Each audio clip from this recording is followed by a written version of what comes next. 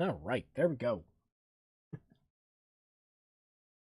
One rap song that samples One Winged Angel. I don't know if I've heard that one. Although, to be honest, that does not surprise me, even a little bit.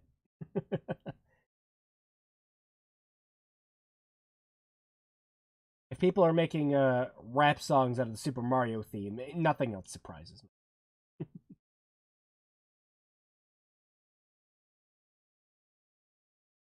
Hey, here we go. Welcome back to another Thursday stream. I'm actually kind of excited for this one. So as I stated last week, this was actually supposed to be last week's stream. Before I had to take some time off. Taking that time off to do extra work didn't help because I got saddled with extra work again this week. But I just decided to throw my hands in the air and say, screw it, I'm streaming. I'm not skipping this. I refuse to skip this. Because Nintendo is not going to be skipping their closure of the 3DS eShop at all. So, yeah, we should play some of these games and show off how great some of these are before you can't get them anymore. People have made deeply moving and sad songs out of Mega Man music. Kind of reminds me of those like piano covers of like Linkin Park songs. Like the piano cover of like In the End. I'm like, all right.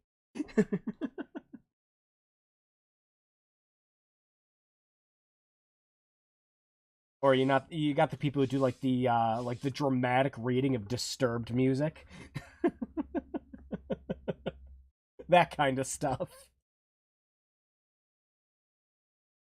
But yeah, I have gotten together a few 3DS eShop exclusives. One of the games I might play it on stream. It isn't an eShop exclusive, but it's the easiest way to get the game, and it's actually the best way to get it because the cartridge versions are a little screwed.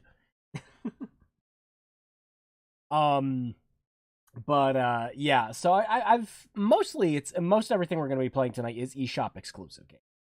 We're going to play quite a bit of a few of them, but I do have a couple of backup games if we decide to switch things up. I've got a lot of stuff that we're going to play, and it should be fun. Should be a lot of fun. I've been looking forward to this one for a while. Right after I started getting Citrus set up to work with my PS4 controller, I was really excited to try out some of these with the touchpad. I'm like, oh hell yeah, these are gonna work great. And yeah, most of them do work great, with the exception of one of the games, which has the most bizarre bug. We'll get to it. It's pretty funny. But yeah, let me start getting some of that stuff set up.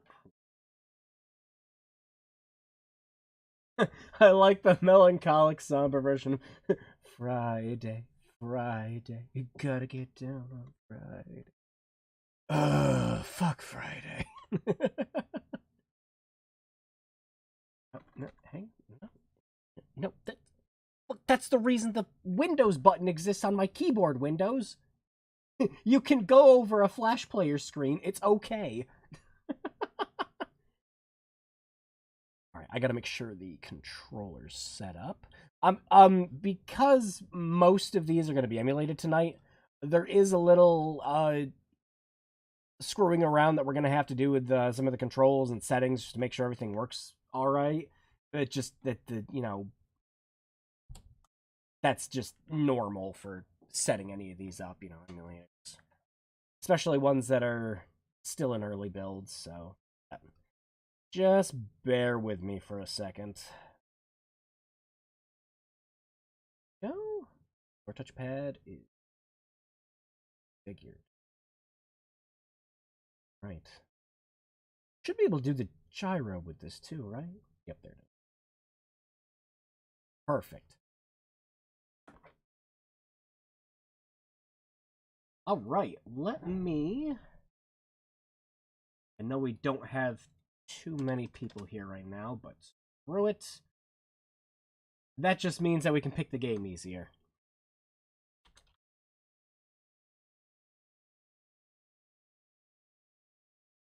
I'm going to throw up a couple options for... Oh, you guys think I was kidding? I wasn't. High Dane's lyrical version of Bubbleman's stage song is actually really good. You might have to link that on the Discord.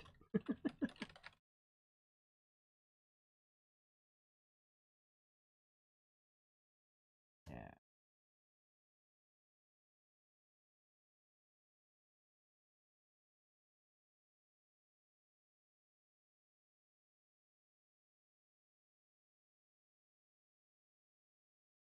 And... the last.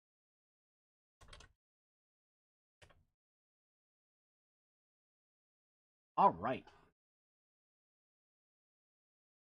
Poll should be popping up any minute.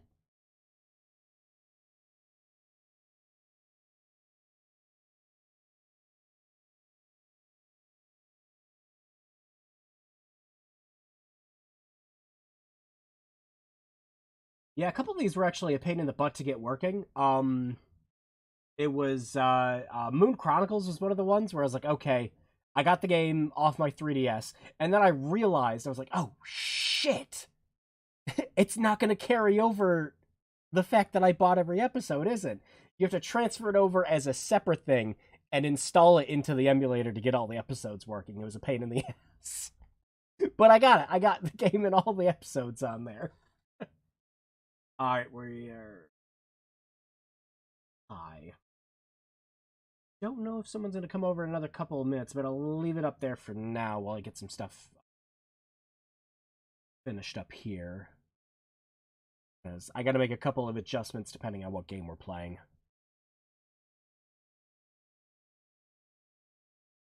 Yeah, most of these games work great. Most of them. Not all of them, though.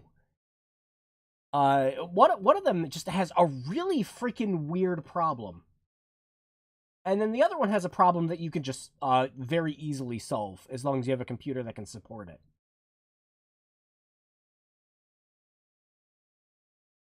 Alright, so the poll stands. There's one vote on everything except for Nano Assault. Great! So what do I do in this situation? Do we just play Nano Assault because it was the one that wasn't voted on?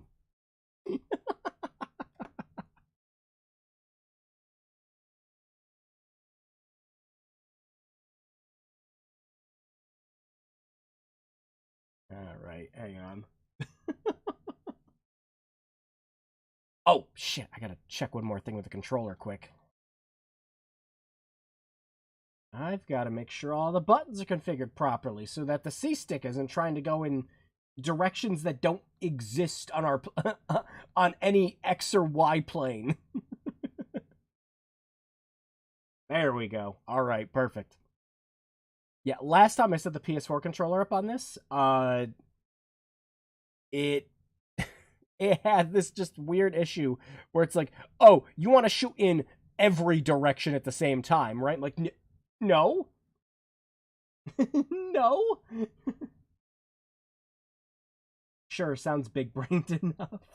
Yeah, oh yeah, there's gonna be a bit of a delay with the chat tonight. I put it on normal, the normal rendering. So, yeah, there's probably gonna be like a good, like, 5 to 10 second delay on everything I say and do. But it'll be a very high-quality stream, and that's kind of what I wanted to do. What about the one that was like Sky Shooter or something? Oh, Liberation Maiden. Yeah, I have Liberation Maiden. I did not get it off the 3DS in time for this. But we do have all of the other level 5 games on here.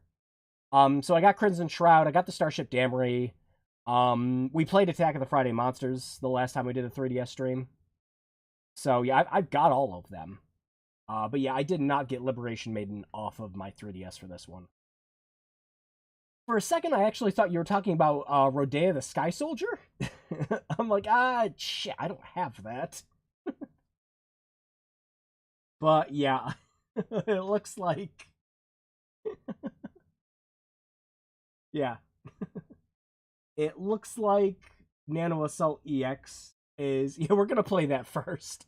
Just because it's the only one that didn't get a vote. Nano Assault's actually pretty great. It's better than some of the other games that Shin'en made at the time. I specifically remember my first Game Boy Advance game was Iridian 3D. Not terribly great, but at the same time, I was always disappointed Liberation Maiden never got a full game. It felt like a demo for... yeah, a lot of the level 5 games, they're very short. They're kind of just like fun concepts of games. It was the same thing with me with Crimson Shroud. I loved Crimson Shroud, but it's short. It's very short. Like, I'd play a whole game of this. And it's a game that came out like before we got into the massive, like deck building roguelike craze that we're currently going through right now with indie games.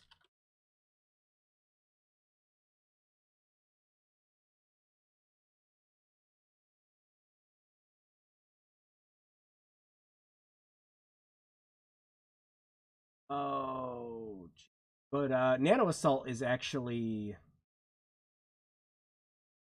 Nano Assault was always funny because every time I played it, I'm like, this reminds me of a game. This reminds me of another game like greatly. What the hell is it?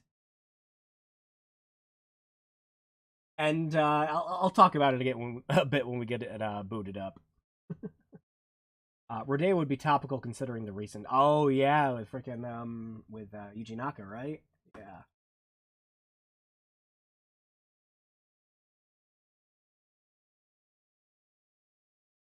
If I recall, there's a Vita release that adds stuff, but it never came out here.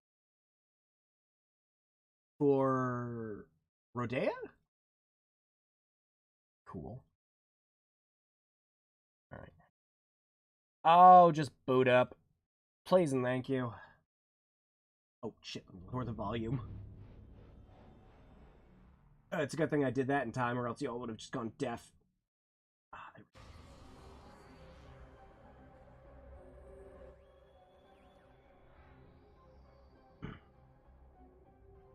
Okay.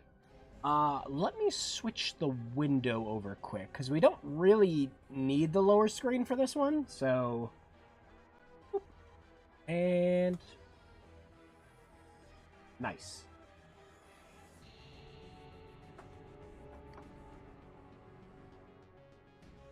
Uh-oh. Oh, yep, this was gonna happen. Hang on.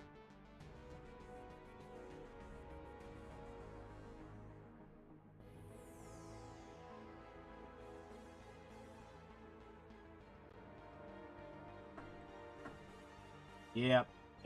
Controls are not working. Knew this was gonna happen.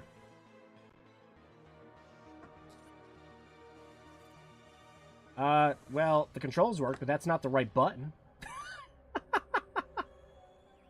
Oh my god. I had all this configured before we started the stream. Oh, never, ever, ever.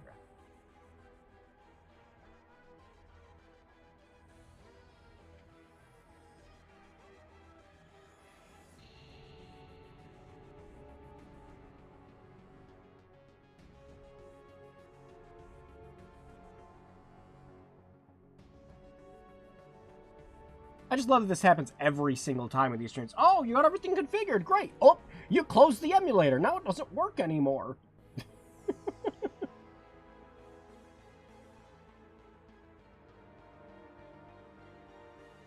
Yeah, Vita visual novel for Liberation. Oh, I didn't even know about that. That's cool. Yeah, that's news to me. Okay. I think there we go. Dear Lord. Use Circle Pad Pro. Oh, hell yes. Now, this game actually came out before the new 3DS came out. So, yes, this in fact used the big fucking hunk of plastic that you attach to the back of your 3DS. I owned one of those.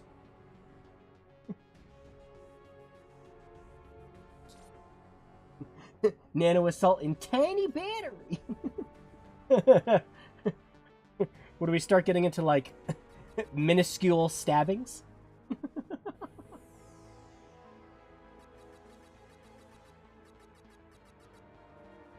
And you're supposed to become bad at video games once you start streaming, not at streaming. Oh, good point, good point.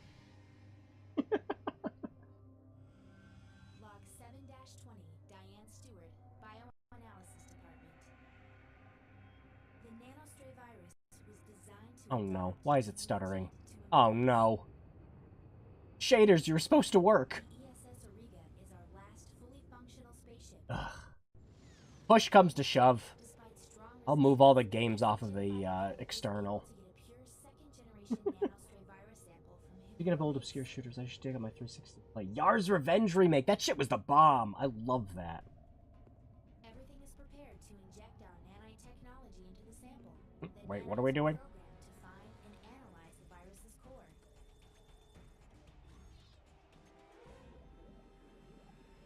If this fails, everything will end here. Oh, well, no pressure. Nanite cellular replication system established. Scanning cell cluster for DNA sequences. Scan complete. Cell cluster Epsilon unlocked. Oh, goody. So what you're telling me is, I'm gonna be a little tiny spaceship, driving around and shooting the ever-loving shit out of stuff that are on cells, right? Yeah. Yeah, I haven't played this game before. On the Sega CD. To be perfectly honest, though, Microcosm wasn't a very good game. Actually, the Sega CD version fucking sucked. There was a Saturn version that was way better for some fucking reason. Microaggressions. Use the stick to shoot. Uh-oh. Oh, there it goes. I was like, oh no, up and down are working.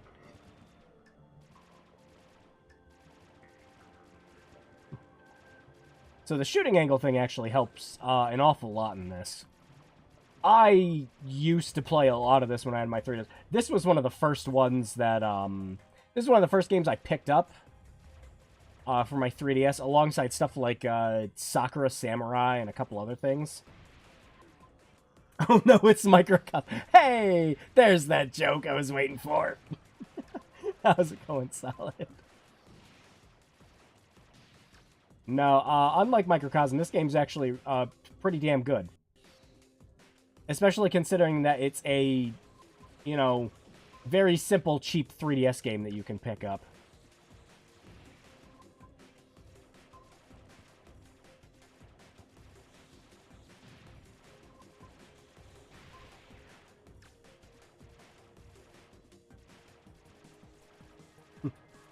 Shape reminds me of how a VTuber tweeted about. I'm gonna have to cut you off mid-sentence while you cut yourself off mid-sentence there. One more of these guys I need to kill. Where is it? So this is the third spin-off RNA type. Starting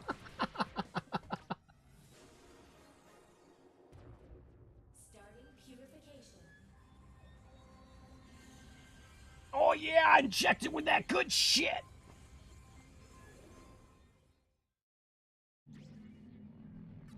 These are how the steroids work in your body. Microcosm, aka I'll take obscure lore no one gives a shit about for $400. That entire freaking game was so Sega CD. It was the most Sega CD game. It's just 15-20 minutes of oh shit. Yeah, you gotta watch out, you die in one hit in this. It's just like 15-20 minutes of a cutscene and all the shit in the manual. All to literally just have a plot about Honey, I Shrunk the Kids, like, Turbo Edition. Oh, shit. I had to shoot ahead with that. And not outrun it. You can outrun it. There just has to not be anything in front of you. Sure has been a hot minute since I played this.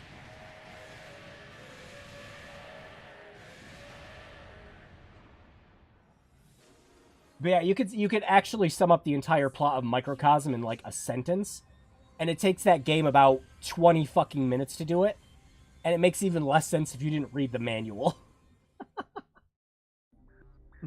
Every time I look it up, they always mention how the PC version's really good. Yeah, the Sega CD version's kind of like compromised. It's not very good, but the PC and the Saturn versions are surprisingly good. Although, if I remember, the Saturn version only came out in Japan. So, you know, one of those other cases of weird-ass fucking game only coming to Saturn in Japan. Like frickin' Quarantine. I think Quarantine only came out on the Saturn in Japan, too. Oh, yeah! Alternate guns! If you can't read the tiny text, it's okay. It's just like, this gun tracks onto enemies. That's all you gotta know. Sorry, Spectre, don't cut yourself off before I can cut you off. You don't get to quit, you're fired. Get out of streaming forever.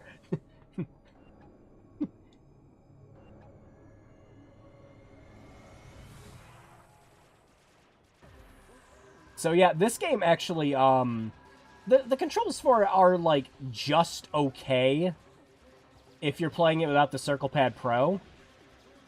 Because you have to use the A, B, Y, X buttons then. And, like, you know, shooting diagonals and everything. But you add the Circle Pad Pro to this, and it turns into a pretty competent twin-stick shooter. And oh, God, right, that's right, Phantasmagoria 2. Holy shit. I completely forgot that that game was also, like, this gets a Saturn port in Japan for just reasons.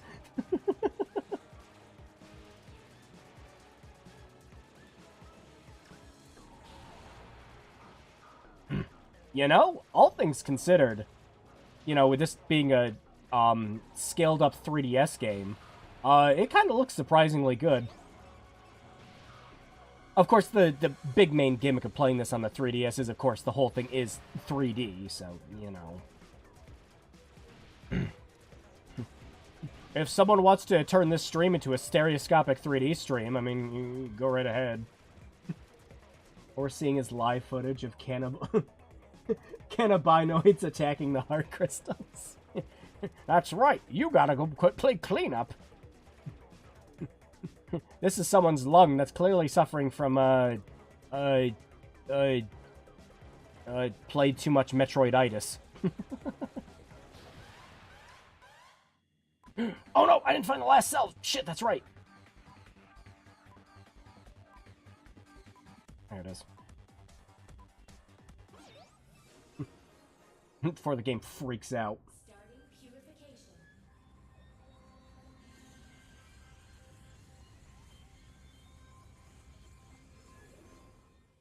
Injecting body with PCP.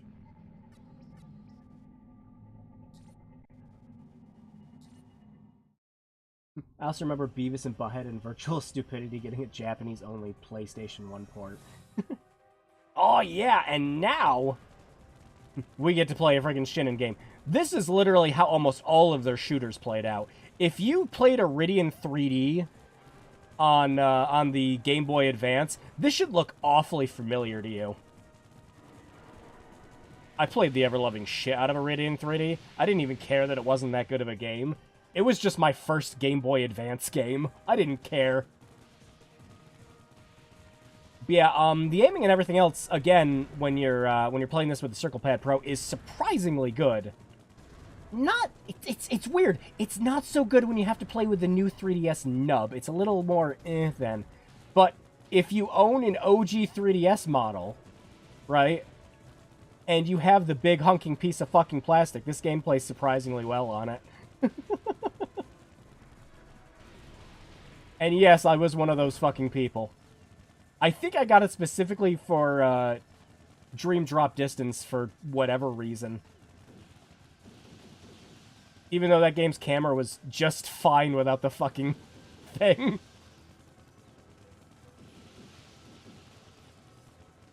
I'm so proud of you guys. Not a single Corona joke yet.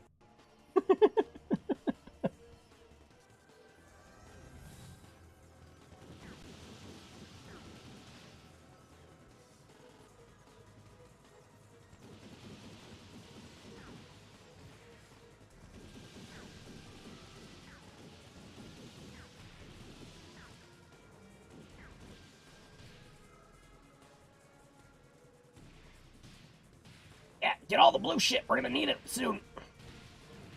That's like the minefield in Star Fox 64. Did we get him? Ah, shit. I got 2 more. I'm fine. 1 hit? No continues? What were they thinking? But yeah, you can definitely see where a lot of the 3D effect was supposed to come into place with this. Because you're supposed to see all these shots, you know, like realistically, you know, oh, coming towards your face.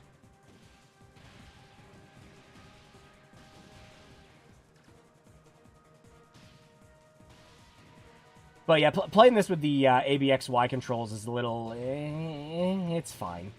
It's fine if you don't have a circle pad. Woo!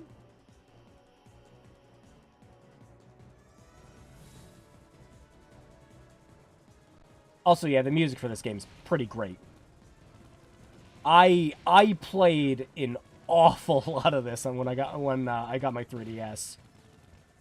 It's surprisingly, and you'll notice it's running in 60 FPS. Yeah, it does it on the 3DS too. It's pretty impressive.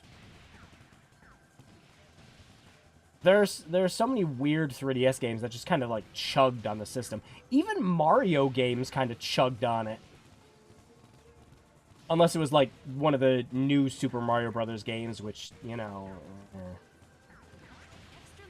Thank you! You get the other ones?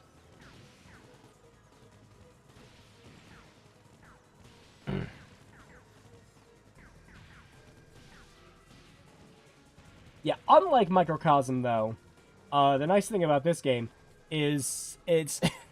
It's way more forgiving how many of the little shits you need to kill in order to advance.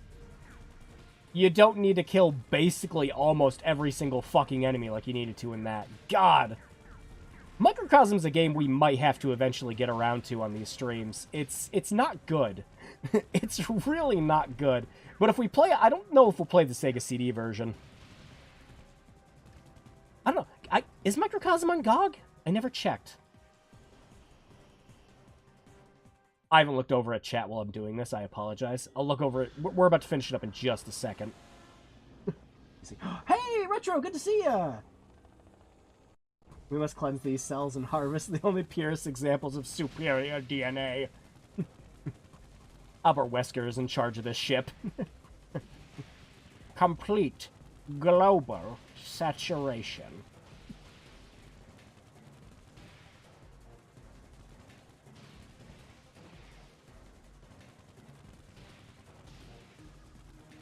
Ah, shit.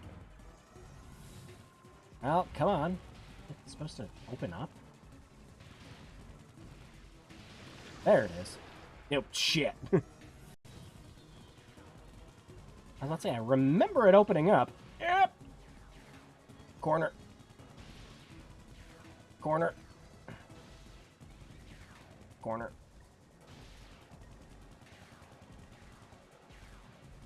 Ah, fuck. Mission failed. Shit. Is difficult, though. It is actually a pretty tough game. Games like this make me wonder why we never received a game back in the day on Inner Space. Sections like this make me wonder why we still can't do a good Star Fox, right? Well, the last handheld that we got, not counting the 3DS remake, was Command, and it has to use the touchscreen, guys. It just has to. It's a Star Fox game. It's got to use whatever the new fucking gimmick is. That's why they can't put it on the Switch. They can't take advantage of a fucking gimmick with it. Ugh. You called it, so here it is. This is what anti-vaxxers think vaccines are doing. Oh my gosh, I'm pretty sure they'd be on board with this. Is this what vaccines look like? You could see it happening in action. Oh, we know it's working now. The 3DS suffered from a similar issue the PSP did. They could handle this stuff without slowdown whatsoever, but if it did, the battery would be wiped in and out. Yeah, very true. That's actually what the nice thing about the 3DS's battery was. That shit, like, the DS and the 3DS just, like, well, the 3DS wasn't nearly as good as the DS's battery was. The original DS would just kind of live forever. And then there was the Vita battery. I'm pretty sure if I took my other Vita out of storage, the battery would still have a charge in it. It's been in storage for like 4 months.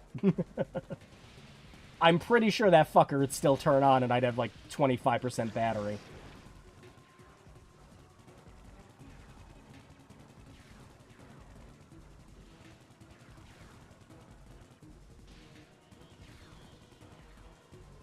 Might have to adjust the dead zone on the pad, though. A little finicky. Oh. There we go. Phase 2.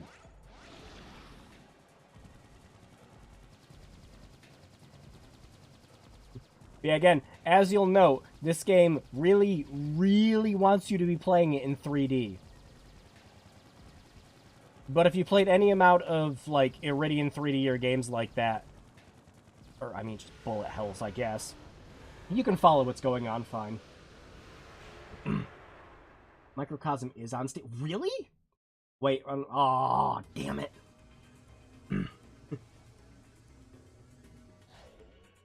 Subcluster Zeta unlocked. Oh, well, I guess I didn't have to say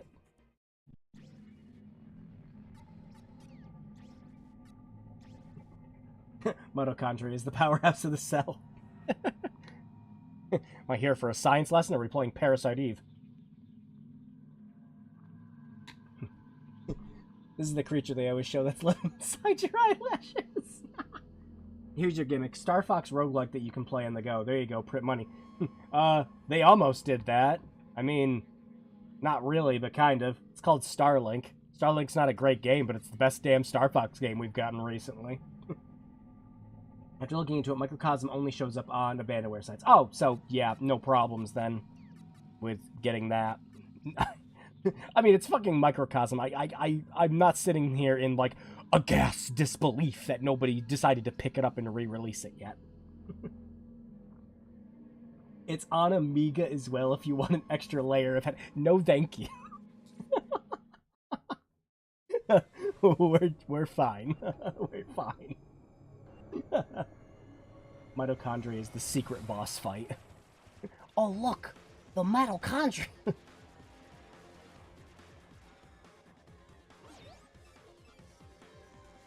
But, yeah, this game, I played a lot of it, and I mean a lot. It is highly replayable. You get... I was about to say, not only is, like, the main story and everything good, the boss rush mode, the arcade, the extra difficulties and everything, it's surprisingly in-depth for, like, I think it's like a $6, $7 game? There's a lot to do. I'm not making it now. Yep. Back to the button.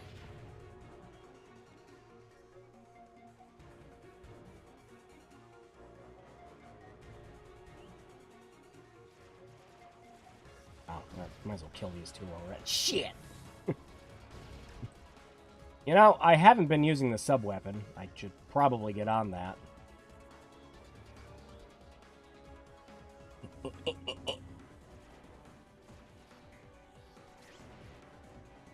Hey, yeah, I know.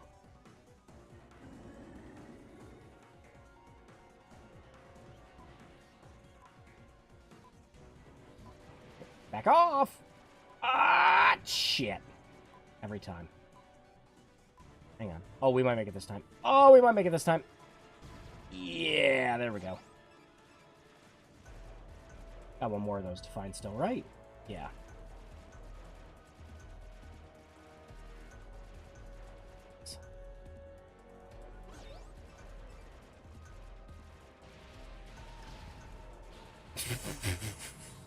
That's the second time I fell for that. Oh, John, no. Stop. Stop spawning right on top of me. No. Alright. Should be on the other side. Or if I follow this one. Yep. Son of a bitch, I did it again. I forgot it shoots at me as soon as I blow it up. Trying out Final Fantasy XIV's trial while I watch this. Frankly, the Steam is fun. Yeah, it's the beginning of an MMO. It takes a while. I had a friend who almost gave up on it, but you know, after he played it for a little while and unlocked some more of the customization options and everything else, he really, really got into 14. It was mostly just the beginning, because, I mean, it's nowhere near as bad as 14's original beginning. Before Realm Reborn, the opening of Final Fantasy XIV was just bad. Just really bad.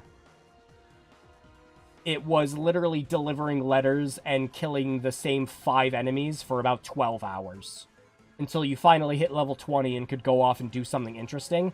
And then you got to do one fucking interesting thing, and it's like, yeah, you better join up with someone else if you want to do something interesting, fucker.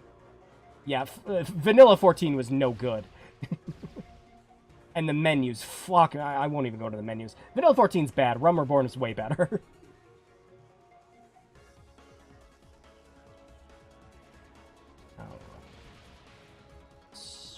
Oh yeah, I should just use freaking... What am I doing? Drew, you could just use the sub-weapon, you know? Yeah. Yeah.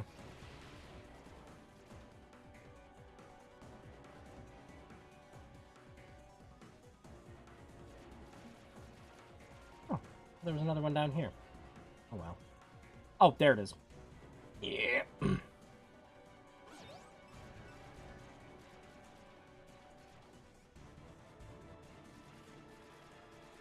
Other sections. No? Are they on the other side?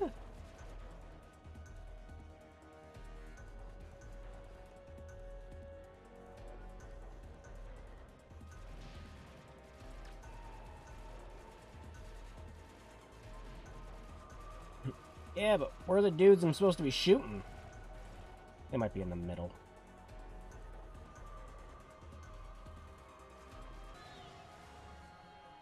Ow. Why am I not seeing these enemies? Where did they go? Shit. Yeah, squeeze by.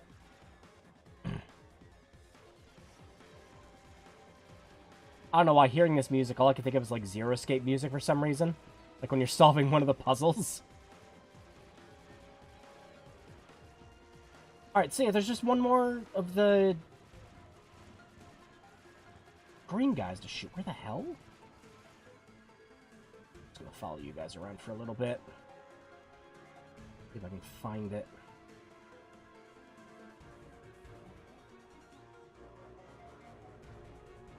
Having a hard time finding this shit on, like, a big 1080 screen, much less, you know... Son of a bitch. I knew that was going to happen eventually. Oh, what? Oh. I thought there was more of the green guys. Whatever. Oh, jeez. So much chat. Oh, jeez.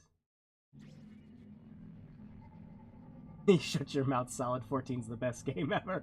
Definitely blocks out 10,000 hours played on Steam. Yeah, after 500 hours, the game gets good. I was waiting for you to do the Final Fantasy 14 copy pasta there, actually, Rennie. Get to level... What was it, like, get to level 50 for free? And did you know that Heaven Sword comes?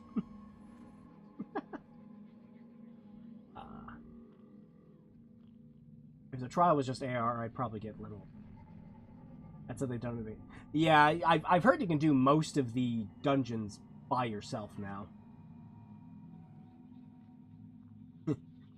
Vanilla 1.0 actually had a great story. Just play. Yeah, I was about to say, there might have been some good stuff in there. I did not have the heart to keep going through it, though. I got so bored. I'm playing the Europe server, says the Moogle in the corner. Hey, Cat, good to see you. Hey, and I'm catching up on everyone's. I looked over to the right, and all the text was just up. Like, oh shit, I can't see it. Have you thought about using your eyes occasionally? So the objective of this game is to give someone a hard time. No, you're literally. You're trying to destroy and contain this virus to make an antibody for it that's slowly taking over the planet. So you make an itty-bitty little ship to try to conquer it and get DNA sequences to battle it. That's the game. I considered it. Flying around the microscopic butt plug.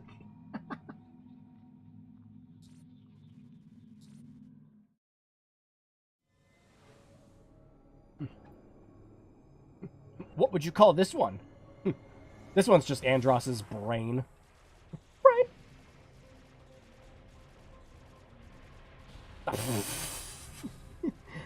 And we proceed to walk directly into the enemy once again.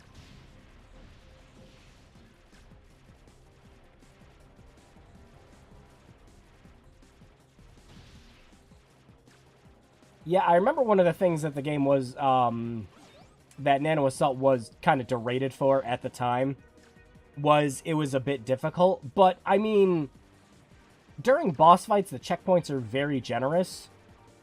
And it's, you eventually, you learn the enemy's patterns and everything else. You know, you do the always traditional getting good. But, no, it's just a very fun, solid twin-stick shooter. Especially if you can actually attribute, you know, the twin-stick part of it.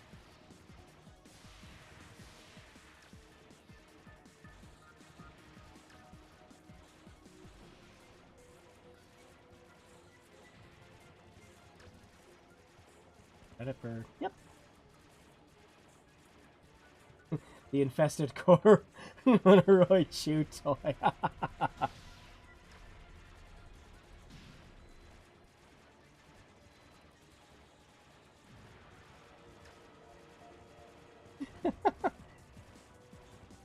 This is every individual flea that got on your dog's toy while they were outside.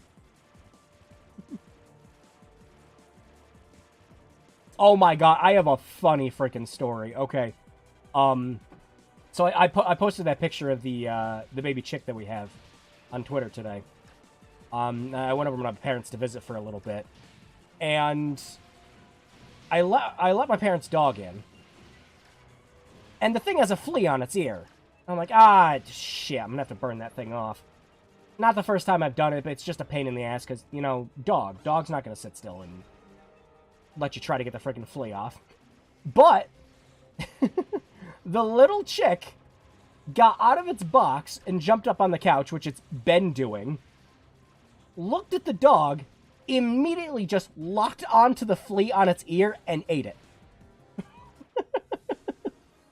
It was just the funniest shit. I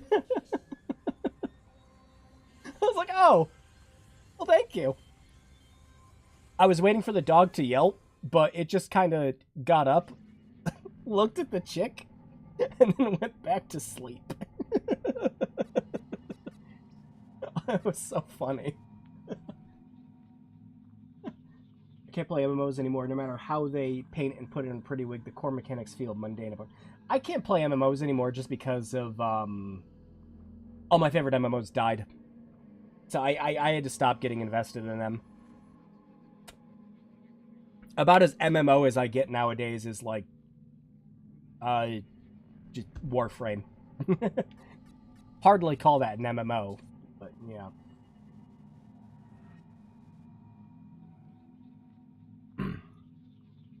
This episode of Magic School Bus is intense. Join us this week as the Frizz tries to take on a biological terror. Please let this just be another normal field trip. Oh, I forgot that this asshole stage starts you with, you better fucking move in the first 2 seconds. With the Frizz? No way! Oh, shit. Yeah, I literally walked into that. That one's on me. Boom! Behold, superior jellyfish.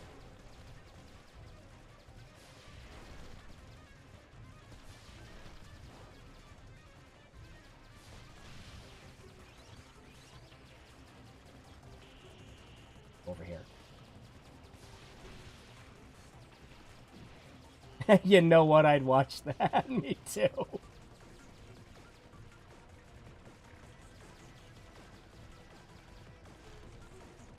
No, get back here. God damn it.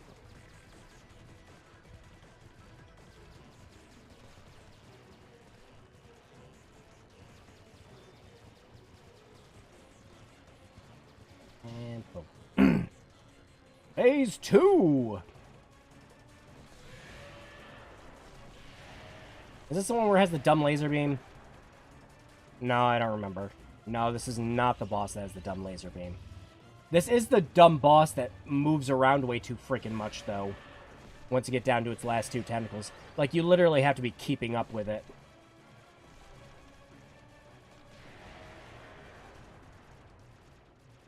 Get down! I'll wait!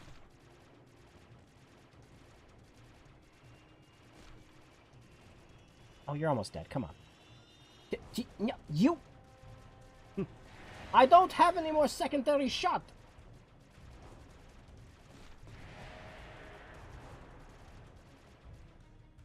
Oh, it's not letting me go that way anymore. Porque?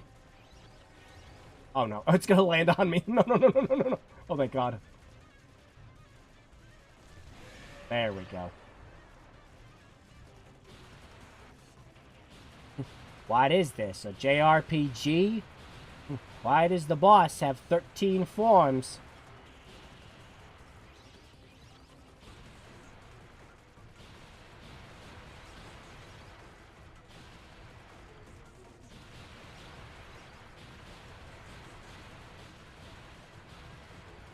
Oh, shit.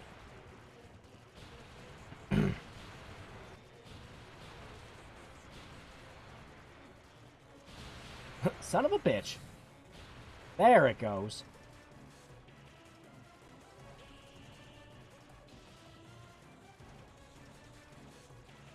Apologies, I do have to pay a little more attention than I normally have to for this game. It's okay. Some other ones we won't have to.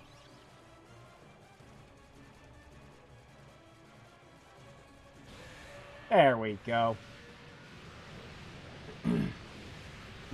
I was worried where the story was going to turn tragic and bring up a dog with oh, no, no, no. My parents' dog treat the chicks like they're, like, it's its babies. So, there's no worries about that. Although, the dog, our parents' dog did actually want to kill the baby chick, when it started jumping up and pecking at its stomach.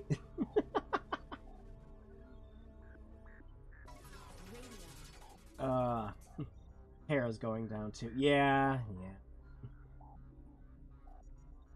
WoW can't be long for this world with how things are going. It'll be the end of it. Weren't they just, like, called out in some dumb shit for just, like, straight up copying parts of 14's story? Or some nonsense like that? So that people that want to play the critically acclaimed story won't have to resort to playing with other people. Yeah, I remember they really wanted to address that because with the game adding so much content, people didn't want to have to, you know, play catch-up with playing with other people. Remember the time the kid with... Oh, yeah! The episode where Arnold had the freaking dream where he just dies while he's in space? Yeah, that was great. He, like, completely freezes. Why are we fighting Yulia? Isn't this the boss Dante and Virgil fight when the priest absorbs the power of Sparta?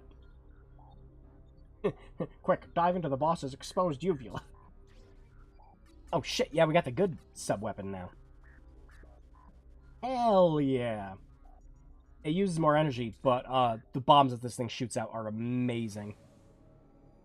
I'm only going to play a little bit more of this, because if I play anymore, I'm going to get completely drawn into it again like I did in the 3DS. This is just, like, insanely addictive.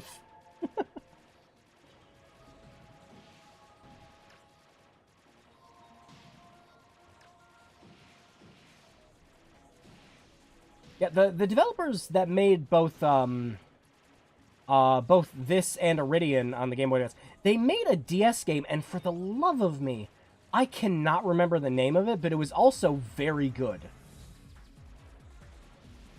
But I do not remember the name of the game now. It's actually a little upsetting.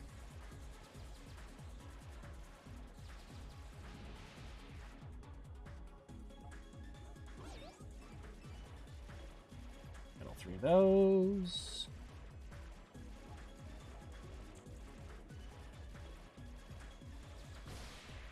Oh, completely missed. Good job.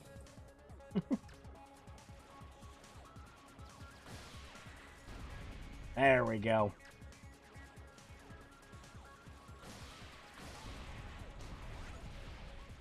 Wow, I just completely missed all those bombs. There we go.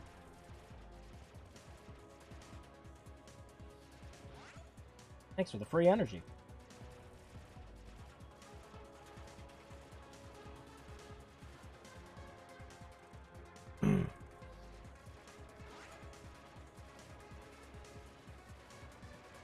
It does look neat. Yeah, like I said, I love this game. And again, for like an upscaled 3DS game, running on this running on this emulator, it really doesn't look bad.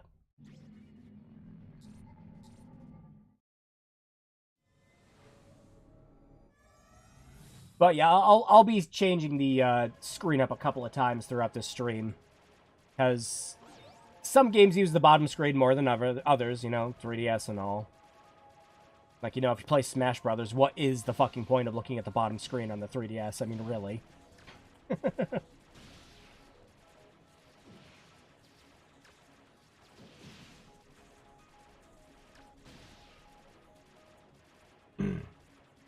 The last WoW cutscene they release, also scene for scene a recreation of a really important scene in Heavensward. It matches up to. I think that's what I remember seeing online. I was just like, what the hell? Like, and I saw some of the comparison screenshots, and I was like, okay, you know, these might just be like dumb coincidence things, like, you know, like that whole thing that happened with like Kimba the White Lion shit. But then I watched the cutscenes side by side. I'm like, oh wow, no, that's just like that's just like, Dad, can I copy your homework kind of shit. I was gonna say, Dad, can you do my homework for me? I mean, that would also work, but...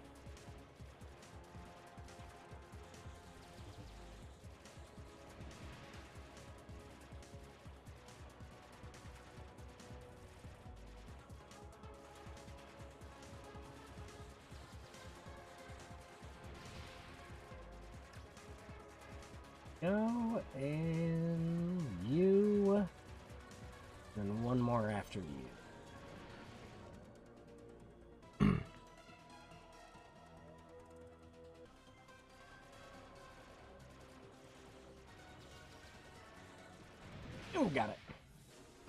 nice. There's a big icon. They showed everyone the promotional art that looked identical to the Shard of Azim, which is an incredibly important item in 14. Suck so bad at shooters. I still haven't beaten the first level of that game. Oh, Sigma Star? Yeah, and the first level is just a fun tutorial to get you acclimated with how the ship shooting works. It isn't even how, like, the main game goes, because the main game is all about making your own, fusing together different weapon types and everything with RPG mechanics. It's kind of fun. There are things I'd fix about Sigma Star Saga, but, I mean, shit, there's a reason I love it. Mostly the characters and the story. It's amusing. And the ending to Sigma Star Saga gets me every time. It's like, shit, I need a sequel to this game. This game makes me feel like I have to wash my hands a few more times. Gotta make sure you get that 0.01% that the 99.9%'s missing. It starts to enter a weird big budget mockbuster territory the way it's starting to copy 14, even down to names. Like they have a new enemy that's the Shadebringer. Ah, yes, what does that sound like? Now look, I get it. I truly understand. I really do. Like, a lot of these, you know, terms and everything else are obviously not done in bubbles. You know, a lot of the shit's just existed for forever. But when the two biggest games in the MMO market are, like, both doing the same shit, people are gonna take notice.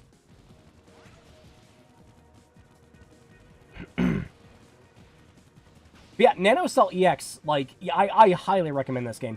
Even if you just, like... because my not-existent lawyer tells me. That's it. Even if you just buy this game on the eShop and then emulate it in Citra to get it looking and playing like this, just shit, I highly recommend it. I didn't think it was gonna look this good emulated. Like, really didn't.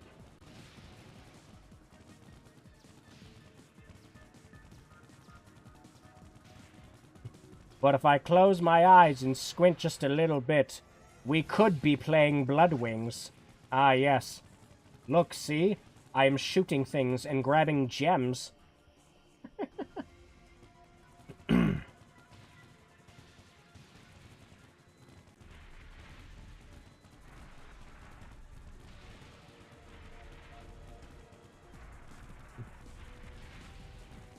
If someone over in the development team started calling these Titanic gems, we'd be fucked. Bye, yes. Like I said, my lawyer is going to legally state, but, you know, if you really don't want to buy it, just wait till March next year. What's Nintendo gonna fucking do? Honestly, what's Nintendo going to fucking do at that point? Huh? And that's why we're making this stream. This is the, here's a bunch of cool-ass fucking games you should play. While you can still, technically, you know, just get them. Nintendo doesn't want to appreciate what they have on the eShop, so I fucking will. Why we saved up the bombs. Oh, shit, I just realized I didn't keep the bombs. Yep, forgot it does that. I think if you shoot it enough, yeah, it stops it. But... but the first level also teaches you how to save... Yeah, because it teaches you how to, because you can either disable the guns or just blow up the ship, yeah. I didn't actually know that my first time playing Sigma Star. And of course, you can't get the quote-unquote best ending without New Game Plus anyways, so... You're saying you're not playing this from your 3DS hidden? You're emulating it. Don't tell Nintendo. Shush. As long as you guys don't tell Nintendo that I'm playing a 3DS game they didn't fucking make, we'll be fine. Because they're gonna go after the guy that's got 2,000, less than 2,000 subscribers. Yeah. It's Nintendo. They don't give a shit how many subscribers you have. Only if you're infringing on their non-existent copyright for shit.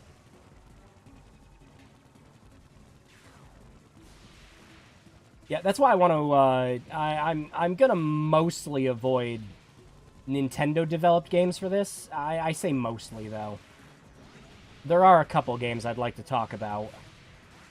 And unfortunately, Nintendo did develop some of them.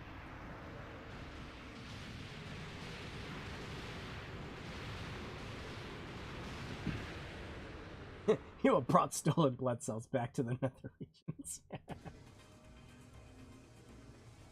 Bloodwings on the 3DS. I'm not sure the 3DS has that kind of immense power. You know, when you say that, but you can run DOSBox on the 3DS.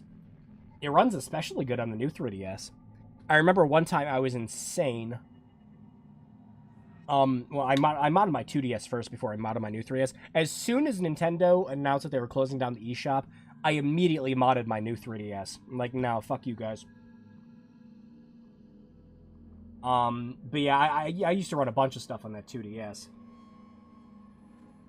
How dare you not break the EULA in the 3DS and open it with expensive mods to give it video out.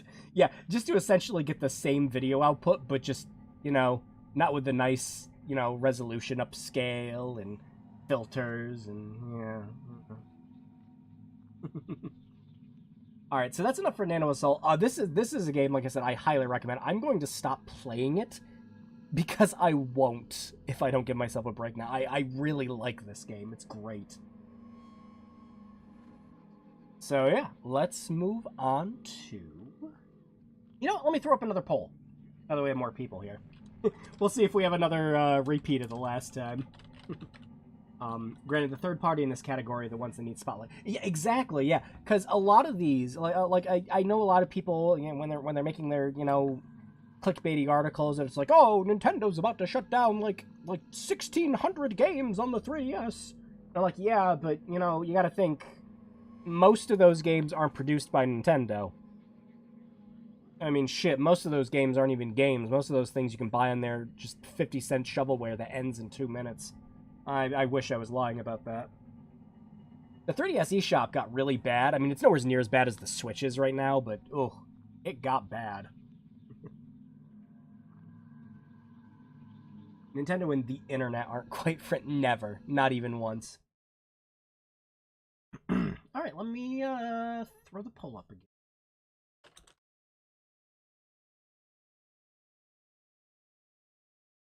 See, Nintendo appreciates it just as much as anyone else. Doesn't it make you feel warm and fuzzy to know that?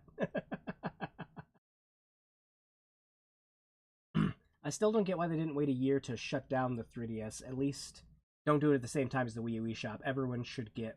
yeah, everyone should get why they... Yeah, the 3DS was immensely successful, you know, after the price drop, of course. The $250 is where they shot themselves in the foot big time. Ah, yes, that's how you spell that.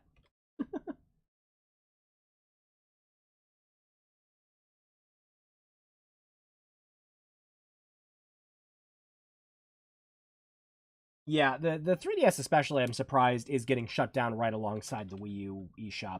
It's ridiculous. It's like, yeah. I mean, yeah, the 3DS is a little older, but I know people still playing on their 3DSs right now. Not even just me.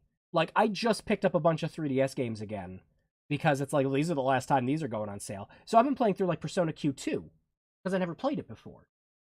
And I'm really enjoying it. I love the first Persona Q. I wasn't going to pass up picking Q2 for, like, $10. And I'm really liking it.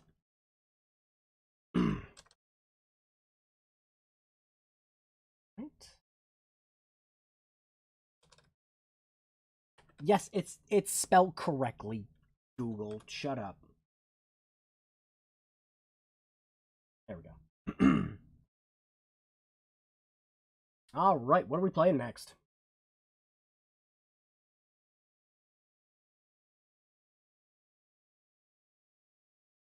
But the 3DS, still, like I said, I still know people playing a bunch of games.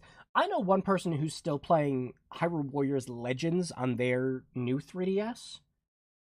Mostly just so that they don't want to pick up the Switch version. I'm like, the Switch version's great. They're like, yeah, but, you know, this is the one I've put 90 hours into already. I'm like, yeah, fair enough. Oh my fucking god, is it happening again? Just this poll. This fucking poll. Oh, it moved. I was seeing the three-way vote happen again. It's like, come on.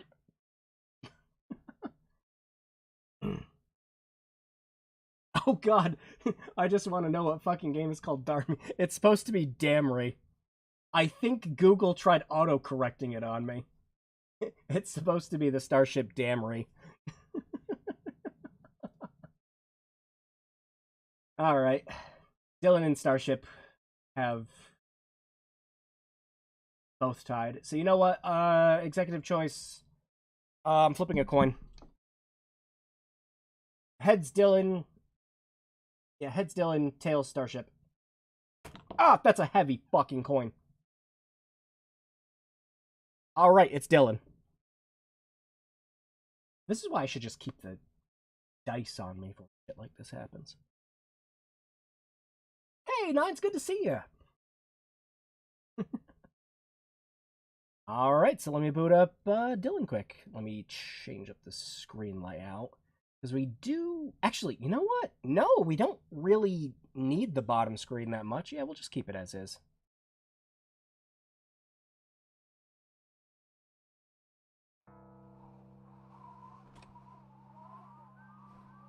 Want to hear something that kind of sucks while I was trying to get this game running? I found out that there is a 30 FPS and a 60 FPS patch for this. I'm like, oh, that's good! Unfortunately, it also affects the game speed, so I had my, that's bad. Yeah, come on. There we go. That's it, the freaking touchpad's not working. Hidden tries flipping an entire Okay, so, you know, you're not actually fucking wrong. I have this, like, huge fucking Mario coin.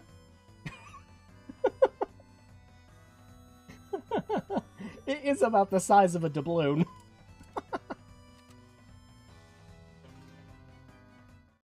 Wild Wild West. Oh, I love Dylan's. This game is great, but... Oh, shit. Yeah, we should do both the screens for this, shouldn't we? There's a lot of story that's going to be on the bottom screen. Oh.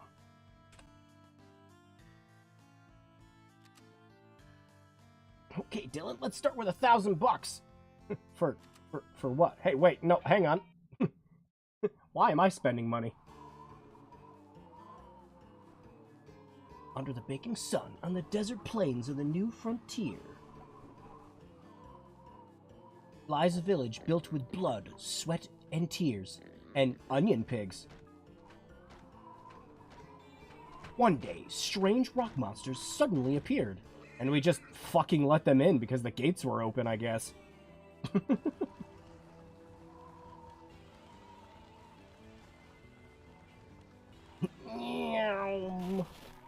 Wannabe ranger and his partner rush to the wilds. A brave young armadillo with a troubled past. That's the scar.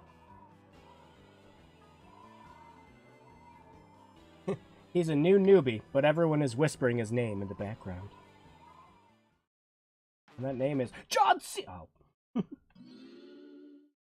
1,000 coins in the Wild Wild West.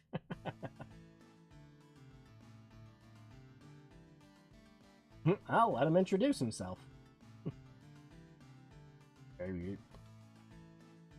Sorry, Dylan's... Well, how can I put this? He's the strong silent type. Alright, so we're gonna... I'll leave the text to stay here, but the main plot for the game is the big rock monsters, you have to beat the ever-loving... This is a tower defense game, is essentially what it is. A very good one at that. Because you actually get to run around and beat the shit out of the things you're supposed to be tower defensing. I'm fairly certain Double Fine also made a game that was similar, and I can't remember the name of it right now. It was Iron something. Flip real currency, Nintendo nerd. Like Bitcoin or money. We need him to feed our hungry scrogs.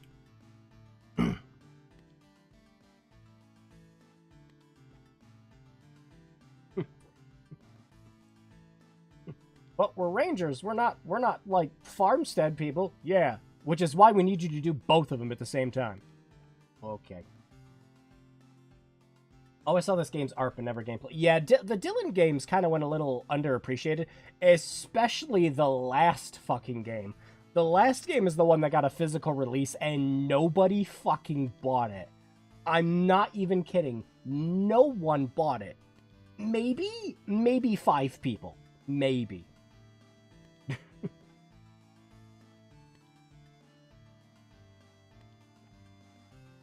But these are especially good games, so it's kind of sad to see them get looked over.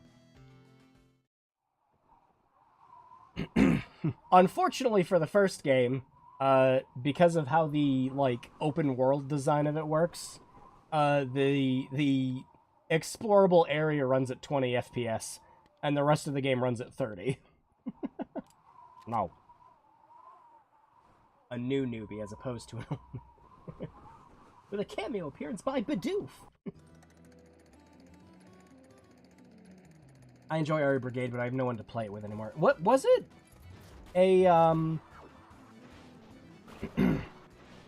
Was it a more multiplayer-based game? I remember someone recommending it, like, oh, you should play this after you enjoyed Brutal Legend. I'm like, yeah, but it doesn't have the, like, charm of Brutal Legend, you know?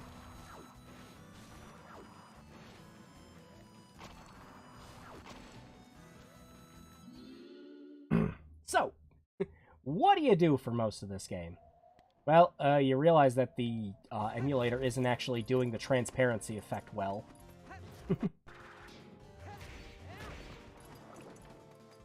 The unfortunate thing with the first Dylan is most of this game relies on you using the touchscreen for about every aspect of it. Did you just go in there without a permission?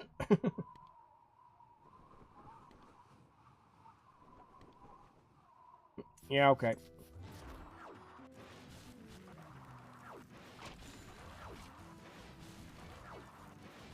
But so you'll see all the towers on the map, and you can go around and rebuild any of the broken ones.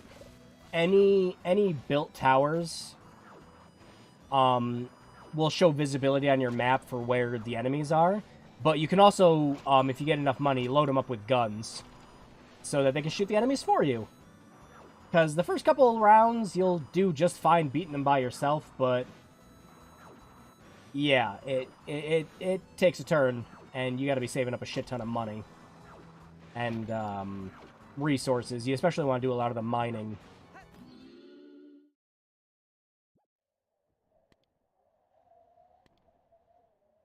Yeah, I know how to play the game. So the trick with almost everything in this game is you want to keep comboing it. You never want to stop comboing. The higher your combo gets, the more shit you get. Not just a fancy thing that affects your rank at the end, like Devil May Cry.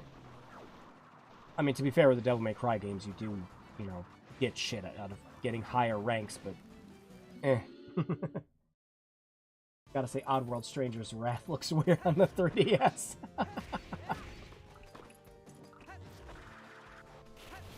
Yeah, it had a pretty big co-op. I remember it did. I never got around to playing Iron Brigade. I just remember it was a tower defense that you could go around and beat shit up in.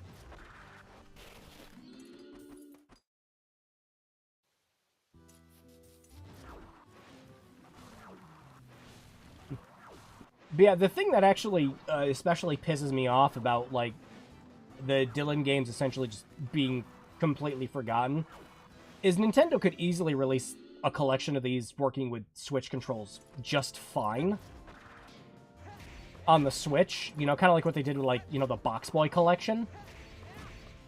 And they won't. They won't because these games never really sold well at all. This was also a pretty early 3DS game. The first one's downloadable only. Actually, I think most of them, except for the last one, were downloadable only. And the last one might have been a Japanese exclusive with the physical versions. Might have been. Don't quote me on that, though. I might be misremembering.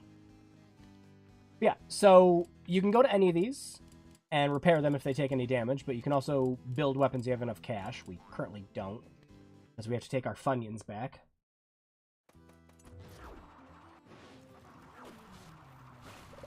You especially want to be looking out for the red Scruffles, because they give good money. We're going to want to get back soon anyways, because time's about to run out. Yeah, you got to kind of day and night cycle in this.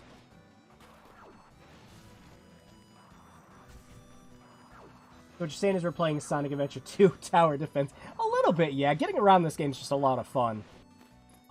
Again, considering that I'm using the touchpad on the PS4 to play this, it's surprisingly playable with the touchpad. Except for when that happens. There we go. Oh, yeah. We got a whole 15 scrugs now. Sell gems.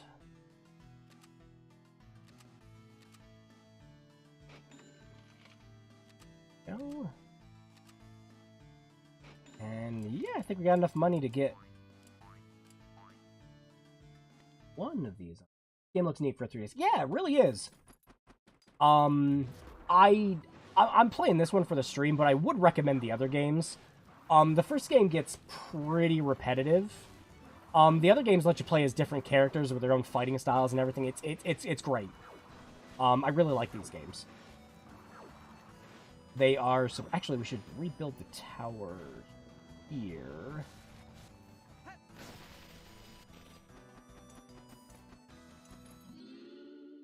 So we can see what's going on the left.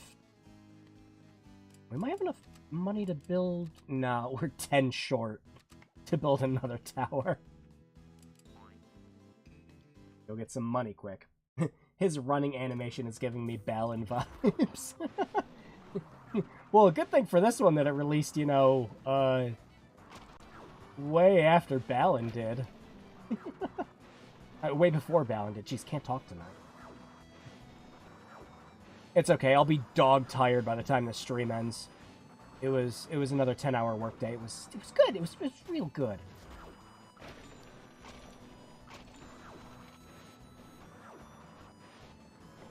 Right here.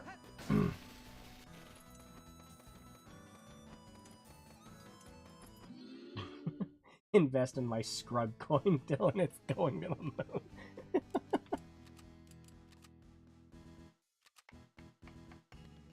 There we go. Yeah, we'll be able to take out all the initial enemies at the start, so we're just gonna build towers for now. Alright, I think we've collected almost everything on this first map. It actually should be turning to night real soon. The emulator's kind of messing up the transparency effect on the sky a little bit, though.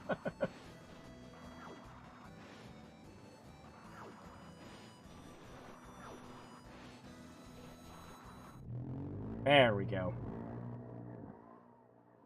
Oh yeah, the Reapers are coming.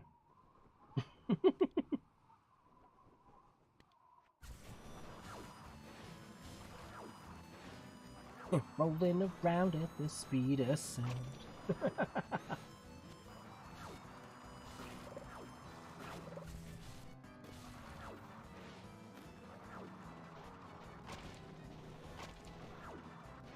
If only that little shit flying around would occasionally tell you when enemies are popping up and you didn't need to build fucking towers.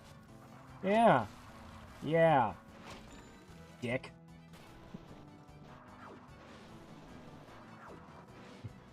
Now, the one thing this game always reminded me most of is just like, oh yeah, Goron racing. But tower defense.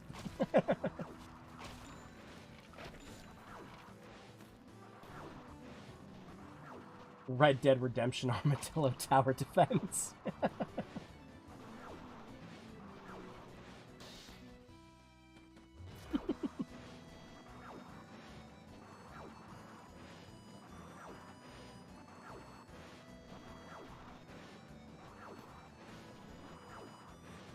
Alright.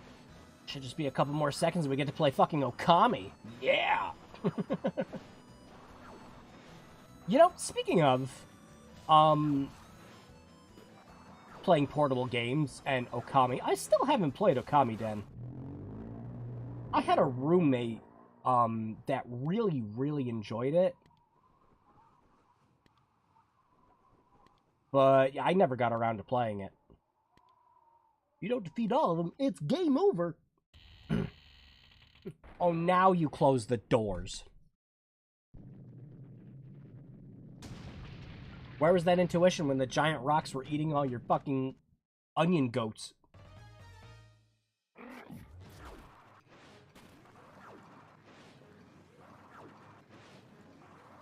Watch out, the leader of that band of evil rock people is called Dutch.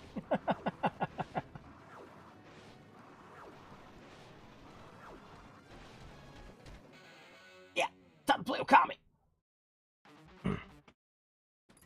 Yep, same thing for when you're mining.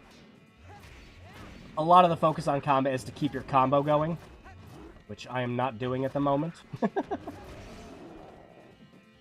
The higher you can get your combo going, the rare drops that you always get from enemies.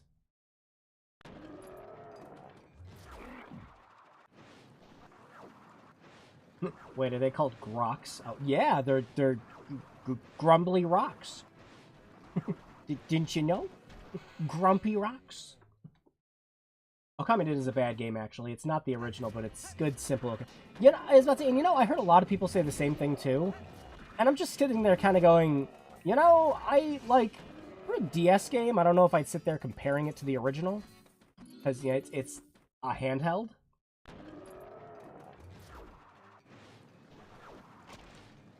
So, for it to be a, you know, solid handheld Okami entry, that's...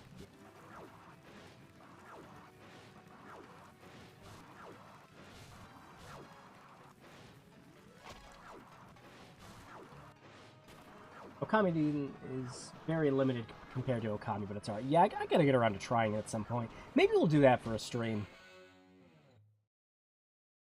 The time has come, and so have I.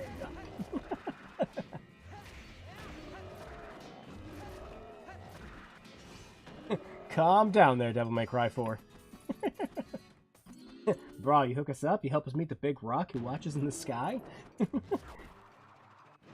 A god grok, if you will.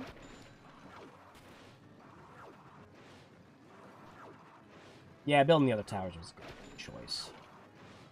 I forgot, can I leap off these? No. No cool ramp jumps. At least not yet.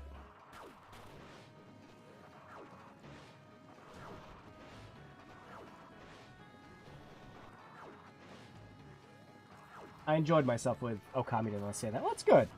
That's the most you can hope for with any game. One more grok rejected.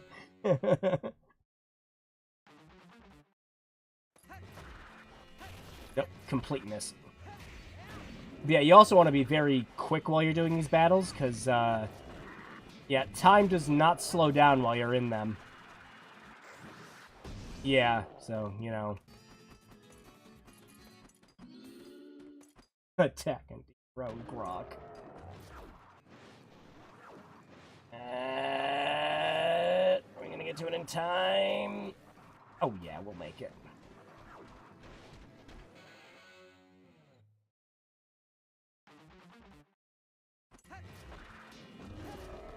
Yeah, love this game, but as you notice, it's a little repetitive. A lot of the repetition is kind of at the beginning of it. You'll get better gear that changes up your combos and things like that. New enemies to fight, but yeah, it's most of this is just to get you used to, you know, how the initial game plays. Oh, nice. They're all coming down the same way. Good. But again, this is another one of those games you can pick up for like $6, $7 on the 3DS, and it's a great time.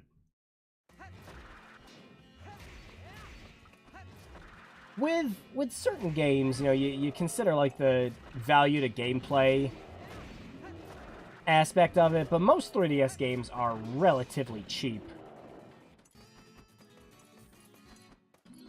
And are very fun. And of course, again, the other thing you gotta consider with these games is, well, they're handheld games.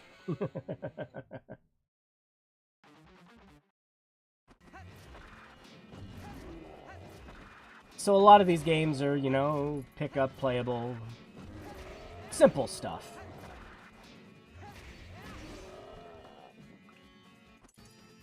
But again, if Nintendo isn't going to appreciate, you know, Dylan, I'm going to have to.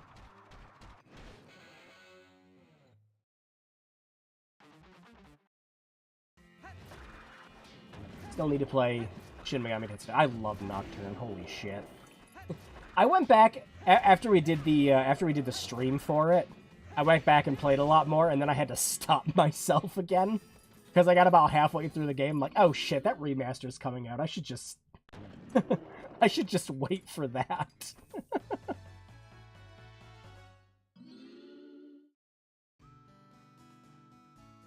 I still need to beat Devil Survivor. Oh, Devil Survivor Overclocked on the 3DS is actually really good. Although, I really fucking hate the new ending they put into it. It's terrible. If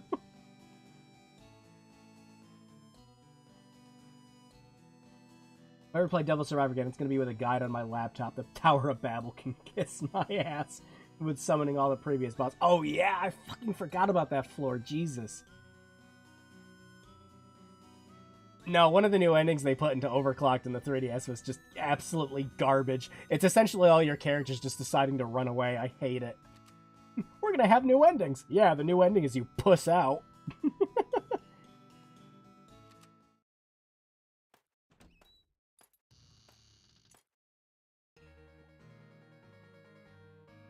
You deserve a break. I think we can buy anything in the first day, right? It's Sal. He's a salesman. It's a salesman. It's a joke. I'll get my wiggle arm around my usual trade routes. Yeah, Dylan doesn't use guns. And all Sal has right now is guns.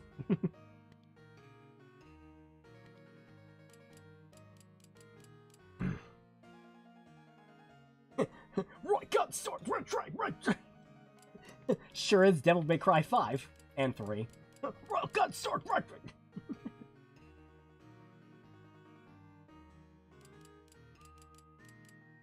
We call that the realism ending. Oh, yeah, I didn't take any damage. Nice. Quests. Madame Croaky. Ah! It's the lady from Rocco's Modern Life!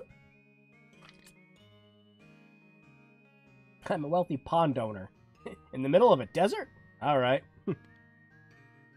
I need a necklace made of 7 pebble bubbles to be the belle of the ball. If you can get them from me, I'll reward you handsomely. Pebble bundles? Pebble bubbles? Why is that hard to say? Yes, the just call Sam and Dean to deal with it ending.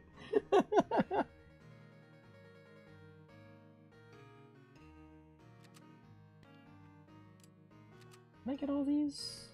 Yeah, I can. You just have to make sure to do them before the day ends, or else you lose money.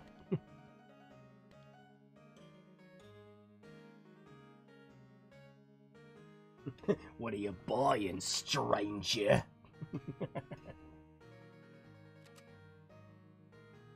I always like how the main characters act much more realistic in how they react to everything compared to your typical Shin Megami. Yeah, because, you know, you got a nice group of friends in Devil Survivor, and they're all just kind of like, oh, well, shit. SMT program always has this sort of unspoken, this isn't new to them sort of vibe. Just like, oh, demons. Well, shit. Like, even in the first game, the Shin Megami Tensei on the Super Nintendo, like, even in that, your character's just like, huh, I booted up this demon summoning program on my computer. Huh. So that's what that does. I'm gonna go catch some brownies. I'll be right back. I think...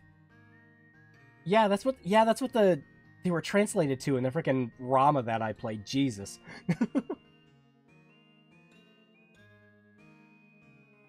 Someone was... Ugh. Usually an SMT protagonist just rolls with everything like it's a normal...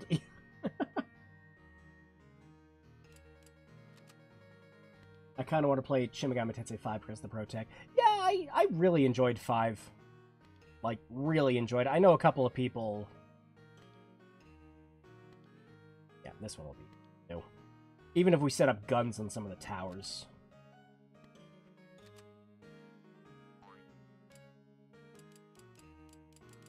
All the guys in the first Persona just kind of accepted. You know the funny thing with, like, the first Persona and them all just kind of accepting it? They're like, yeah, we're gonna play this, like, dumb ritual. And, like, this is what it's supposed to do. And then they're surprised when it actually does what it's supposed to do. And then they just kind of roll with it, like, well, shit, I just you know, I guess this is what I signed up for. Yeah. I didn't need to. I meant to hit the end button. Yeah.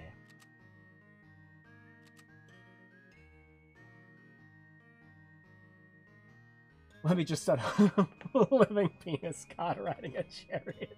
You know, just the usual, brah. I still appreciate that basically every Persona and a lot of the Shin Megami games are just kind of like, huh, Mara. Well, okay then.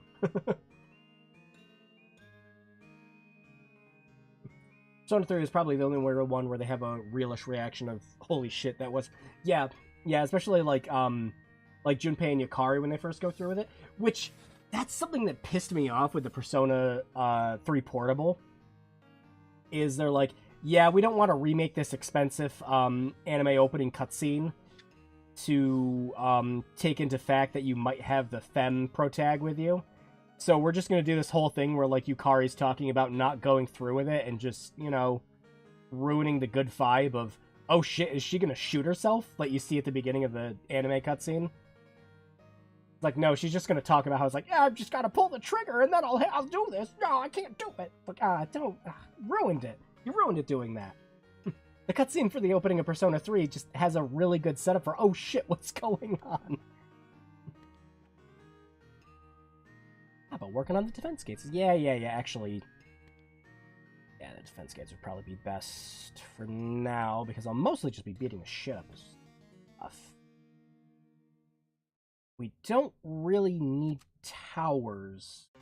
Well, we don't need weapons on the towers for the first levels. The guy who does the art for Shin Megami Tensei probably was a big fan of H.R. Giger's art.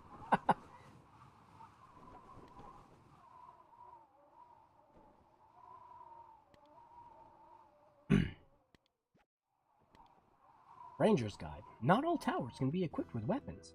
Yeah, okay. Thanks, man. Anyways, I need to go get some onions for the onion pigs so that we can feed the onion pigs so that they multiply and make more onion pigs. Oh, we gotta stop the rocks from eating the onion pigs. Look, I know they're called Scrogs and Groks, and then we got Scruffles, but to be perfectly honest, this is some Muppet shit. What is this, the Dark Crystal?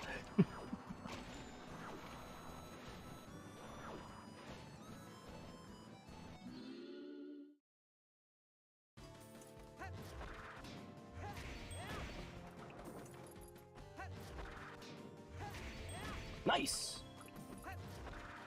That's good money right at the beginning. Oh no, the Beaver Kid isn't Bidoof, he's frickin' Tinkle. He kind of floats around the map almost uselessly like Tinkle too, so, you know, at least Tinkle would sell you fucking maps. The Beaver Kid just rides around on his flying bicycle and goes, "Thanks for doing all the work, Dylan!" Piece of shit.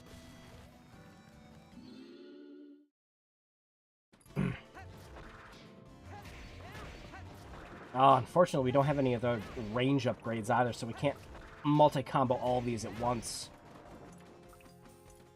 We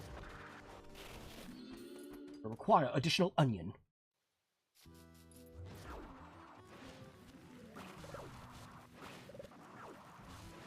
Don't get into a scrapple. Get in your scruffles.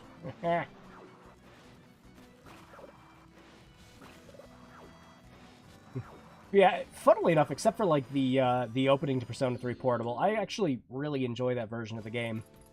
Although, I mean, hell, if you're gonna play any version of Persona 3, I mean, just get FES. Look, the second campaign might not be nearly as good, but being able to tell your teammates what to fucking do, I mean...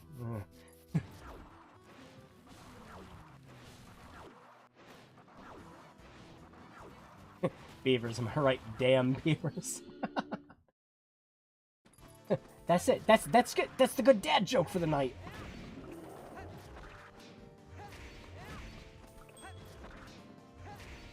Nice. There we go. Armadillos are like onions. They stink.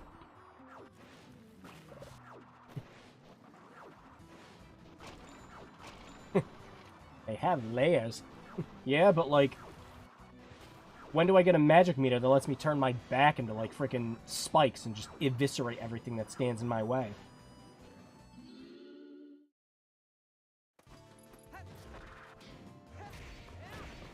Yeah, I'm actually surprised how well this is playing with the PS4 pad.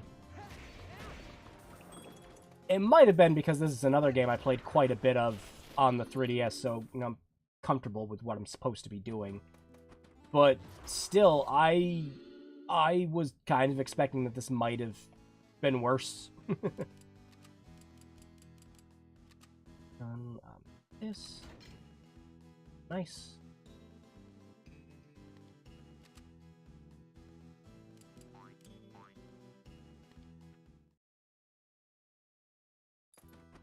Go.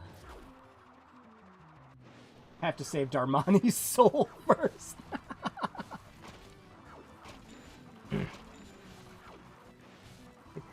I don't know, Dylan. Can you play an ocarina?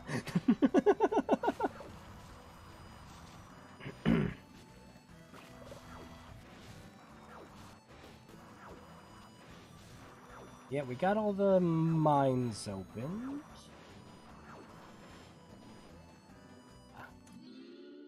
Another gut on this, and we should be good for this round.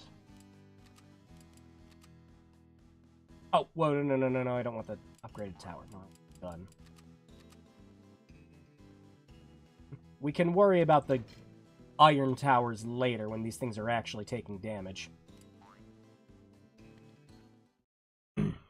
Weird how Tinkle has turned out as a character. He's actually not bad in Majora's Mask, and he fits in that game. Yeah, I think he does. You got all the, you know, strange characters, you know, kind of like a weird otherworldly thing. So having a character like Tingle's just, it's not strange. Plus, you know, you have to remember how old Tingle is. It's the only way to get one of the masks, because you have to answer that fucking question. Thanks, dumb Keatons. Uh-oh.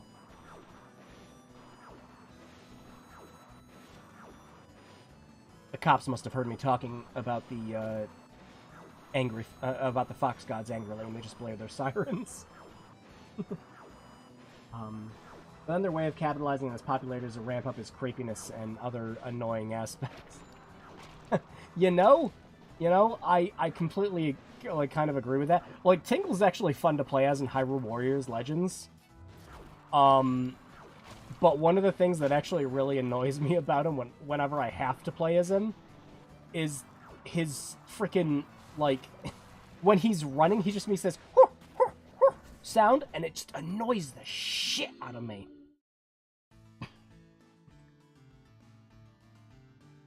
If you ever played the 3DS Majora's Mask, then Mud and Dylan's face is a replacement for the Goron mask. Let's get some Scruffles. Scruffles, a good part of this this balanced breakfast.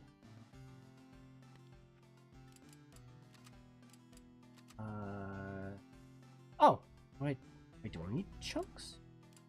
Or is it just the...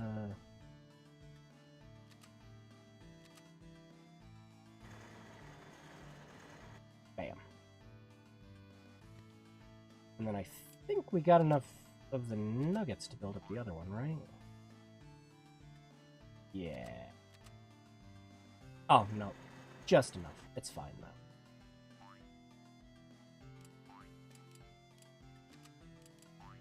Don't trade anything. We still need to get the medicinal herb for the quest. He was decently creepy in Majora's Mask. They just made it so... Yeah, where it's just like... It's more of like a... What a strange guy. You know, you're not like... You're not sitting there like, you know, the Happy Mask salesman strangling a fucking kid going, "Oh my god, creepy shit."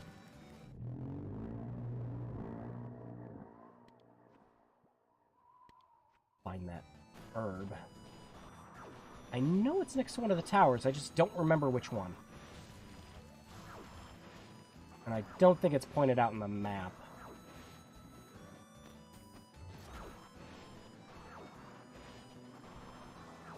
Ah, well, we might fail a quest. Boo-hoo. No herbs for your sick brother or sister.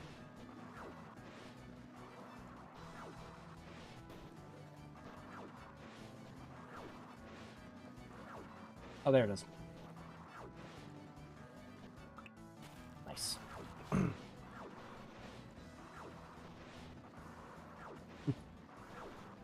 So, they showed off a couple of cool games at the Indie Direct yesterday, but what surprised me the most was One Shot getting a Switch port. I'm like, excuse me, what? How?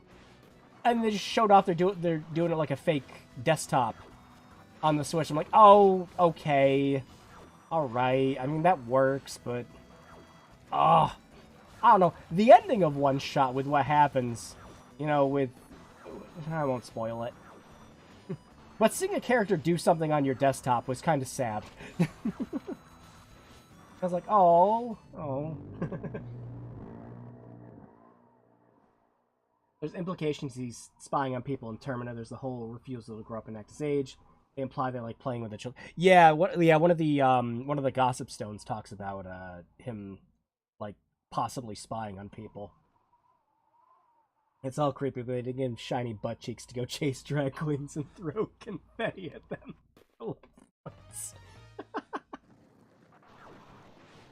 I have not played any of the DS games.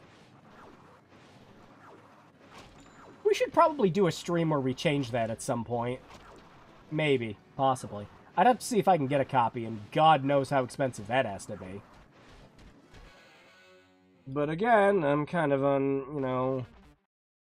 I will buy games when I can, but when it comes to Nintendo, I mean... Shit, my morality's kind of gone a hell of a lot more out the window with them lately.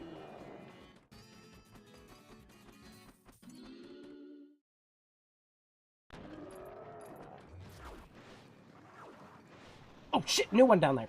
Let's go! People die if they're... Thanks, Fate Stay Night. Glad we're on the same page. Grok rejected! I know I've talked about it before, but when I first played Nocturne, I never actually knew that there were actual English lyrics to that, because I didn't hear them. I just heard dogs barking.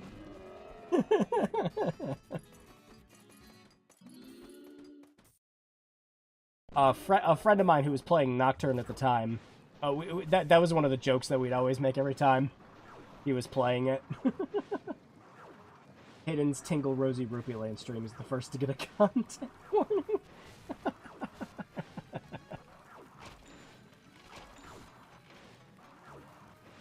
To defeat the Cyber Demon, shoot at it until it dies. Now that we're saying all this dumb stuff, all I can think of is just, like, the really dumb magazine cover things, like, you know, like the, I think it was like, was it like Shadowkeep or Shadow Tower, one of those games or something on the PlayStation, where it was like, skeletons have never looked so realistic on a game before. And then I remember, like, fucking Oblivion coming out and people saying the same exact freaking thing. Oblivion has these realistic-looking skeletons. I'm like, yeah, I'm waiting for this article for when Elder Scrolls V comes out. We're gonna talk about the realistic skeletons when Elder Scrolls 6 comes out, too. You know, in 2032.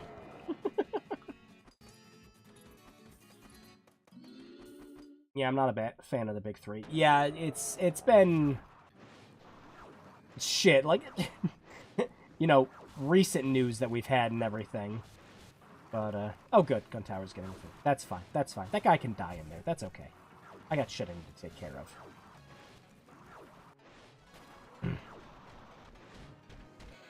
There we go.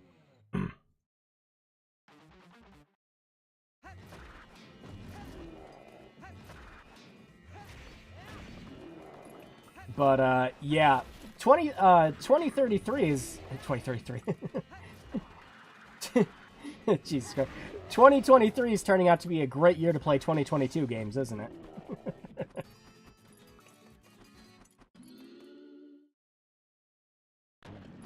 There's a Grok dude at the bottom. Yep, got him. And there's a boss Grok. Yep.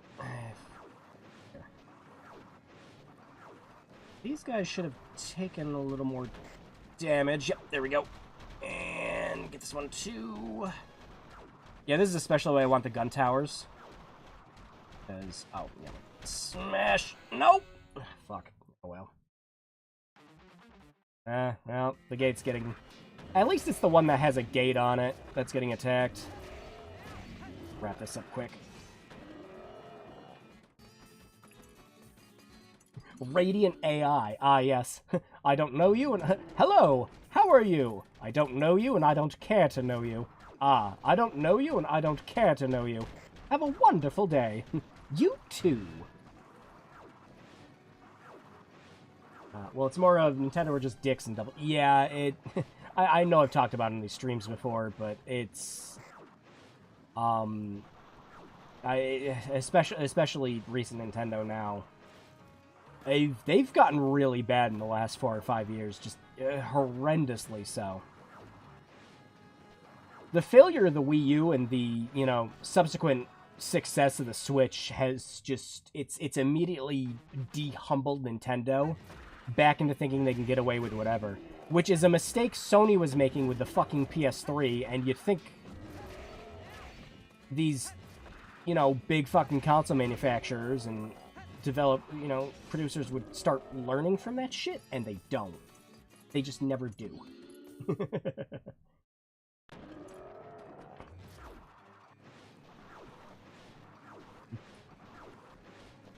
Alright, that one, and perfect.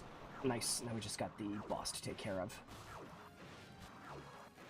But, yeah, no, Nintendo's recent decisions have just been... It was... I think it was right around the time... Like, there are things where it's just like, old, outdated Nintendo, fuck them and shit, you know? I've never really been a... big Nintendo fanboy, but... Some of their more recent decisions, and it was right around when, like, it was like, yeah, Skyward Sword fucking amiibo for $25. I'm like, get the fuck out of here, Nintendo. It is incredibly transparent what you're doing now. Nice. That was clean. I didn't even have to fight him twice. Microsoft are the least evil, but at least I got... I won't open that can of worms. You know what? Fuck it. I'll open it up. I'll open the can of worms just a little bit and give you a whiff, okay? For the longest time, Microsoft was keeping exclusive, like, games on Xbox and off of PC. And they were just waiting for the PC market to just die out. That's when Valve swooped in with Steam and just kind of, like, saved the PC market again at that time. And then Microsoft finally came around to realizing, oh shit, people actually like buying games on PC? The fucking nerve. And they eventually turned their ways and changed, but you gotta think, for like almost 10, 15 years, Microsoft was actively paying developers to keep their games off PC. Plenty of evidence for that, too, especially if you talk to Remedy. They were specifically paid to keep Alan Wake off PC. Same thing happened with, and I know that happens for a lot of games, like, but Microsoft was especially bad at it. Like Sony bought the rights to do Heavy Rain, and they immediately canceled the PC version of that. But, at the same time, Sony doesn't own the fucking PC market, but Microsoft does. They own what is easily the majority of gaming on PCs. Just in general. Even with Proton, you need DirectX distributables to get that shit running. It's just so bad. Yeah. That was my biggest beef with Microsoft. Microsoft is way better now. Like, I'll admit they're way better now. But that's because they needed, a new person in management to, like, Phil Spencer to come in and just clean up and do their damn job. So way better. Yeah, Ross talked about this a while back. Yeah, I remember he talked about it in one of his follow-up game dungeon things. Yeah. I posted a comment expanding on that. I'm like, it gets even worse with some of the stuff that Microsoft did too. Because it wasn't just keeping games off of PC. It was going, we're keeping games off PC, and if you even think that you want to play your game on PC, you have to run it through a DirectX distributable. There's no ifs, and, ors, or buts. This is the only way you're running these games on there. And they would threaten developers that would not want to use that. It was rough. Of course, nowadays there's so many game engines and everything that don't need DirectX. It's not that big of a deal. But, jeez. Sorry for bringing it up. It's no worries. This kind of just like off-topic talk while we're playing games happens all the time in these streams. Don't worry about it. Oh, I didn't take damage again. Nice. Should be able to. No, I'm clicking no. Thank you. Be able to turn in.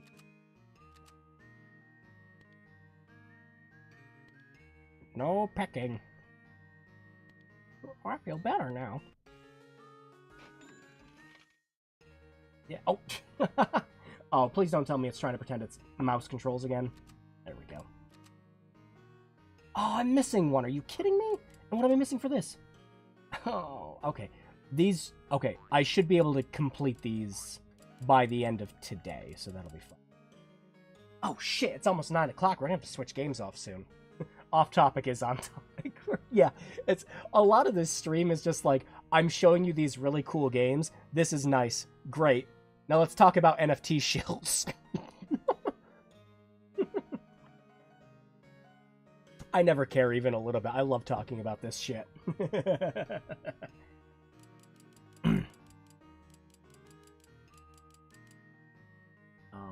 Microsoft also has no game, like zero game. Yeah, it's kind of a bad year again for Microsoft, because like it's really, really funny. Freaking 2020 comes around, right? And Microsoft doesn't release terribly much. But they do release Ori and the Will of the Wisps, right? One of, like, the highest rated games of the year. You know, like, high 90s from everybody. Its score, I think that year was only beaten out by The Last of Us. And it's just like, alright, we got this great Xbox exclusive, a lot of people are playing it and everything else like that. And then, Moon Studios comes out with the fucking Switch version. It's just like, alright. Okay. And to be fair, the Switch version was always going to happen just because they released the first game on the Switch, but it's funny. This is nice, but oh man, yeah. I'm gonna have to switch over. I'm gonna switch over to something else. But yeah, this is Dylan's Rolling Western. Despite the fact we didn't talk too much about the game, there's way more to it than just this. Like there's other places that you go to, upgrades that you make and everything else. It gets way harder as you get further and further in. But it's really good, especially considering it's only like a $6-7 game. It is immensely fun. A game that I usually recommend to people who like Dylan is I also recommend SteamWorld Heist to people, which is a lot of fun. It doesn't play anything like this, but it kind of like invokes that same feel and everything. And God, the soundtrack to SteamWorld Heist is amazing. But thankfully SteamWorld Heist got ported to everything else. So, you know, no worries about not being able to play that. You can play Heist on everything. Same thing with all the SteamWorld Dig games. But, yep, let's switch over to another one. This game seems very... Yeah, it is. And again, you gotta take into consideration with a lot of these, handheld game. So, even with the standards of it just being a handheld game, it's a lot of fun. The sequels are way better, though. It's fun. This is fun for what it is, but there's a reason the sequels are more expensive. They have way more content, way more stuff to do. They're great. Would highly recommend. SteamWorld Dig and Heist. Yeah, I love those games. I remember there was a big Humble Bundle for the 3DS that I picked up like a long time ago. and I think it had both the SteamWorld games.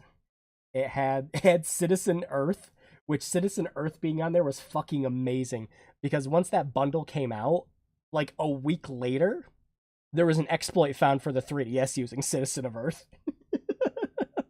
So basically everyone that bought the Humble Bundle had a way to hack their 3DS. It was great. What a time. All right, why don't we play? Oh yeah, let me check the poll results. What was the winning second time? Oh, Starship Damari. Yeah, why don't we do that? Starship Damari was another part of that level 5 initiative where they just kind of made a bunch of different games in a bunch of different genres, and they were all pretty fantastic, and they were cheap. Again, like $6-7. Starship Damari is a first-person exploration puzzle game that is very afraid of giving you hints. Now, it says that it's intended to be very difficult, but it's if you played any point-and-click game in the 90s, Starship Damari is not going to really puzzle you that much. But it does have a really good atmosphere and horror vibe to it, which I really like. Let me boot it up. Before I do that, I can actually play this one without the PS4 controller, so I'm going to disable. There we go. Parts of this game are way easier to play with the touchscreen, and clicking on specific things, so yeah, we're gonna do that. Okay.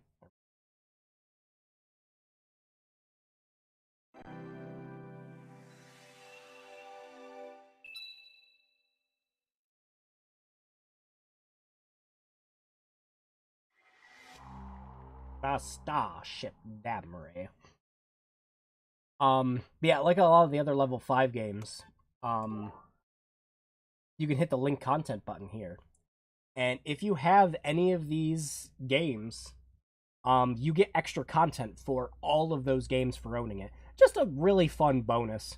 For this game in particular, I remember it reveals something about the story once you beat it, and I'm just like, that's kind of stupid. Like, it's not Asura's Wrath stupid, but it's stupid.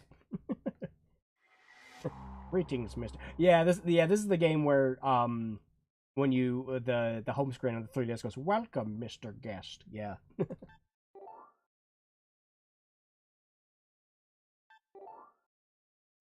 It's fine. This game contains no tutorials or explanations. Part of the experience is to discover things yourself. Starship Daiquiri. The audio is an integral part of the game progression. Please keep the volume on. Yeah, actually, one of the side quest things you do, the game heavily incentivizes that you have headphones on.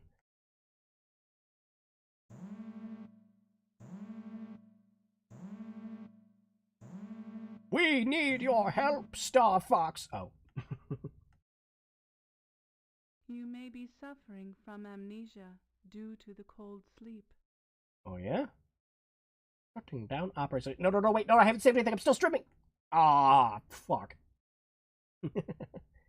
Starship Lamprey. Ooh, lights. Ooh, no lights. Lights. No lights. Ooh. Should I have the cursor on screen for this?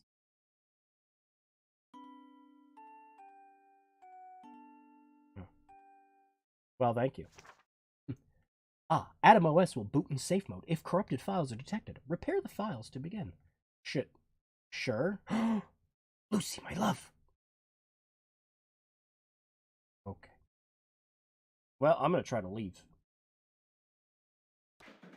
Damn it. This game is able to shut it off.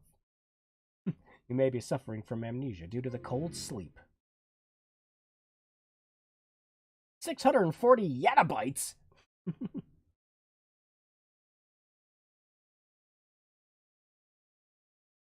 You know, considering how much space this thing has, this is some DOS-ass looking shit.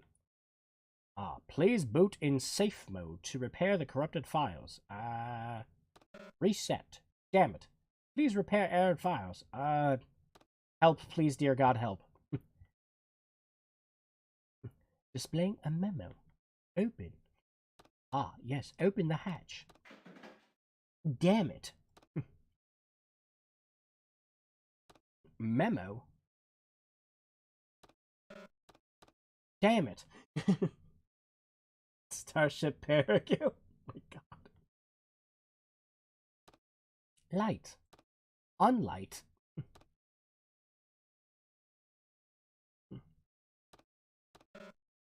Ah, damn it. Please repair error files. Repair. Yes. Damn it. Starship Troopers, all hard drive, no RAM. The hard drive is the RAM in the future. We figured it out. Alright, if I remember correctly, there's a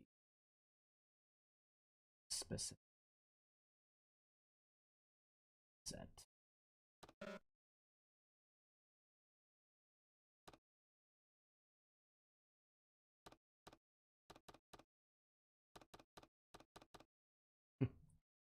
Oh boy.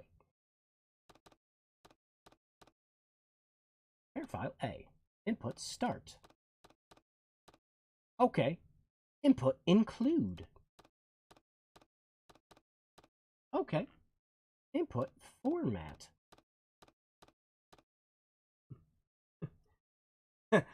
Download more RAM in the distant future. It works, guys, I swear.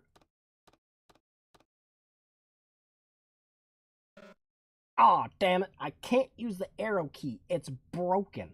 So now we have to do up, down, left, right. Yay, they work now. The year is 3029. Crypto coiners are still hoarding GPUs. Fuck me. Ask John Cleese not to blow up this ship. There's a ref. We haven't played Starship Titanic yet on these streams yet, have we? I unironically love that game. I've referenced it in a couple of videos before, too. GPU prices are dropping thick. They're dropping for now, and it really just seems to be AMD cards. NVIDIA cards are still expensive as fucking balls right now. 3, 4, 6, 7, 4. Input the value of A, then press enter. Uh-oh. We gotta do math on stream. Are you crazy? Are you absolutely crazy? Yeah, my 4-year-old cheap AMD GPU. Yeah, my 2060 still needs replacing. I'm kind of leaning on getting a 3060. Just because you can get one for maybe $400 if you're lucky right now, but shit, I still don't. AMD and Nvidia said they'll be jacking them up again because rarity of foundries. Yep, so good for Yep, as soon as the foundry releases are all done and the extra releases start coming out, we're gonna have to rely on like EVGA and shit like that. 2061 to 2065. We really did just throw fucking Windows out the window, huh? Adam. Oh god, no. Congratulations, you are now not authorized to use power bombs. Please speak now for voice print verification. The displayed text is Oh just god. a sample. I forgot if the microphone's You may plugged in or say not. Anything you like.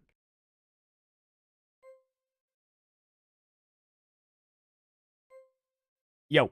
Hey. Yo, what's going on? Hey. Hey, yo. Hey. Yo. Hey. Oh, it's kind of picking it up a little bit. Damn it. Unable to confirm voice print.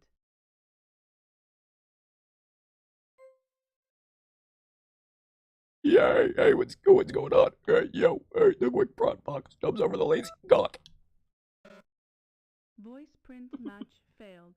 Official crew status. Oh, shit, what the hell happened? Huh? My computer just randomly decided to bring up the Xbox game bar. Good. Thanks. Next, you will be tested. Are you intelligent life? Well, I Please do answer frequent all Reddit of the often, following so... questions. I don't actually. Oh, uh, yeah, yeah. I, is it this one? That one. Bad.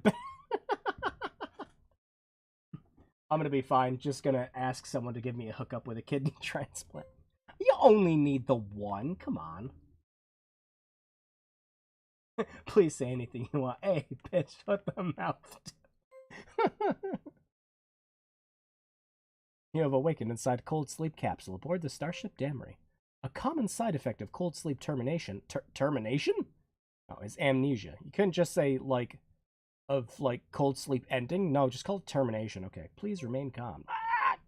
You are logged in as a guest due to voice print identification failure. I go to R Brain Blast. If I ever go on Reddit, I actually go on Tip of My Joystick to try to help other people find games.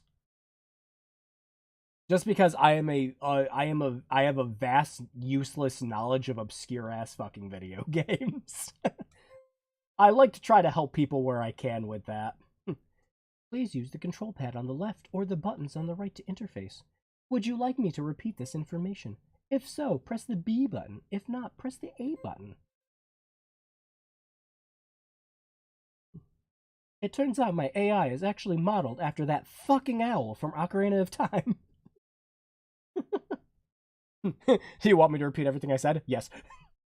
Recovery time varies by individual and panic is not recommended. Please remain in the capsule to rest until fully recovered.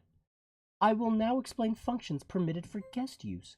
Robot operates the assist robot. Communication. HQ comm channel. Currently inaccessible due to range.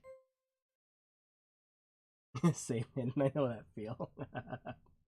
Is the computer voice sponsored by Amazon Alexa and Raid Shadow Legends ad plays? Would you like me to repeat this? No. Absolutely. This concludes the interface module explanation. Woohoo! Let's play the game. Please select an assist robot. 6 are offline. Let's use the first one. Sure is channel 3 in here. Functional, charged, defective. I can still fucking use it. I just can't see what I'm doing. Rude. This image is from Robot AR7. AR7 status is working, charged, fucking broke. Auto blow. Well, what good's an advanced fucking AI if you can't auto blow? 6 robots are offline. Defective. The surveillance camera has located AR1. Switch to the surveillance footage. Press B to blow. Check out my sweet B to blow skills. I am a sick, cool robot. You know, kinda wish the robot moved this fast in the actual game. I mean, for reasons I know why it doesn't, but yeah. Collision has loosened the obstruction in the locomotion. Looney Tunes this shit! AR1's collision has nearly dislodged the obstruction.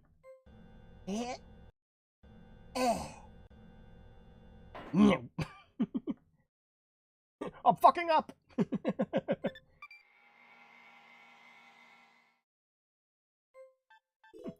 You have killed a robot. How could you? Damn, the AR has more than the usual functions.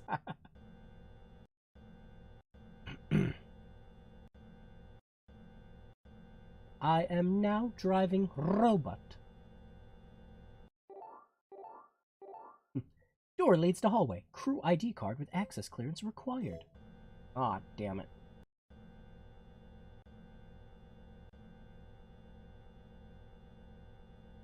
Ready for the jump scare? Oh my god, a dead guy! There you go. There's a jump scare. A crew member in a spacesuit is collapsed here. Vital signs are abnormal. Commencing identity scan. This may take a moment. Identity scan complete. This is Bobby, the engineer. He is regrettably deceased.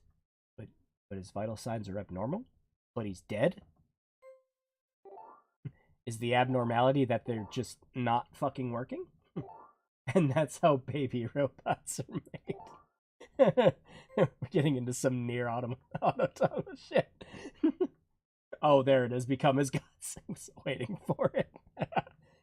Refer to Clause 4 of Article 13 of Onboard Regulations concerning deceased crew members.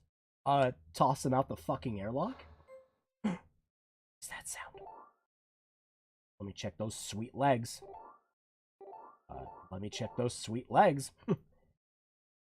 There are no external wounds to the lower body. It appears that his pocket contains an object. An ID card from his pocket has been obtained. Scanning the data on the ID card. ID card data download. This ID has clearance for most, but not all doors. Yeah, that's a fucking lie. It has clearance for, like, 5 fucking doors, which I would not classify as most.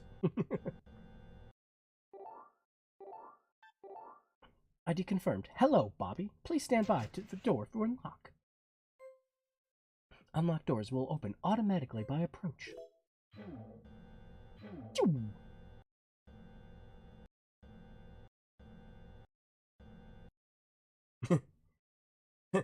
The test results have come back. You are a horrible person. That's what it says. We weren't even testing for that. Yeah. It's a clicker! Fucking kill it! It's a space leech. The noise occurs when a leech is in the vicinity. Please attempt to locate it. Leech detected. This is just one of those things we were shooting in Nano Assault.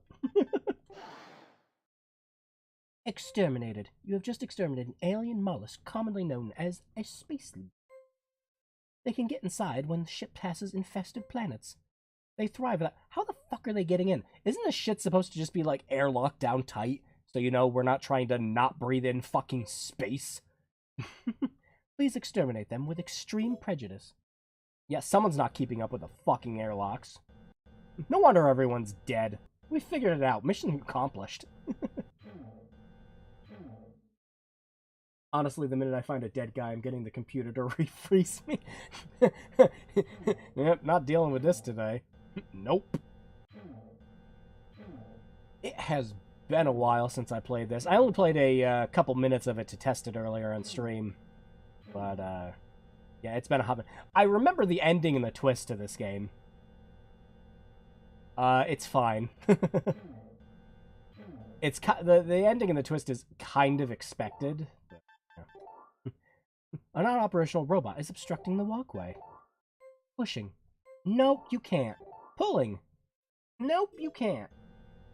Or Bobby. I mean, depending on what roams the station. This is the warp drive room. No. You might as well be low class with that ID card. Get the hell out of here. If... Yeah. Yes, the one we were in already. There should be a door closer to where we were. Or... Oh yeah, elevator. That's going to tell us we can't. Yeah, the reason it's non-operational is unknown. To reroute, please flip the on switch on the breaker board. Ah. Let's go find the breaker board. The twist is the body is just pillows under the bed.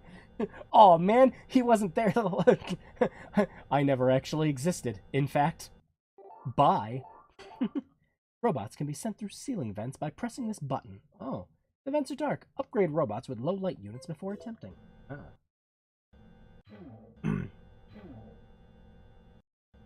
Should be another door. I'm pretty sure I just walked by it several times, though. One. Yeah, this is the one we can. You know, if you're alone in space and see a xenomorph out of oh man, fight or flight mode active. Will you be doing either if you actually encounter a xenomorph? I know the later Alien movies have made it look like taking them out is like fucking cake, but Exterminated. I don't know. Xenomorphs are just scary shit. Boy, I sure do appreciate how I can't hear anything in this room. It's really fucking loud and I can't even... Another space leech. Blech. This is also a very short game. Like, we played Attack of the Friday Monsters, which was, like, it was about 3-4 hours, and we still didn't do everything in the game. Like, we finished the main story, but didn't do everything. You can finish this whole game in about 3 hours if you don't know what you're doing, and about an hour if you do. It is short, but it's an enjoyable puzzle game. Breakers are now on. Trigger the Event Horizon Protocol. If we and oil will be released. Oh, gee willikers. If we can find a way to get to hell, I'll let you know. For I am really just 3 brooms under a trench coat.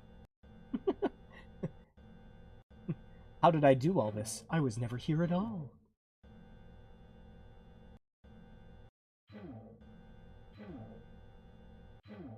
Ah, yes, and inexorably, bringing up aliens has now made chat horny. Great.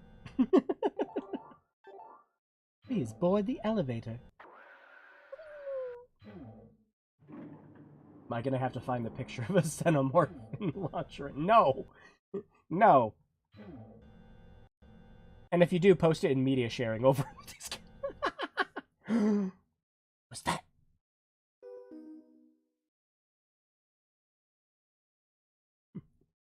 She has a smile. She has some grace. This ghost is gonna get in your face. This is the common room. Amenities for heating food and drinking water are provided for their comfort. Yeah, okay, robot. I blame HR Geeker for this one. God damn.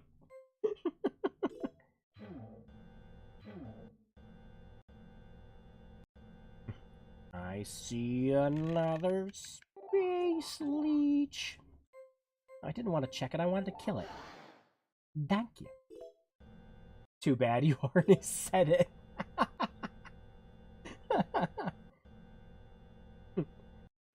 A ghost or a bitch? ¿Por qué no los dos?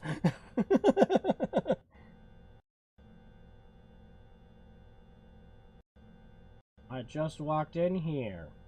Where's the spooky lady?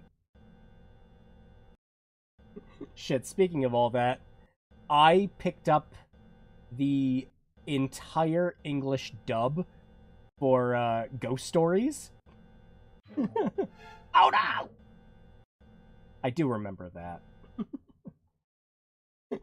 I love that so much.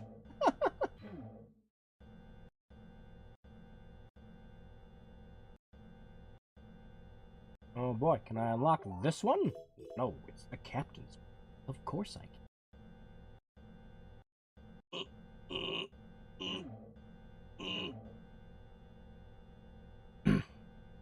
Trying to drive my broken fax machine.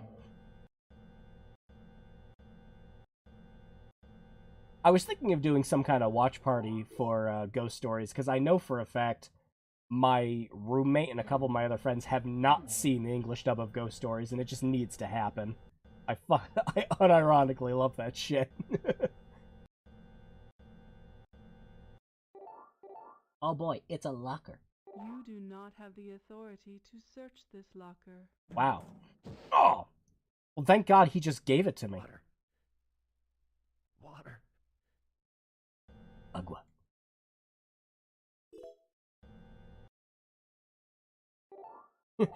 His funny little request. Touch me! Touch me harder! This is Abdul, the information officer. Yeah. The water case is empty. Damn it. Only we knew where to find some agua. Hold on, man. Someone's gotta have a there's a can of cookie. You ate all the fucking cookies and you just you responsibly. You need to balance out how much cookies and liquid you intake, man. Come on. A little responsibility. Hear that? This is a crew's personal desk. It has been kept neat. Yeah? Where's the water? An hour from now, people are going to click off the spoiler shade and just go, fuck it. That's something to look forward to at 11 o'clock. Thanks, Rennie. On principle, only the crew bunked here should enter. Yeah. What if I pretend? What if I am in space and everyone else is dying around me, but I'm the only person alive? What if I am, in fact,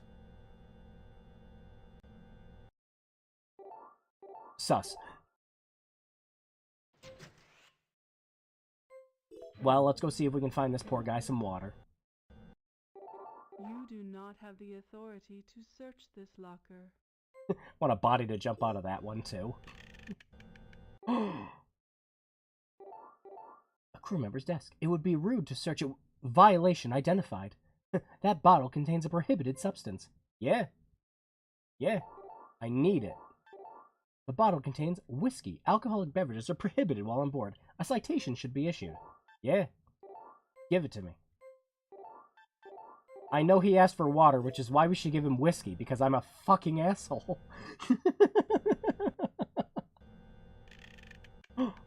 There's the space leech.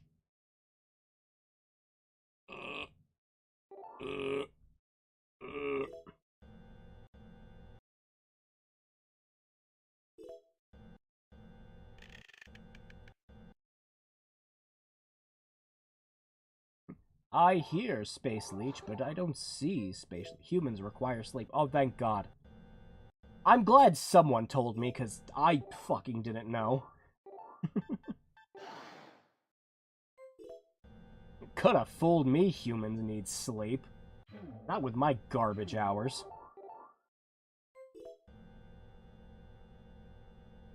I'm waiting for a gene stealer to show up.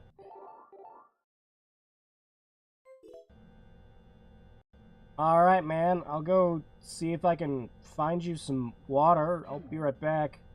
Maybe the other dead body I was with had one. I don't know. Only the doctor has access to the hull divider door? Okay.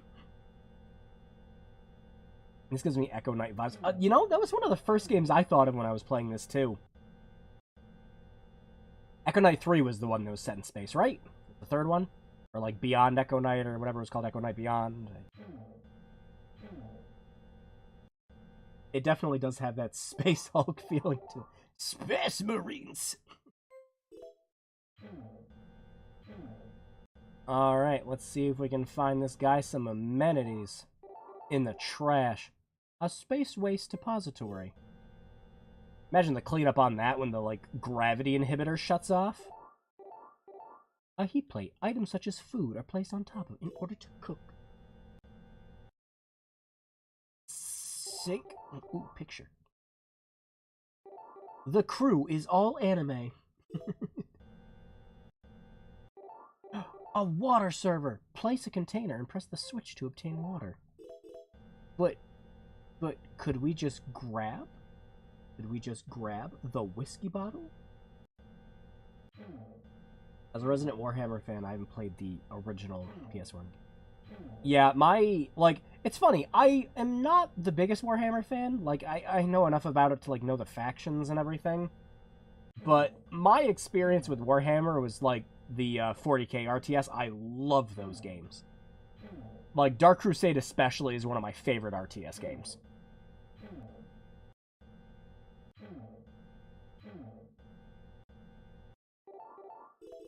But if you were to ask me the, like, extensive lore and everything else, I just kind of shake my head and, like, hey, no, I can't.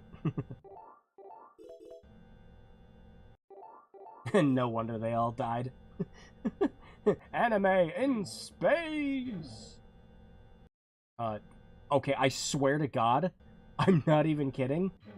I did not turn left there. The game just kind of decided it was going to.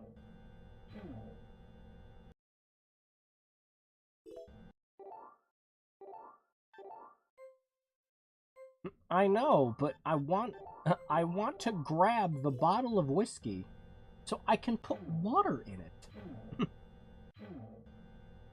Or we could just play a mean prank on the guy that's asking for water and just give him the fucking whiskey.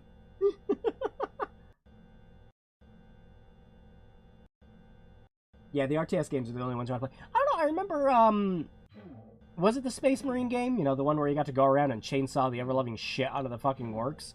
I remember liking that one, too.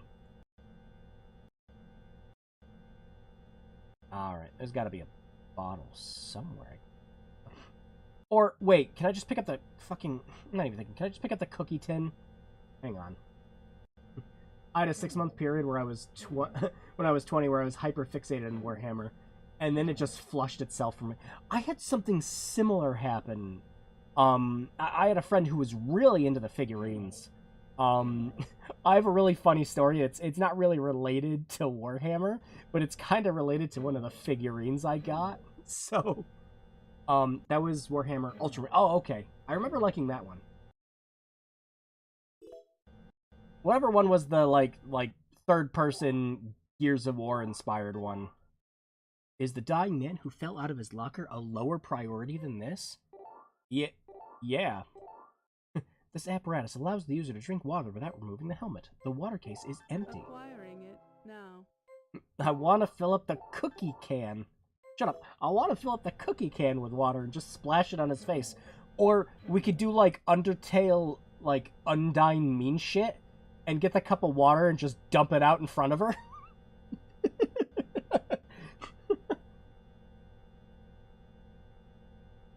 But, yeah, funny related story. I had a friend who was really into Warhammer, at the time. And, he actually let me have one of his figurines so I could take it home and paint it. And it was just kind of like a fun project thing that I was going to do when I got home. So yeah, I took the thing downstairs. You know, I kind of admired it because the figurines were pretty detailed back in, like... Oh, gosh. It was early 2000s.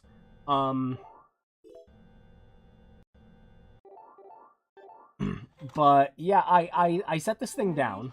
Water. Container is filled. Leave it there.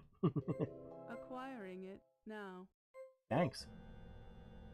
Yeah, I set the thing down on my desk. And... I'm pretty sure I told this story on stream before. But, yeah, I lived in the basement at the time in our house. The basement that we had was incredibly spacious. And it had enough room to be, like, 2 bedrooms. And it was insanely nice in the summer to be in there. But anyways, I had a toy chest. And this toy chest was, I'd say it was about 2 feet tall, right? Off the ground.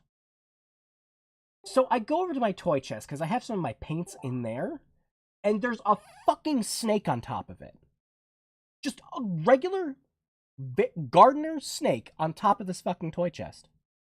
And I'm sitting there going, there's no way that thing's real.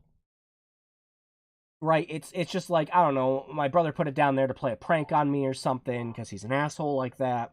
And then I see the tail move. And I'm like, oh, no. And I'm like fucking like 12, 13 years old. I'm freaking out. Like, fucking snake in my... So I very slowly walk up the stairs to my room. And I go over to my mom, I'm like, Mom, there's a snake in my toy chest. And she thinks I'm fucking with her. Like, there's no way. She walks downstairs. She doesn't reach the bottom step and looks over at the chest. And then you just hear her go, and she's just doing that, like, hands shaking with, like, her palms out thing running up the stairs. She goes and gets my dad, who just grabs the fucking thing by its head. And me and my younger brother are, like, just sitting there looking at it while he's got it, and we're petting the snake, and he's telling us all about it. He's like, yeah, this snake wouldn't hurt you. He's like, it would have run away if it woke up and noticed you. He's like, it's a gardener snake. He was probably just confused in how the hell he got there, and he didn't want to be on the cold-ass floor, which is probably why he's in his toy chest. I'm like, yeah, but how the fuck did the snake get on the toy chest? We never got an answer. We put it back outside.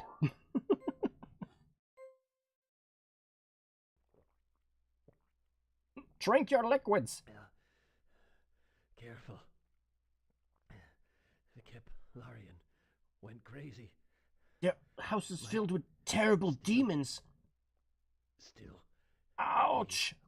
around here.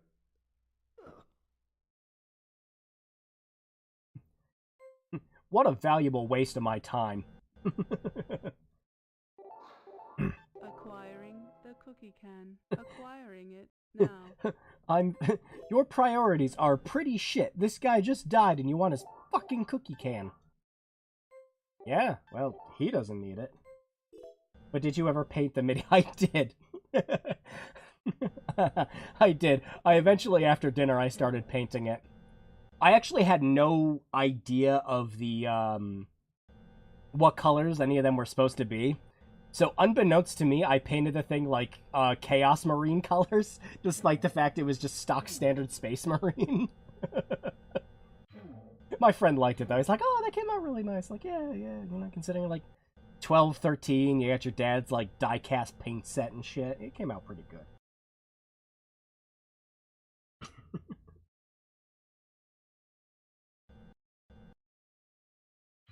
It was me, Barry. I put the snake on the chest to make you think your house was haunted by snakes. It would have been some, like, Resident Evil, like, kind of puzzle. Please do not waste energy with empty containers. How fucking dare you?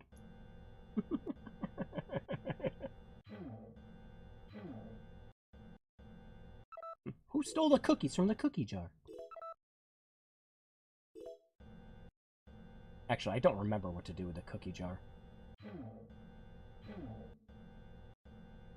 But yeah, it kind of sounds like some like Resident Evil thing where it's just like, the snake is on the chest, how do you get it off? Or like it's just like generic point and click puzzle thing. Of course, the solution for me at the time was just ask your fucking dad to grab it by the head. Alright, I forget. What do we do with it?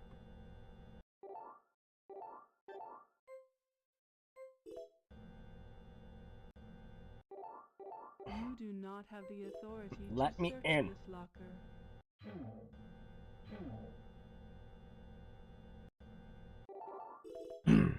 That was the hull divider door. Other way. Ain't going. You knife it. That's what Leon taught me. You see a snake on the ground? You just throw a fucking Molotov at it.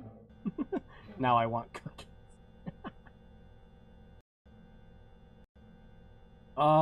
Doing shopping tomorrow. I should pick up some cookies. It's been a while since I had a good one. Oh, there we go. There's just a door I forgot. Crab battle?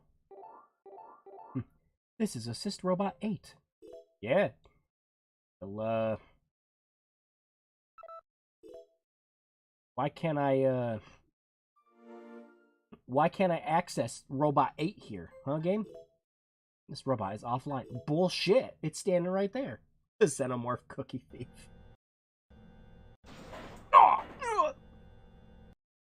That is AR8. The hostility it is displaying is not within normal parameters. Give it the cookie jar. Finally, a friend. No. It is strange.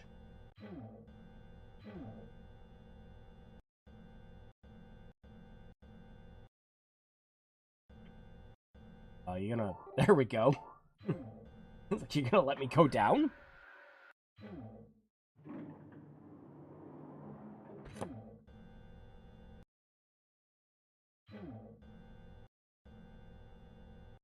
Oh, wait, hang on. No, wait, go back up. That's not friendly. The rest of the game is finding the cookie thief. The Starship, who the fuck took my cookies from the cookie jar?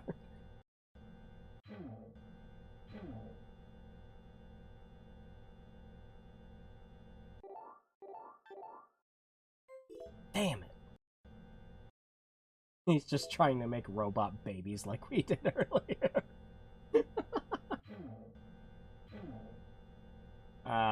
Oh shit, it's 9:30. We got more games to show off. I was actually kind of hoping to get to a certain point in this, but yeah, I've completely forgotten how to play this. Like, and the solutions to all the puzzles. It's been forever since I played this game last. But yeah, if I remember correctly, you have to put something in the cookie jar and then you heat it up on the plate. I just don't remember what that was. Oh, wait, no, I know what I'm doing wrong. You can check the fucking pockets on the guy to get his ID card. Delete. Hang on. Cause of death stem, but injuries must... What? I thought you could... Hang on. Maybe I gotta... You? Oh? No, I didn't want to leave the room.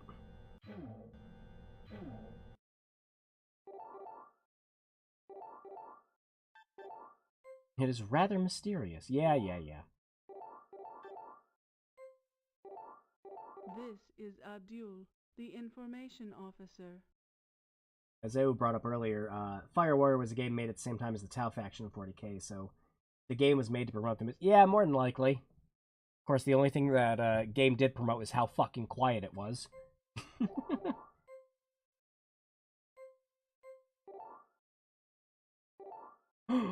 Is that?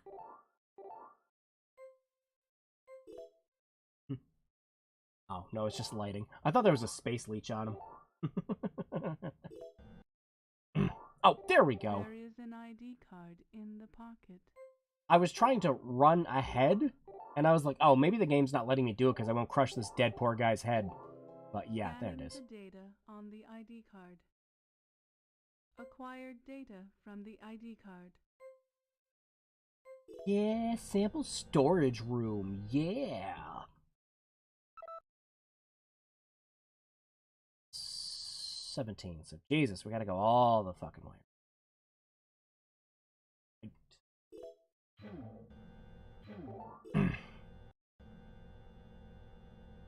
There's a whole rabbit hole about how many bad games they have for. Yeah, it's like it's a series that just constantly like attempts new genres all the time. And I imagine they just, like, I don't know, I think Games Workshop just kind of fucking Russian roulettes who they develop their fucking games. It just confuses the hell out of me. But yeah, Warhammer 40k, the RTS one, that was my shit. That's the one I loved playing.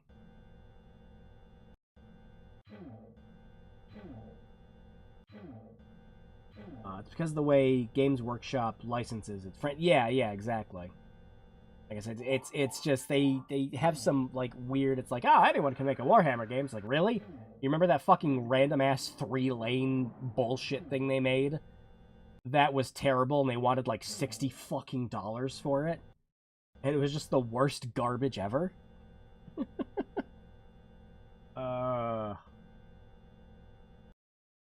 They just hand them out like candy and then promote the good ones. They aren't careful with who gets them as long as they are promised to slice. Yeah, and that was one of the reasons they like got rid of a bunch of fucking Warhammer games a while back, right? It was like last year or the year before.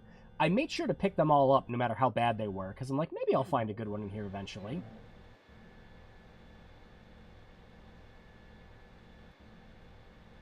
Let's think ahead with a puzzle. Place item below the nozzle. The container now has oil.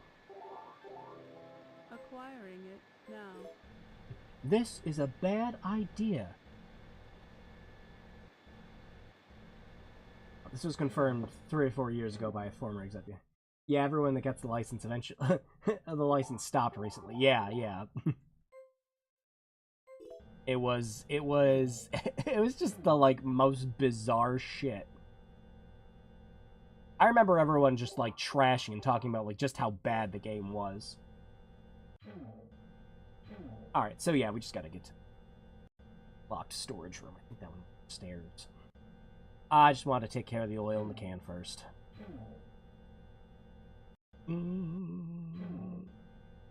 Or was it this one? Locked door down. Nope. Alright. It's even funnier because they recently just released Chaos Gate, and even that's a mixed review game, or not surprising. I think the best you can hope for with a lot of those is that they just get mixed reviews, and you hope to God they fix it later. I think the most recent really good fucking Warhammer game was, Mechanicus, wasn't it? I remember people really liking Mechanicus.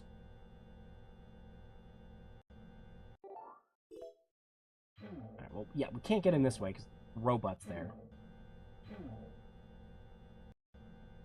This is the... They did get some bangers out of it, though. Dawn of War is good. I love Dawn of War. Blood Bowl's good. The earlier Space Hulk's Return to Form. Vermintide style. Oh yeah, I've got a friend who does nothing but play Vermintide 2 all day. He fucking loves it. Or that Diablo clone of Inquisitor that never launched well. Yeah, found it.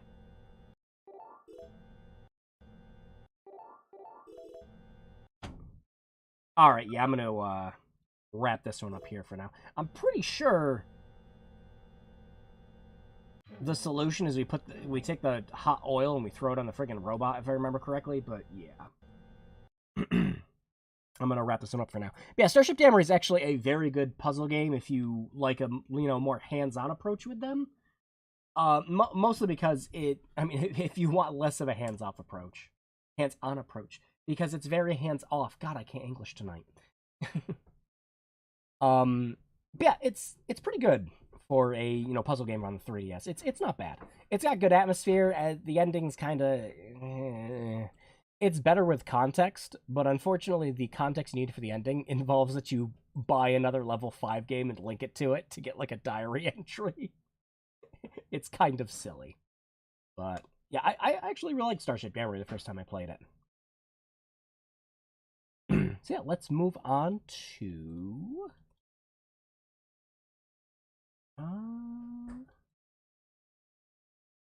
yeah, let's move on to Sakura Samurai. NVIDIA, shut the hell up.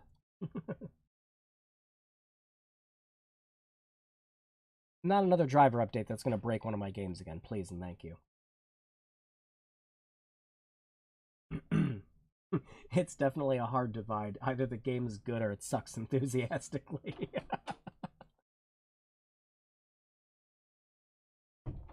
Alright, here's another one that we can just play with a big screen. Why don't we do that? This one is Sakura Samurai. This was actually one of the first downloadable games on the 3DS, and it's still surprisingly good. Although it gets quite repetitive towards the end, and it is very short. But it's got on sale for like $2 to $3 a lot of times. I'd recommend it at that price. But yeah, let's boot that up.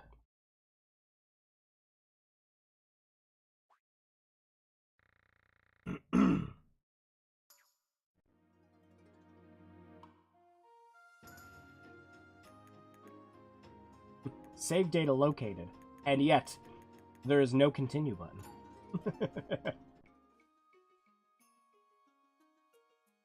Oh shit, I forgot the part of the story actually needs the bottom screen for a hot minute. I'm sorry, let me change this quickly. There. The story of long ago, a story about cherry blossoms, the land of the rising sun, and a god who lived in the mountains.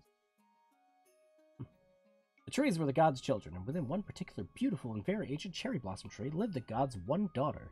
Her name was, Princess Cherry Blossom. We're not very... whatever. A young and beautiful princess of light, she was the guardian of the land, and she was loved by all. Hence the groveling. But one day, the Fire Nation attacked? No. She was kidnapped by an evil being and put into a jar. Oof. Stolen from her beautiful home within the tree. Everyone got real pissed off about it and started killing each other. Yeah, the princess's absence caused the land to grow violent. Heartless beings cut each other down. Time wore on, and the princess was forgotten. Except for whoever's telling this tale right now. Only an old kappa who lived in a pond near the beautiful cherry blossom tree grieved over the princess. He believed that the day would come when a young samurai, pure of heart, would help the princess. Patiently, he waited. Actually, the scrolling effect and everything kind of looks pretty cool on 3D for this, but obviously not doing that. Watch this stream in stereoscopic 3D for the fake effect. The one who could hear the Kappa's voice would be the one to save the princess, the hero known as Sakura Samurai. Like that all that text was on the bottom screen? Well, great.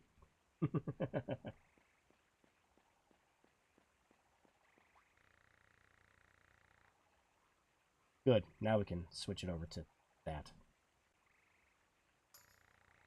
See that bottom screen? It's a map for the rest of the fucking game.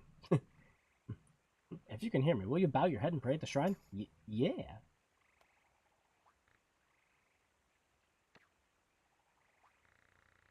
You really can hear me. Surely this means you are the promised one who will rescue the princess. No need for alarm, child.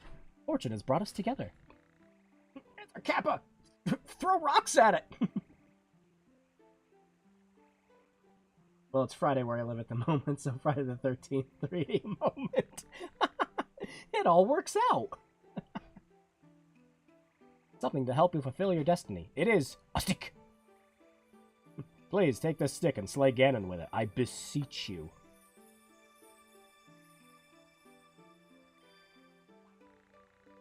Your sword is now imbued with Sakura essence. Okay. The mystical power of the cherry blossom tree. It has become the Sakura sword. Oh, good. I wanted this cool weapon effect for my blades in Ghost of Tsushima. Thank you. Through it, you are bound to Princess Cherry Blossom. The Sakura sword is unique in this world. With each honorable flourish, it yields magical Sakura petals. Not pellets, petals.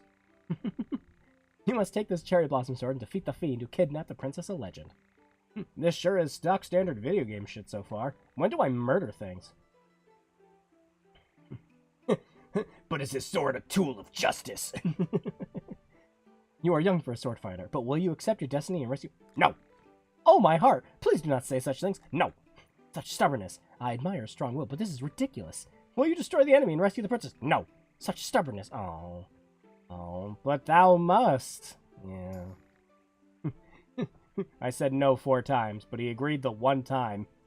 At that point, you should like accept that you have a reluctant hero, and you shouldn't be expecting great things.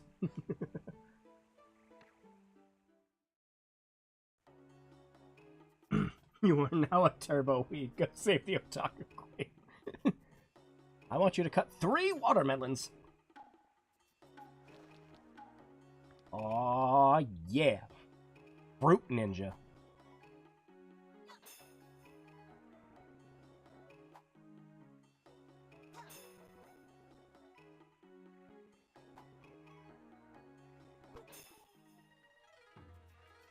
Yay!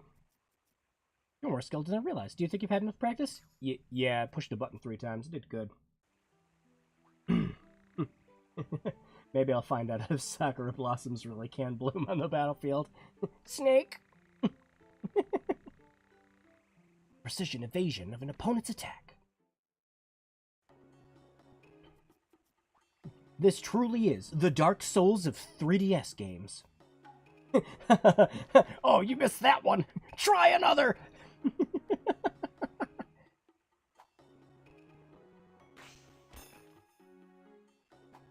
Dost thou love me? No, but thou must!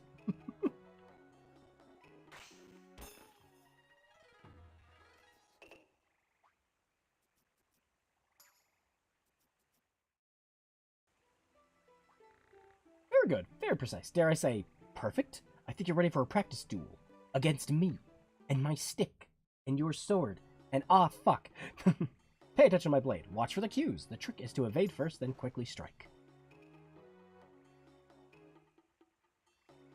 Uh-huh. Uh-huh. Uh-huh. Uh-huh. Uh-huh. Whatcha? This whole game is about precision. I'd say it's about waiting for the enemy's movements, paying attention to what attacks they're going to do, and striking or blocking at the right times.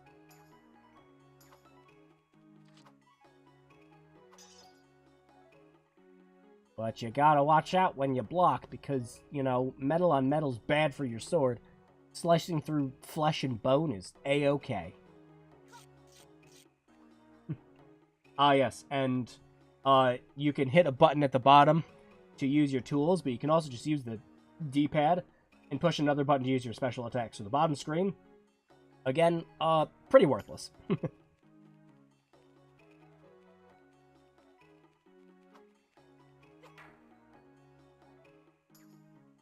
Oh, okay.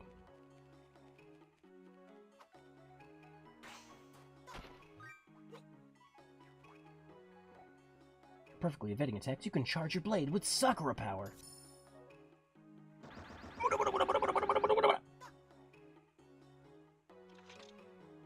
Fucking dead. Excellent, what great skill. Shall we stop? Yeah. I don't know why, but just the man going, oh, you missed that one. Try another. This is all I'm able to teach you. Mostly because I stick. Again, stick. Success is entirely up to you now. Samurai. No, Sakura Samurai. Take care on your journey. I believe you will save the princess. What do you mean you've never killed another fucking man in cold blood before? Get on your quest!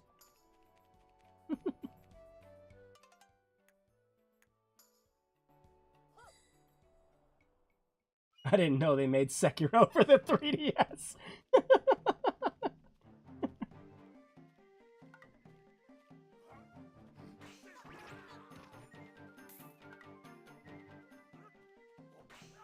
Also, listen to that music diegetically changing every time you're in action. It's cool shit. Just got back from the bathroom.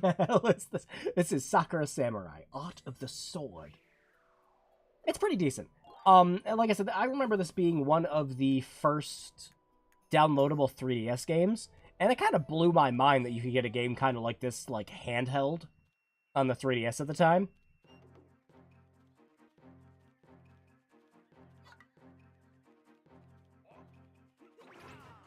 I didn't even wait that time, bitch.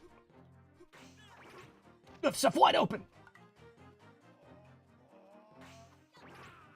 Actually, you want to save up the precision points. So you can attack people when they're running up to you, but you lose out on precision points then.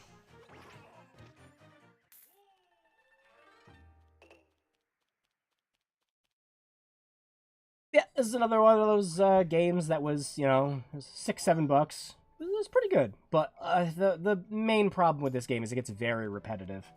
Like, what you're seeing right now is most of the game, so it's really good that it only lasts a couple hours. Because any longer and you would start getting bored with it. There isn't a lot of enemy variety or, you know, moves that you have to learn.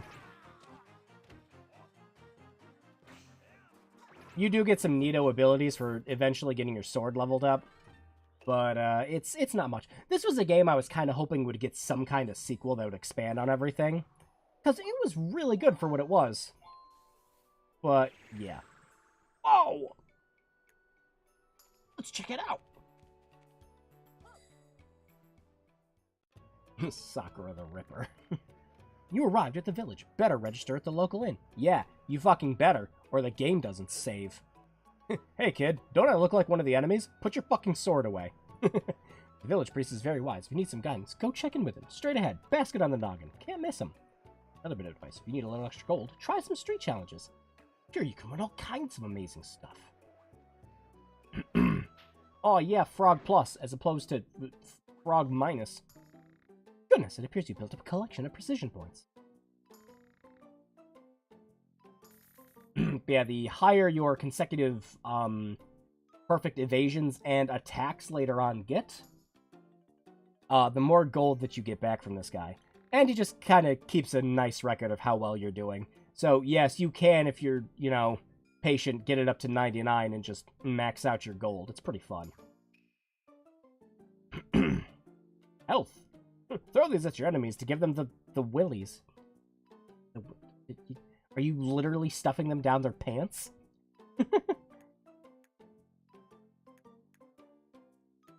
This is especially good if you're trying to get the 99 precision, because you're eventually going to get hit. The more precision points you have, the faster enemies get. So you gotta watch out for it.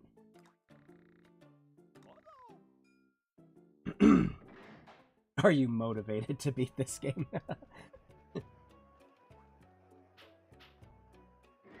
Probably not on stream, but no, this is a lot of fun. I really enjoyed this when it first came out. Yeah, don't forget to fucking save. Dear Lord, don't. I remember losing like a half an hour in this game because I was like, yeah, I can take this. I can get the precision points up to like 50, and I fucking died. just save. Just save. Well, hello there, sweetie. Do you want to save a record of your travels? Register at my inn. Weren't you just inside? Was that your sister? Did you follow me out? What's going on? Step right up. Try my Center Slice Street Challenge. Slice and dice and win something nice. Of course, rewards may vary by performance. Now I have to charge you an entry fee. How much are you willing to pay? I'm poor, do 4. Master Melon Bowl will test you now. Yeah. Master Melon Bowl, huh? Alright. That's at least 5 watermelons exactly in half. Let's go!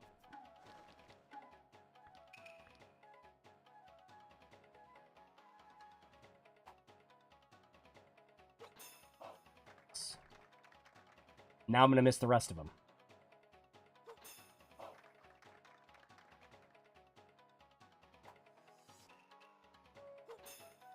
Oh, well, no, we're doing good. Aw, I had to say something. I forgot he throws them at different arcs, too. Shit. Right, one more. Damn it. Nice. Well, I'm out, guys. Have a good one, Spectre. There we go. It's been fun, but I need sleep. Well, you got through a majority of the stream, so that was good. I just let it fall on my feet. Free fruit! This Brave Fencer Musashi reboot looks old. I don't know why. I saw the Brave Fencer Musashi, and I just thought of that freaking, like, gaming in the Clinton years thing. Musashi! Well done. Your reward is 6 gold. I put in 4. Doesn't seem particularly fair. Man, have I got a challenge for you. It's called Smile Melons. Want to try? Pass the test and win something special. Earn for 5 gold. Yeah! Master Melon Bowl will test you now.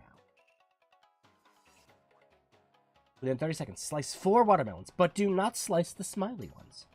Huh.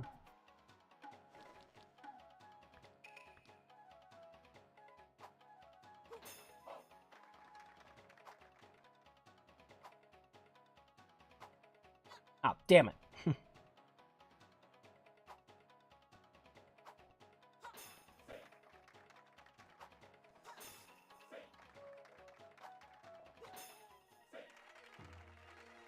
Well, my reflexes are fucking shot. Yeah, 3 stamps. That was a solid deal for 5 gold.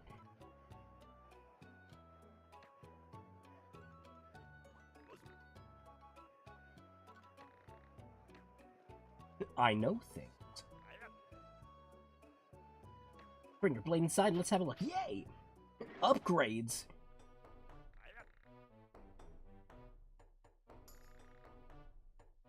$50 gold? Yeah, sharpen that shit, baby.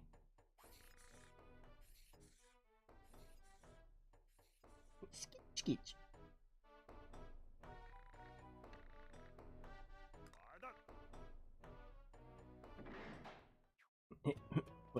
But, oh, there it goes. I was about to say, it didn't have the shine effect on it, I was worried. Too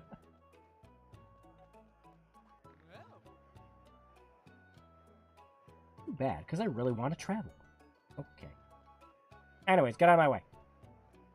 Important hero business. I'm glad they went all out texturing the Kappa's underpants. They could spare every detail, but there.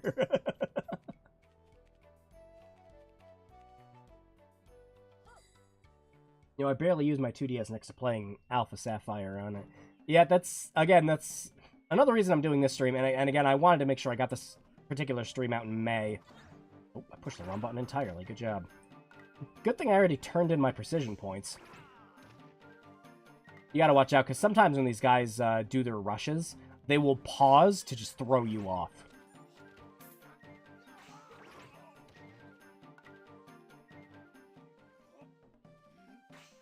Yeah, it's like, hey, look at all these cool, like, downloadable-only games that you can play. These are all friggin' phenomenal. You should give them a shot.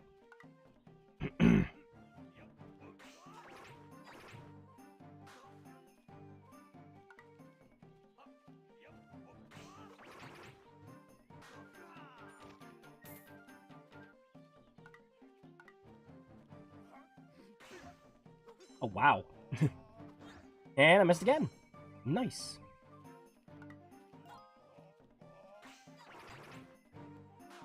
A soul cannot be caught.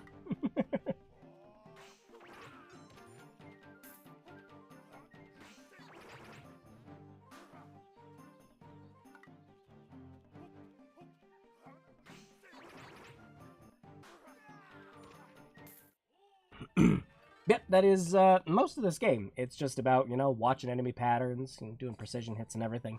It's another one of those weird games that I kind of like because I love rhythm games, and you just get into one while you're playing this. And it does end before it gets, like, especially, you know, the repetition really starts setting in. But again, for a handheld 3DS game, it's fun.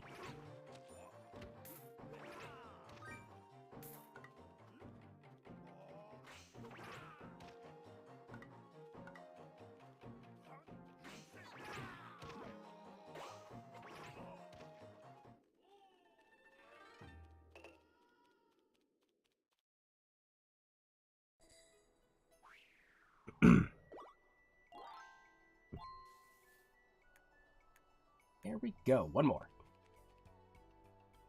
Castle of Long Range.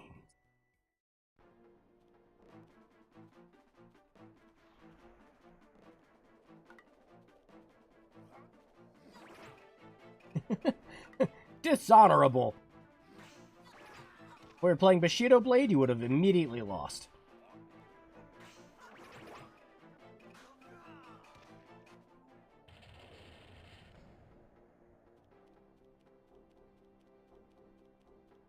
Behold, brave samurai, fight the endless army of Bert!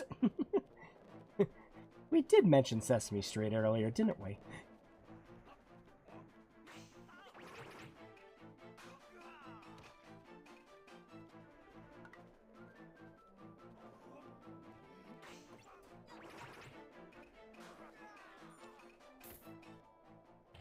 Oh, at least we don't have to deal with the friggin' archers yet. The archers are the worst. You have to hold down a button to essentially go into a free run mode, and it's a pain in the ass because you always have to focus on the archers first.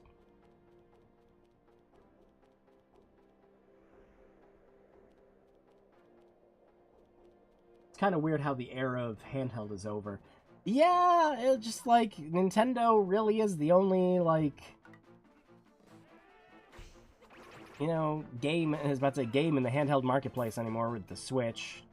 I mean, I love my deck. I absolutely love my deck, but it is just, you know, it's a Linux computer. Handheld. We've had them before. But, yeah, it's pretty weird.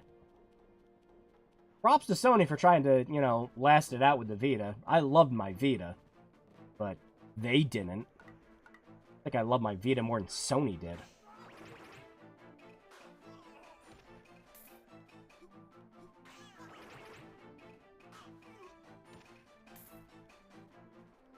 And then there's you!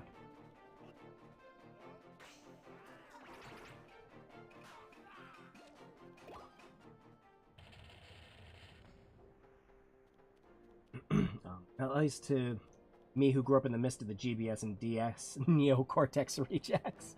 They kind of do. Yeah, I grew up with a Game Boy and a Game Boy Advance myself.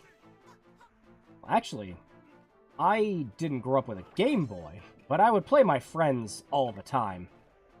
I didn't get a handheld system until the Game Boy Advance myself. Unless you count Tamagotchis as handheld systems. Then again, what am I saying? The Steam Deck came out. Yeah, the Steam Deck's great. I absolutely love mine. Shit, I've been replaying New Vegas on it. It runs spectacularly on there. And then they just got fucking Batman Arkham City and Arkham Knight approved on the fucking Steam Deck. And I'm like, excuse me, what? And it's like, yeah, you can run Arkham Knight at fucking 60 FPS on the deck. I'm like, shit. The game runs better on the deck than it does on fucking consoles now.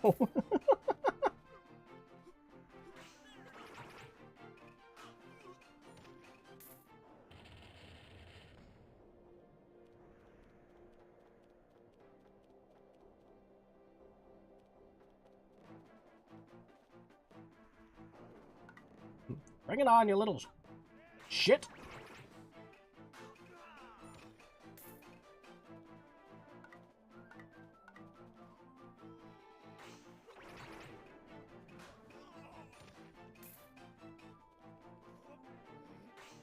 Plus, emulation on the deck is just, it's beautiful. It's absolutely wonderful. Frickin' GameCube games run like a frickin' dream on there with Dolphin.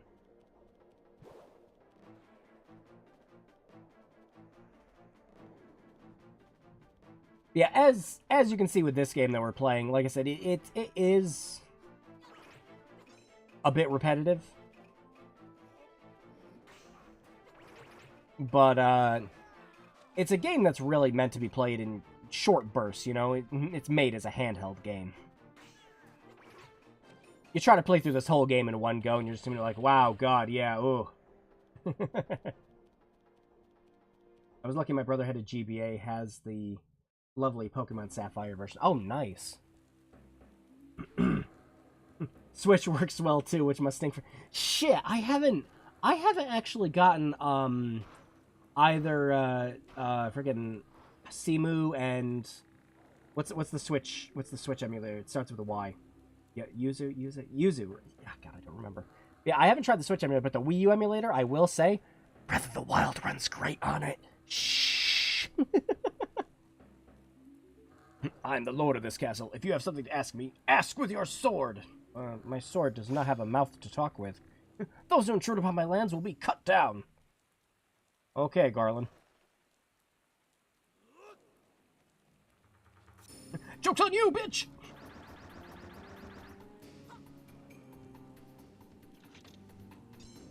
Damn it!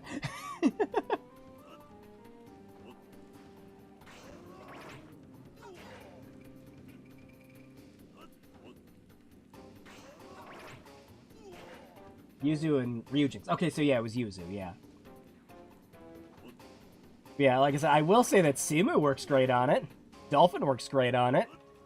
RetroArch works great on it too, but I would recommend just getting the separate emulators.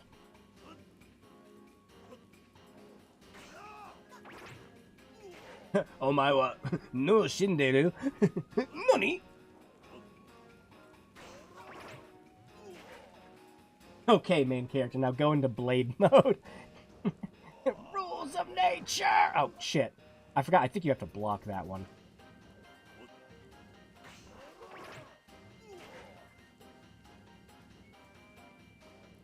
Yeah, I was about to say, the emulator was actually working so great for Yuzu that Nintendo was actively blocking fucking videos.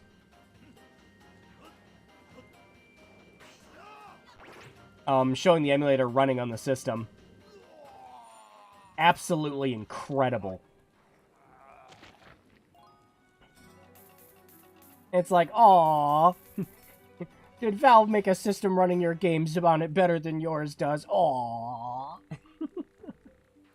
Yeah, I played a totally legit copy of Shun. That sword, like a rock, it crushed me. I regret to tell you, the princess is in another castle. Actually, I'm fairly, if I remember correctly, one of the guys does in fact say that the princess is in another castle in this. Haha, hee hee, funny joke. But you gotta remember, like, when this came out, it was like, what? It was like 2011, 2012. It's like, you know, the joke wasn't completely dead at that point. But yeah, we'll wrap this up here for Sakura Samurai. I do really enjoy this game. I have fond memories of it, but it is repetitive. It is quite repetitive. Skill issue. But it's short. Like I said, it only lasts a couple hours. There's some fun side content stuff you can do to get upgrades for your weapon, things like that. But it's fun. It's a lot of fun. I did remember I made a joke to a friend before with this game with Sekiro. I was like, dude, I already played fucking Sekiro, and I showed him Sakura Samurai. He was like, shut the fuck up. Oh, it was fun.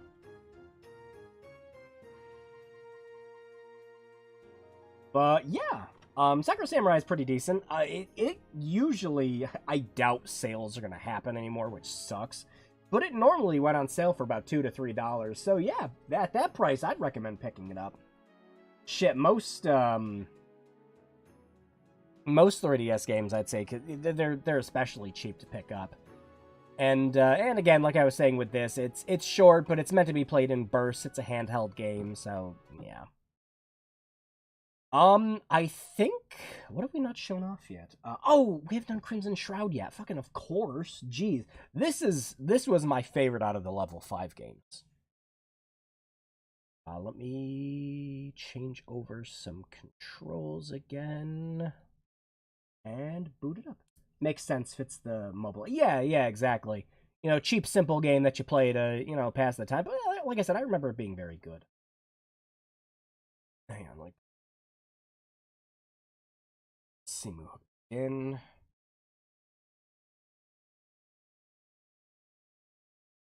Oop.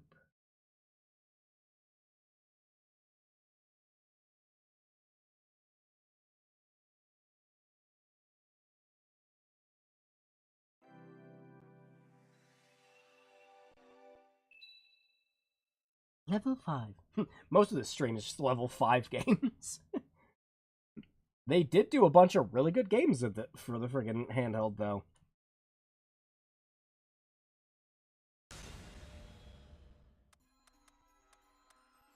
Oh god, what's going on with the music?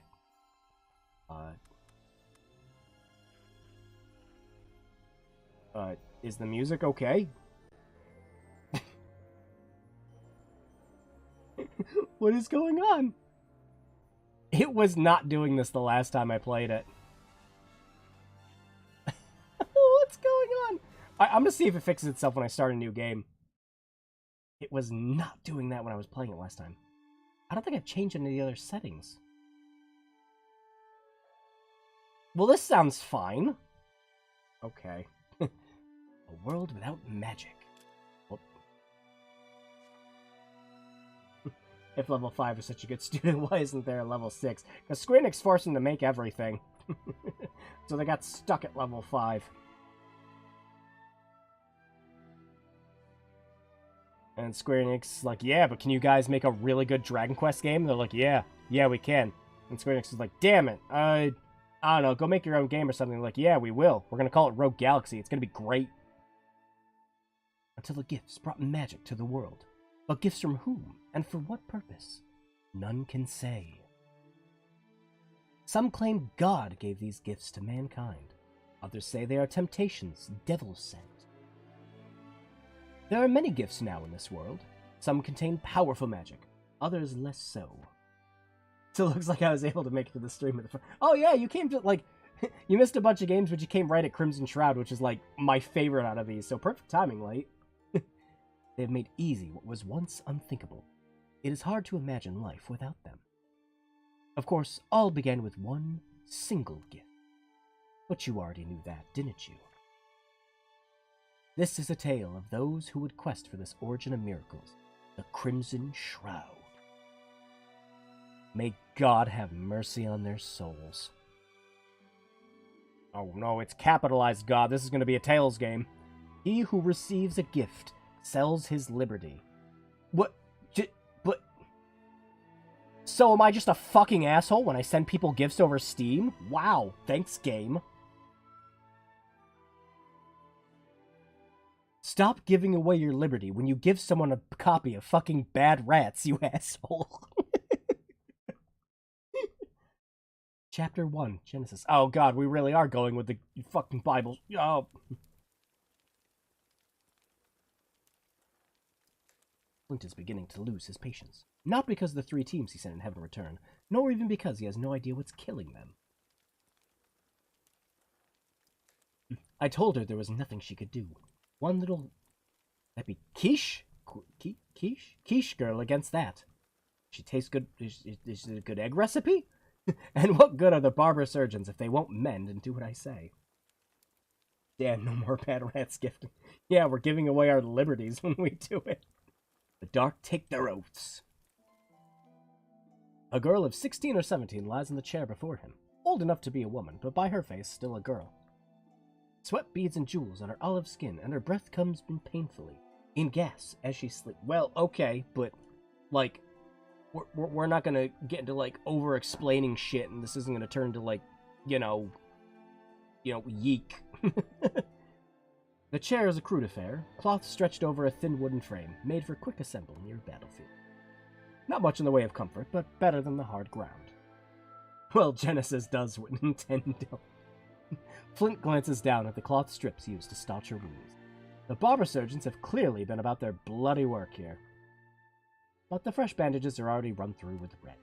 The reports that her wounds were light. Not light, and he sees the truth of it here. No time to nurse her back to health now. Flint knows her name, her face, her skill. Yeek, oh god. I tried playing Yeek again recently after, like, the last update came out. I'm like, did it get any better? And there is an option to make fucking Alex Yeek talk less, which thank god. But I could not progress further with the game because I somehow ran into a fucking bug where none of the text boxes spawned at the beginning. Like, I could interact with stuff and the text boxes were there. You could, like, hear them, like, shooting out text and you could push buttons to advance it, but they just weren't showing up. I couldn't see any of the text. So I was like, oh good, this, like, text narrative game that needs you to read all the time. I can't fucking read anything in, great. So I'm waiting for the next big update to come out to see if that fixes that. She is one of the Quiche, a heretical, godless people. They see the will of heaven in the movement of stars, and hear the laws of earth in the whispering of spirits. My god, this is turning into a Tales game. This is their way. This is the way. They have no land of their own, roaming with no heed of borders. Many wonder openly why the Conclave affords them such protection. The particular quiche, Freya, is none other than famed chaser Yakwe's partner? Yakwe. Jiakwe. Yakwe. Wakamole. The dark take him too. Sometimes I think the man's sole purpose in this world is to bring me grief. Chasers are like hounds, trained for the hunt. Alright, so there's a lot of setup for the story here, and the game does have a lot of reading. It is something you're kind of supposed to take as like half a novel and half of a game, because the gameplay in this is a hell of a lot of fun. It essentially plays like a board game with dice. Which, you know, like, every other freaking, game at the, like, every indie game now, like every other one, I swear to god, is like a deck-building roguelike. But this game did something like that before all those came out. So I love this game. It was kind of fascinating to have something like it. Especially on the 3DS. He's one of mine.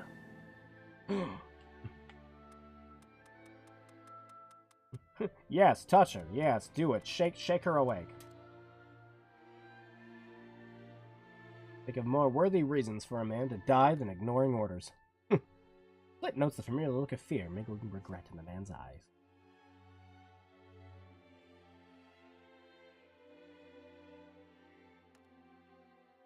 A slurry of medicine.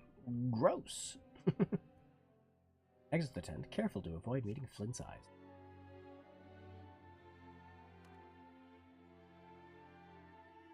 New text campus. Oh yeah, this game has a new game plus too, I forgot. Shake, shake.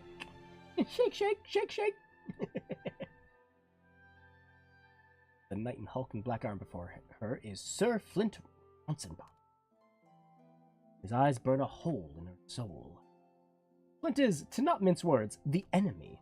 One of the Knights of the Peace, he serves the Senate in name and himself in... The full extent of his shadowy dealings are known only to him. And it is a fact of the profession that chasers sometimes accept work that is not entirely lawful. Ah, like what I'm doing with this stream.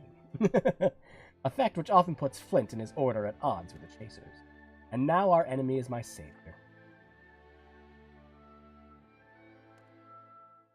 Alright, so yeah, I'm gonna speed run through it. Like I said, the story for this game is actually really good, and the setup for it is great.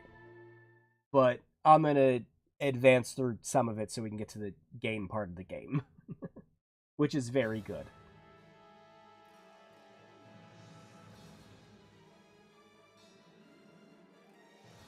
How did things go so wrong? Curse at the sky, as you curse your own lack of caution. The man, the one that spreading pool of blood, isn't moving.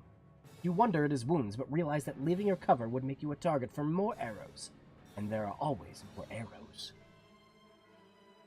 You feel eyes on you, and see Freya behind a tree, not 10 paces away, glaring at you as if to say, this was ill-planned. Ill-planned indeed. None had been willing to lead you into Sinner's Gulch except one brave man, the one out there leaking life. He told you of the danger himself. The gulch is goblin ground, and so he just walked into it and got shot with a shitload of arrows. Good job, man. Goblins might stand only half as tall as a man, but they're quick, cunning, and savage as jackal.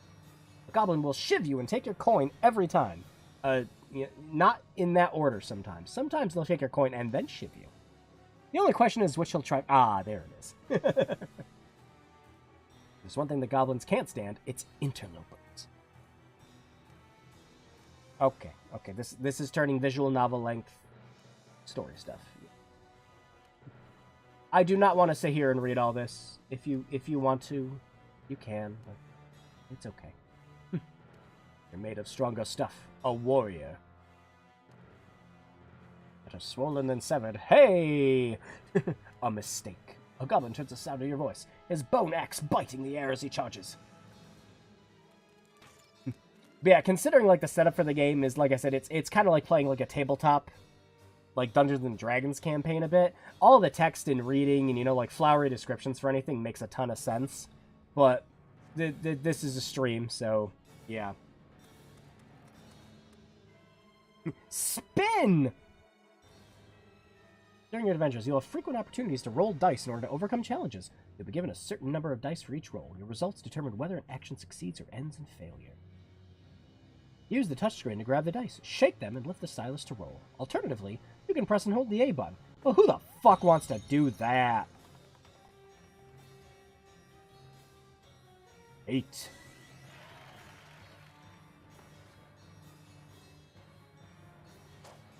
You spin and knock the arrow aside with your sword, only to see another follow right behind it. A ruse! Well, you parried the first arrow, now your weight carries you directly in the path of the second. The arrow is about to pierce your side, when the air around your body seems to shimmer and harden, like translucent armor. Freya's sorcery. Is that a Viera? No, she doesn't have rabbit ears. But there's no rest for the wicked. The first goblin rushes in, swinging his bone axe straight for your head. But yeah, like I said, I'm going to skip a bunch of this text so we can get to some of the game part of the game. Because it is very descriptive. If I didn't know any better, I'd say you were slipping. Yakwe! Yakwe! Jiakwe! Juhu!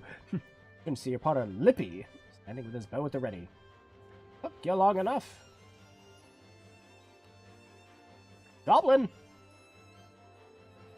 Don't get your small clothes in a bunch. That... You, small clothes? Small clothes? Small clothes. Okay. Hey, time to do the game part of the game. But yeah, this is one of my favorites out of all the level 5 stuff. Ew.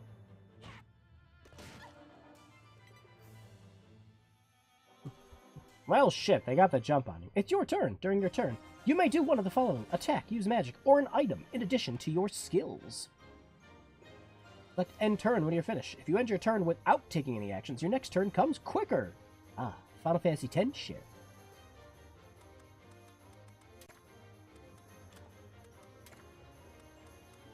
Quick, let me shoot my own teammates.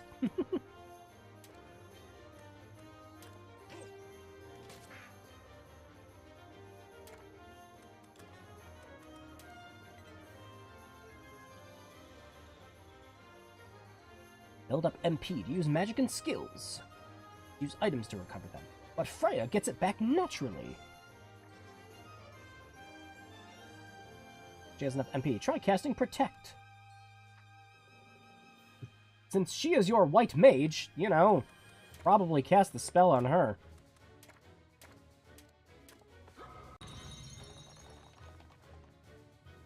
Ooh, good roll.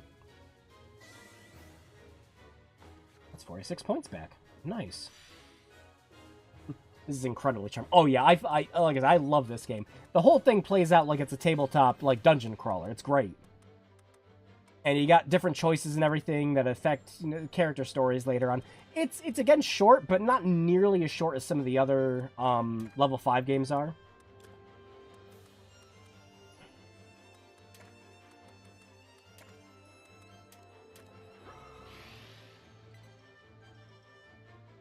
Funny how much Japanese devs love D&D, yet D&D itself isn't all that popular. Yeah, right? So much inspiration for a lot of JRPGs came straight from, you know, just Dungeons and Dragons stuff.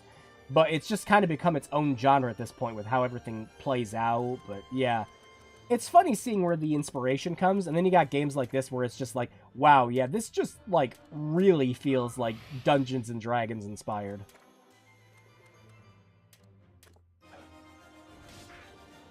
Nice.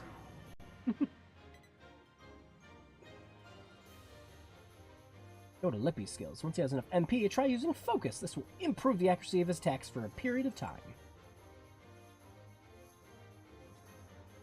Identifying the best skill is a really good skill. Thank you, game.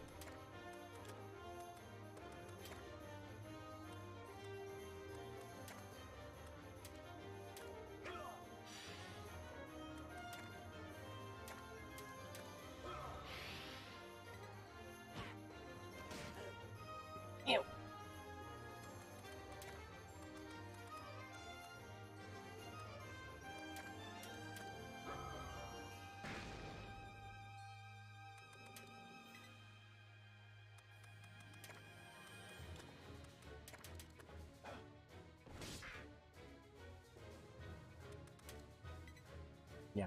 Also, the music is, like, very reminiscent of just, like, Final Fantasy XII's music to me.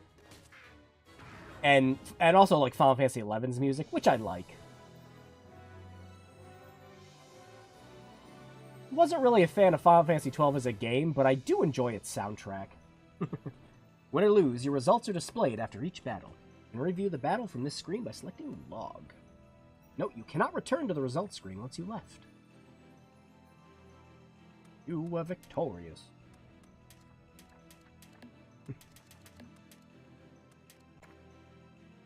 Woohoo! And now for the fun part of the game. After battle, you can claim items from the spoils. Each item requires a certain amount of barter points, which you earn during battle. So you are heavily encouraged to not only exploit weaknesses of enemies, but to finish battles quickly and in different ways. They all affect how many barter points you get.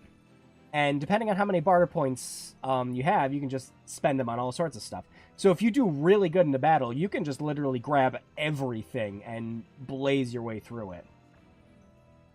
Your performance in battle determines the amount of barter points you have to spend. Barter points reset after each battle and are not carried over, so spend all of them.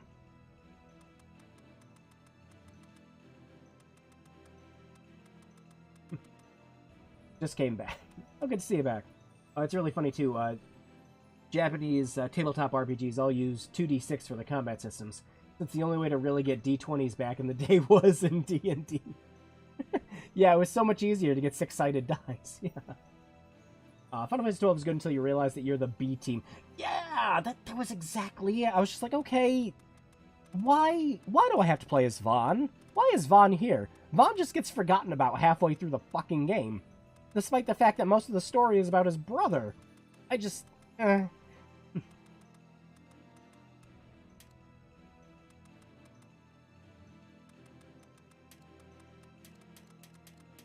I think for this first battle, we can just pick up everything, right? Yeah.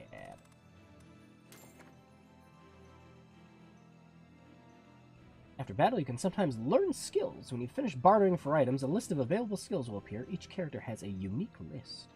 Select the skill you'd like to learn and tap it on the touchscreen. With the skill, the list automatically changes to the next character's list. The character can only learn one skill at a time. Unlearned skills remain in the list and can be learned in the future.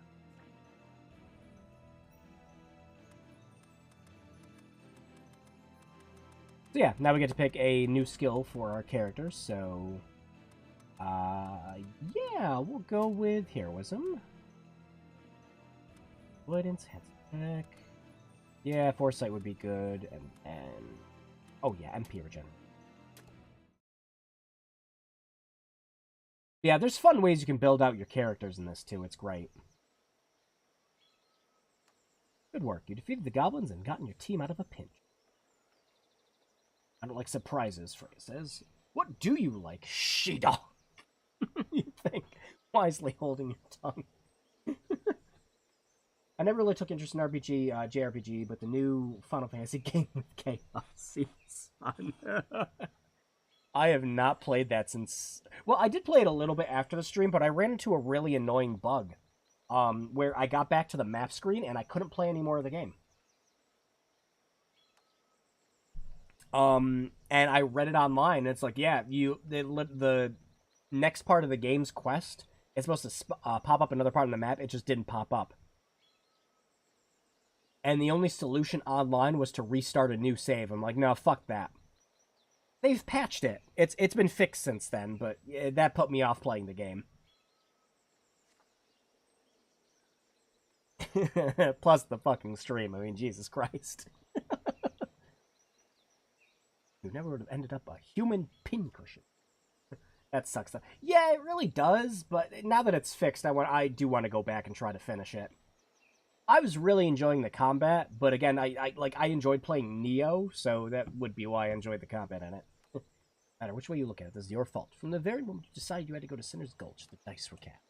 Died or no, you were heading for trouble. You coming? You look up, realizing that Freya and Lippy are already several paces ahead.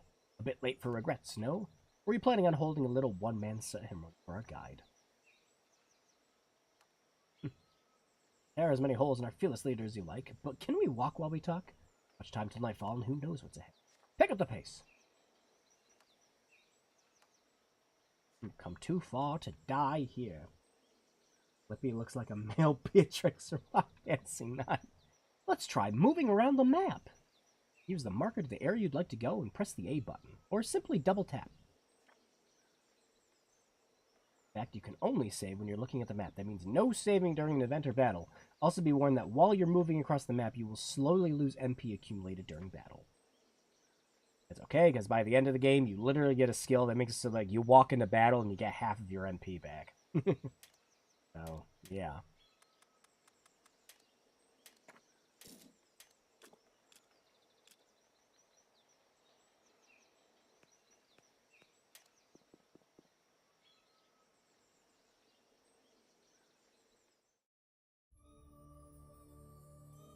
You gonna tell me how bad gifts are again?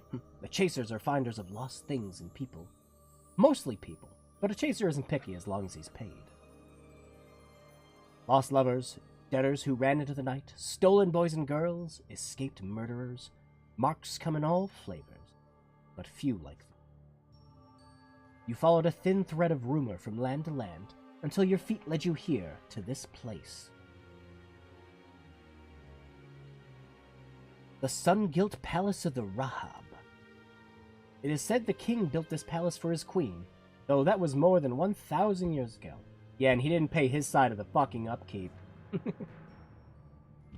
Reliefs done in sparkling blue lapis lazuli adorn its perfectly hewn limestone walls. When the slanting rays of the evening sun struck the palace, it glowed with the brilliance of gold. Oh good, so fucking Cusco's gonna take the place over. Now its vaulted ceilings have crumbled, its pillars failed, and its walls fallen under their own weight. It's a ruin, and experience tells you that ruins house worse than goblins. Oh boy. This reminds me of a game called Tailspire, which is a tabletop sim, but looks like... That's cool. I'd love to see more games like this. Because again, I really fucking enjoyed this. For like a $7, $8 fucking game you could pick up on the 3DS, holy shit, it's great. It's a good RPG with fun progression, you know, you get decent loot. But he sees sense where others see light. Handy for sniffing out enemies. My eyeball can smell things. Fine. Yeah, I can. Yeah, give him the axe.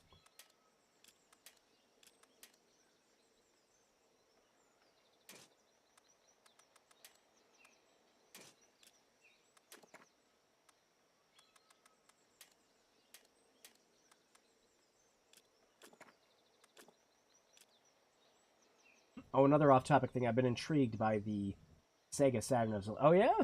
Like any particular game or just like games on the system in general?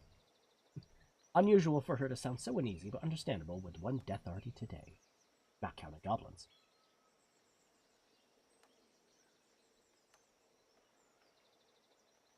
Well, nothing's good. Then nothing's your cut of the reward. Watch it, Freya says when they glare at you. I said nothing! You thought it. Sometimes you wonder if she's worth the trouble. In fact, on the very day you met 3 years ago. Terrace to the east, Sleepy. Looks like a cul-de-sac. Great place to get ambushed. Rough, but the entrance is narrow. If it comes to fighting, you can use that to your advantage. Caesar's motto is to leave no stone unturned and no trap unsprung. No such thing as character level in Crimson Shroud. Each character's basic stats will stay the same throughout the game. In order to improve your party, you must find and equip better weapons, armor, and gear. Monsters have been known to drop some of these things in defeating a battle, also you might find some treasure chests throughout the game. Good luck! Note, when equipping, magic is bound to gear, not your characters. It means that by changing your equipment, you can potentially lose the ability to cast a spell you previously wielded with impunity. Have been warned. Thanks.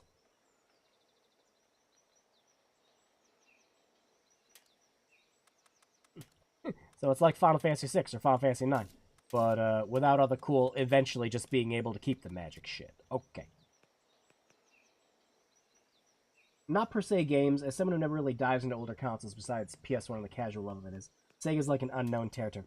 Oh man, that was me when I found out about just random ass consoles, you know, like the freaking like Atari Jaguar and the 3DO and things like that. And it was kind of fun to go back to those systems and just try out all these games. Like I was just I had no idea ever existed. Man-made pool for bathing by the look. The clear water indicates that whatever source feeds this pool still flows. Safe to drink, even. You drink it first before you do that? What you see next makes you spit the water out of the flagstones. Bleached bones lie at the bottom of the pool. That's fine. Now we know where the goblins throw their leftovers. I hope the bones are animal. Also, your equipment changes depending on what you're actually using in this. Amazing! Modern games still can't get that shit right.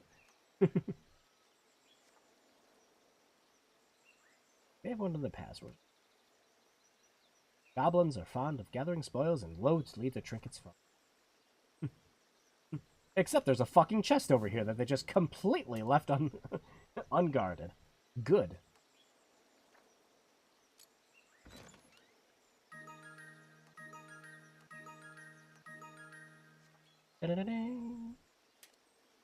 Not the most impressive haul, but useful all the same.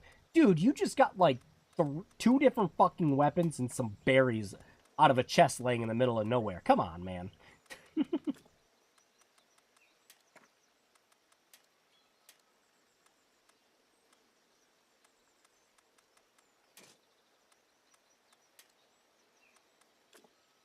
Be a little more respectful of just the random ass shit you picked up.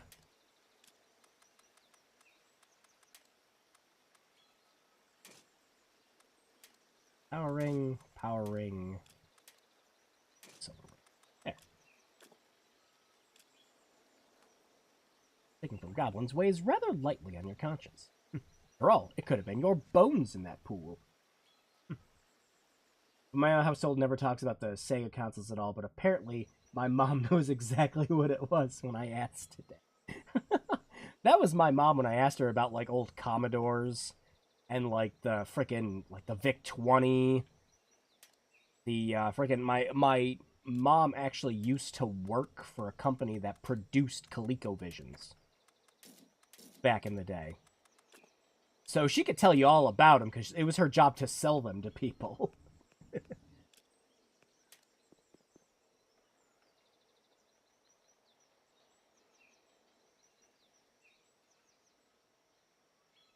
It's a beautiful entranceway in the palace's heyday.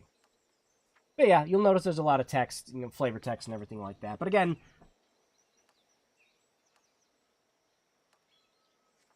a lot of this game is kind of like, you imagine like you're reading like a, you know, a dungeon master reading a lot of the stuff to you with the characters and everything.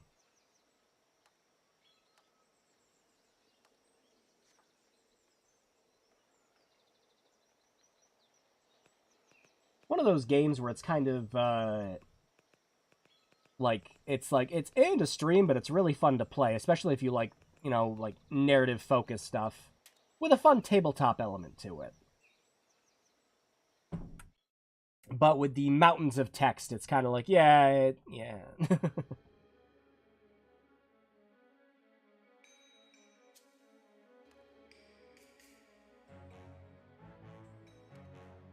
Well worn, the doors stand with dignity befitting a palace.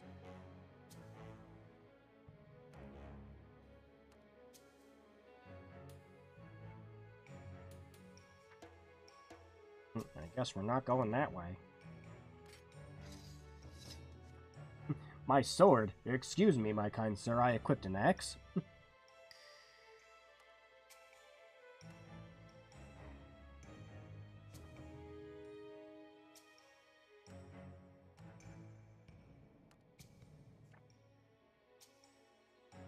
Time to mount a surprise attack! There are several varieties of battles in this. Either encounters, both sides starting even footing, or surprise attacks. Roll the dice at the beginning of battle to determine the number of extra turns your party receives. Roll for initiative, baby!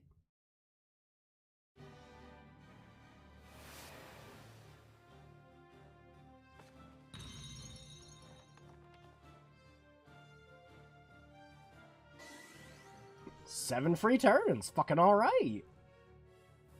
Enemy can attack for 7 turns. The advantage is yours! 7 free turns is, like, real fucking good for this.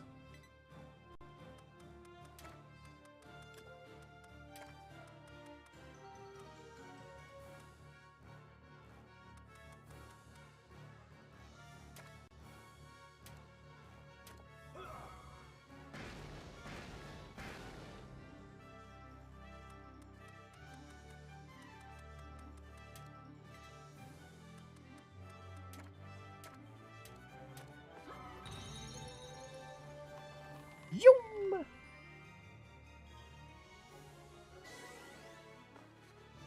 Could have been better.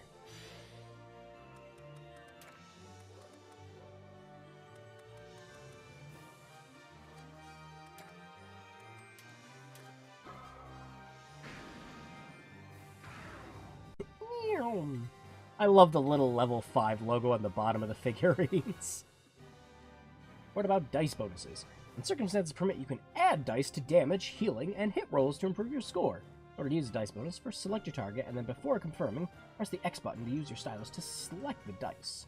Yeah, so one of the fun things with this, it's another thing that they kind of did with, like, Bravely Default, is there's ways to take even more advantage of your turns. In that game, it was by doing, you know, doing the Brave or the default system and that. But in this, depending on how good you do in battles and combos, you can get more dice that you can throw onto your chances for things. It's a lot of fun. So you can save up all of your dice for a big battle, or you can, you know, use them for when you're just, like, getting real close to dying. It's like, ah, shit. It's kind of cool. My favorite use for them was healing. I mostly always used them for healing. For now, I'll spot you some additional dice for free. Don't never say it. Don't never say I'm giving you anything.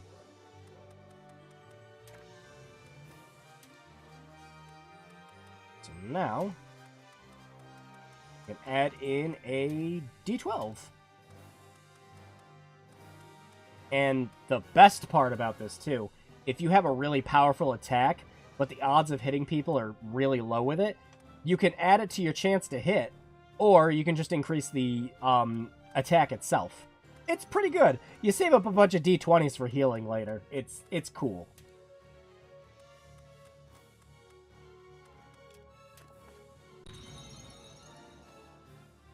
Fucking 6.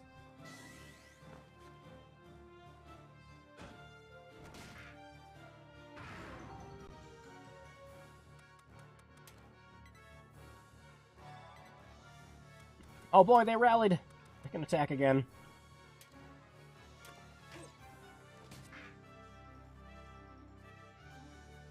Even I live in the Netherlands and the Philips CDI was bigger. Yeah, it's funny how some of the consoles like that were, like, way bigger than their, like, intended audiences were.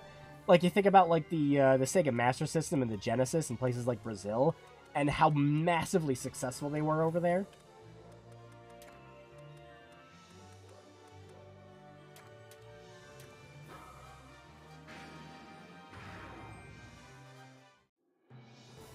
Victorious!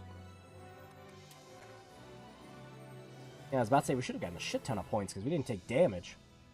You can swap dice for additional barter points after battle. You receive barter points equal to the number of sides on the swap die or dice.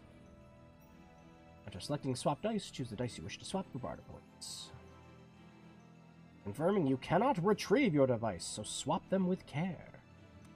We should be able to just grab everything. Oh no, there's a bunch of stuff. Hang on.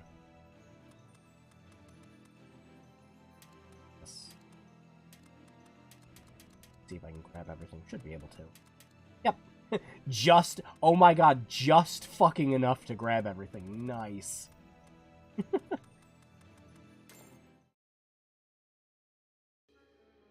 Walked away like a bandit with that. Congratulations, you won another battle. Stronger foes surely lie in wait ahead, though best be prepared for more fighting. Remember, to the wary goes the quarry.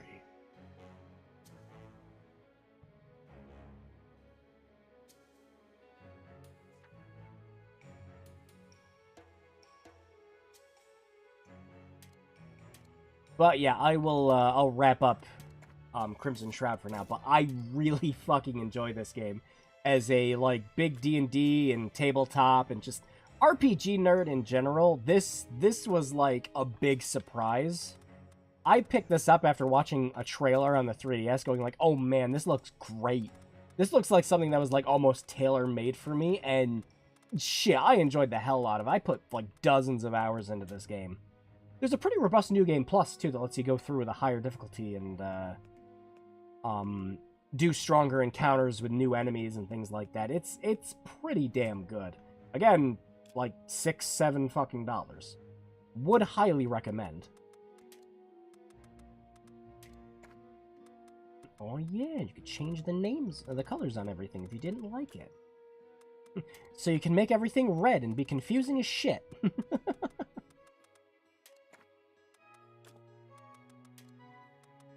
But yeah, this is another one where I'm going to stop playing it here, otherwise I might just keep playing until the end of the stream. And we've got one more game to quickly cover before we wrap up the stream. So yeah, Crimson Shroud, this is one I highly, highly recommend. Out of almost all the other games we played tonight, like everything we played has been great, but I highly recommend Crimson Shroud, personally. I love that game. Alright, what did we have lastly? Sadly, I'm about to head off. Yeah, I usually wrap these streams up around 11, so yeah, it'd be just about time. But yeah, I'm going to show off one more game before we hit 11 o'clock, which is Moon Chronicle. Yeah. Not sure how well this is gonna play with the controller. It's a good night. See you next time. Yeah, hope to see you too, Nines. It's great having you here. So yeah, Moon Chronicles is actually an updated version of Moon, which was originally released on the DS, made by Renegade Kid. If you recognize the name, they're also the ones that made Dementia 1 and 2 on the DS, which were like decent horror first-person shooters. I I know we play it was Dementium, wasn't it? Dementium, not Dementia, Dementium, right? But yeah, we played Dementium 2 on one of the Bad Games Block streams, just because the PC port's kind of. But yeah, Moon Chronicles, Moon is on the DS was especially good, but they brought this over to the 3DS and released the game in chapters, which was kind of weird, but they did add new content to it, so it's like, whatever. 11, about 5 a.m. here. Oh. Yeah, this was the game that was actually a bit more of a pain in the ass to get working, because I bought all the episodes on the 3DS, but I didn't realize while I was bringing my games over, it didn't actually bring all the episodes over. So I had to do extra work to get everything in here. It was, yeah. Everyone.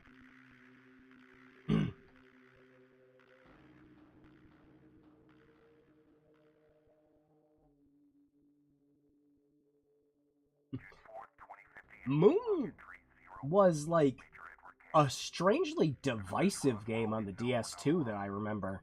There were people who either like really fucking loved it or said it was the one of the worst games they ever played.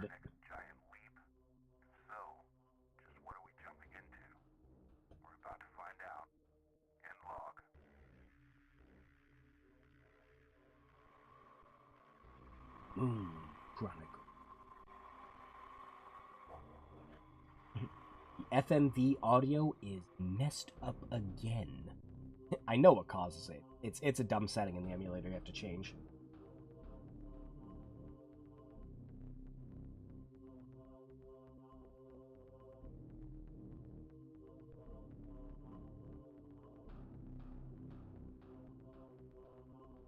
Yeah, no, don't worry. This cutscene looked grainy even on a 3DS screen, so.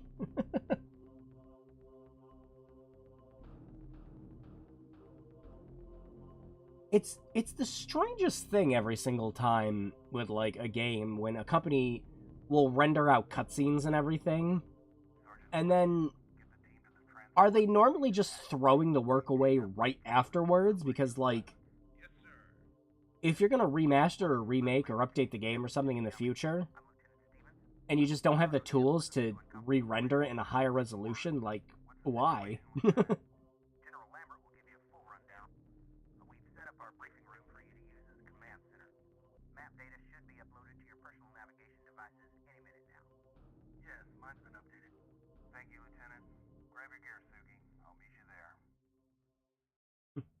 Listen to all this voice acting.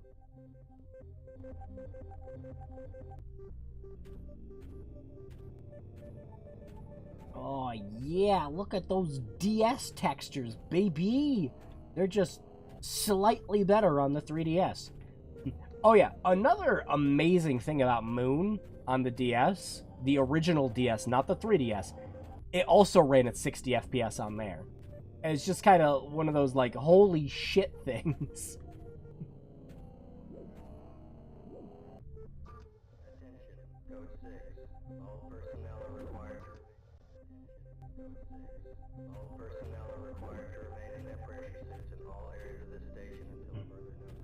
Okay. How do I type with boxing gloves? Yo, is this Quake? It's Quake if you shot more robots instead of monsters.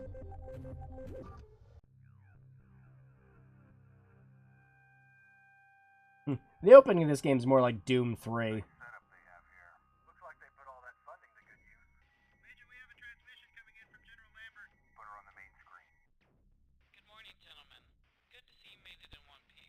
Look at that lip sync. Yes, ma'am. They should be arriving at the hatch shortly. Good. The team operator uncovered what looks like an access point into a larger structure. As you know. On this hatch are similar to those found in the Roswell wreckage. Personnel were ordered to hold fast, and your team was dispatched immediately to investigate. The team has arrived at target. Pipe their helmet cam feeds to the secondary monitors. Sir, Alpha Team has set up a perimeter around the dig site, awaiting further... Uh-oh. There was a massive power surge from that hatch, sir. It disrupted the... From Manhattan? What's Manhattan doing all the way on the moon? Lose the signal. Get them back. I can't, sir. There's too much interference. Stay here, Suki. I'm going out there.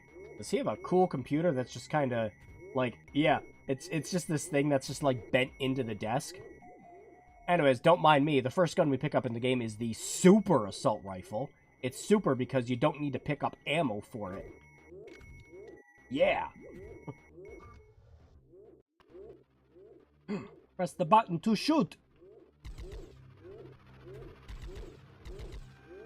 Oh yeah, the aiming might be a little finicky with this stick. I don't think I readjusted the dead zone. Oh yeah, this is... yeah.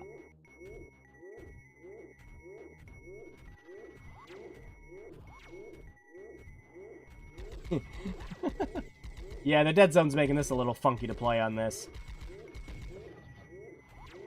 Thankfully, on the actual 3DS, this is one of those games where if the aiming's really bothering you, not only are there about like 4 different control schemes, but you can also just play with the stylus if you want to.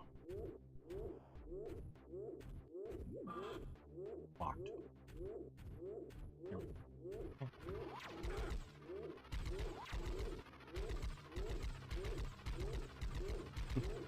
Stop moving, damn it.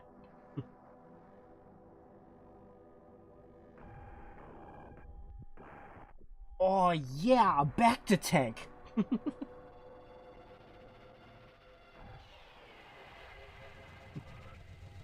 Oh fuck yeah, souls obtained. Major, report your status immediately. What happened to me? Must have passed out. Fuck, I was asleep for hours. The device released a vapor that penetrated your suit. Your vitals fluctuated, but they're stabilized. More than stabilized. They look like a 20-year-old world-class athlete. How do you feel? Actually, great. Was that drugs? Well, I can't say, except it's incredibly complex. Keep an eye out for larger samples. Roger that. You just sucked off some alien goo and you feel fucking fantastic. What's next?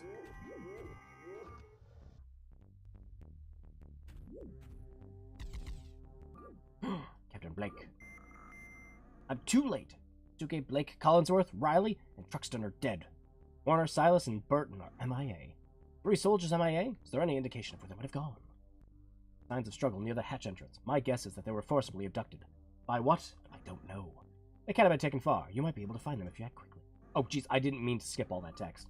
I didn't know moving the stick was going to skip text.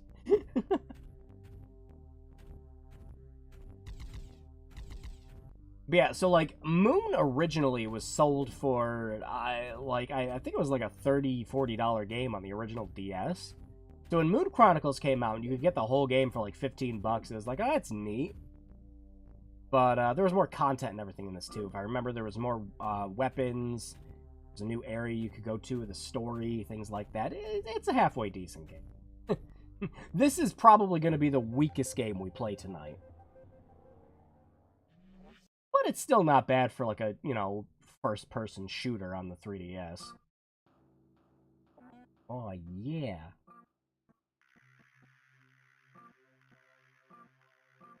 Another episode is in progress. Excuse me? Oh, what the hell? I didn't want to immediately start where I was testing the game last time. Whatever. All you gotta know is we walked in here, I slurped up some more juice, and I felt fantastic. I hope this has circle pad support. Oh, yeah, I'm playing it with a PS4 controller. It has circle pad support. The problem I'm having right now is I think I fucked up the dead zone setting at some point, because the aiming's really not working that great. It feels like it's snapping, which it really shouldn't. This is also one of those games where, like, it's like, alright, so some people might not have a Circle Pad Pro, So you aim with ABXY also, which is just yeah, just don't do that. If you play this game emulated, just make sure the Circle Pad Pro is enabled in Citra and go from there.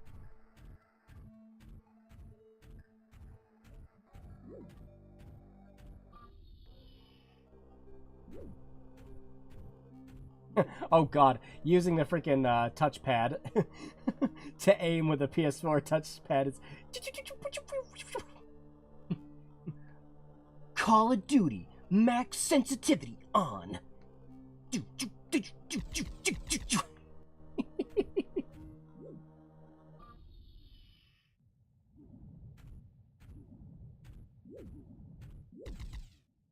keep pushing the wrong buttons to open and close doors. But yeah, this game has specific control settings for if you're playing it on a new 3DS also. So if you have the extra ZL or ZR buttons on that, you can do that. The Circle Pad Pro also gives you the ZL and ZR buttons as well. But yeah, it's fully supported with all of it. Some of the graphic stuff's kind of...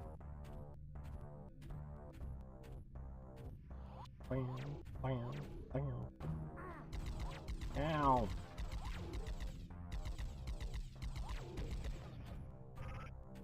Yeah, we don't have to worry about precision aiming in this game yet, though. As the Super Assault Rifle has infinite ammo, so you just do this until things die.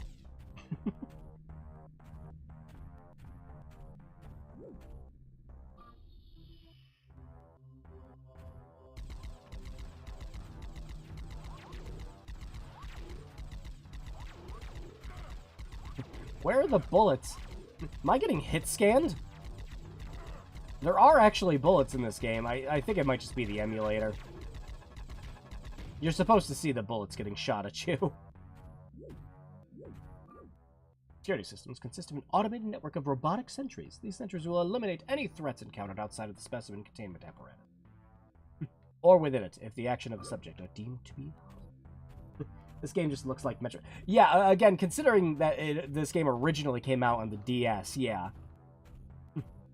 The 3DS version is just like, imagine you had, like, you know, enhanced widescreen with some nice quality of life features added in. Some of the puzzles in this game are actually really good, because, it's not just the usual, just sitting there pointing at things and shooting.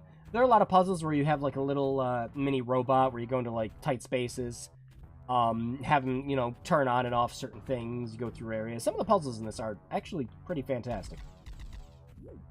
At least from what I remember. For a DS game, just like the Dementium titles, it also has a pretty good atmosphere for what it is. But as a 3DS enhanced port with, you know, things looking nice and shiny, it works.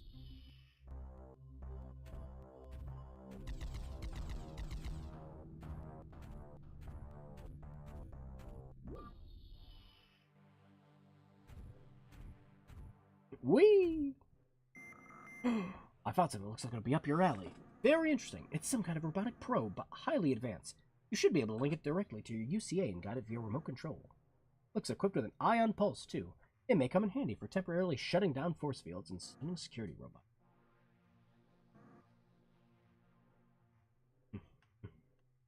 Captain Tsukigami's research history is not relevant to your mission objectives, Major. Shut up and just use the tech.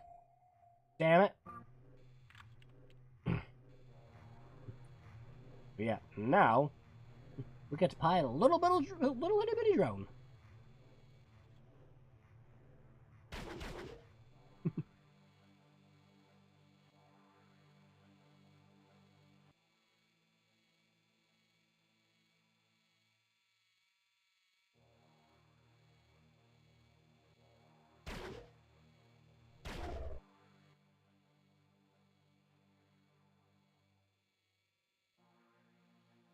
Yeah.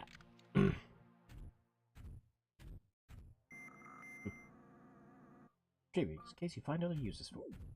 Yoink. Yep, always make sure to take your robot with you.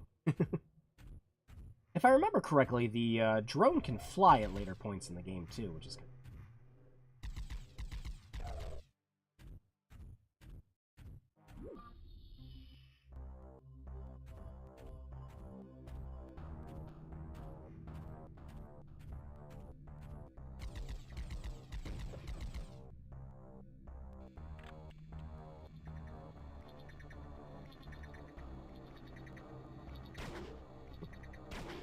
Get out of here, little shit.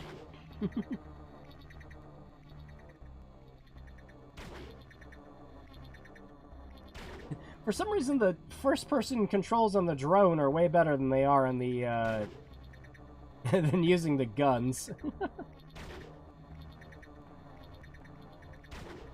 Maybe there's some, like, helpful amount of auto-aiming happening with it or something.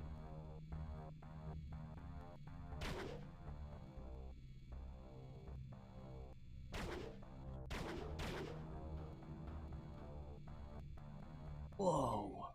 An alien artifact. Collect them to unlock secret missions. I sure am glad you went all the way for that.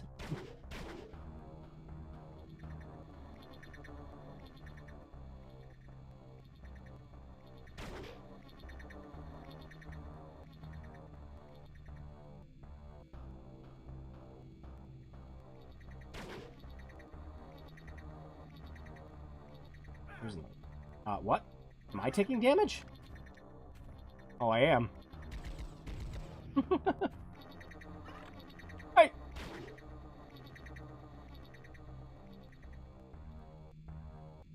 Oh, what a good dead end.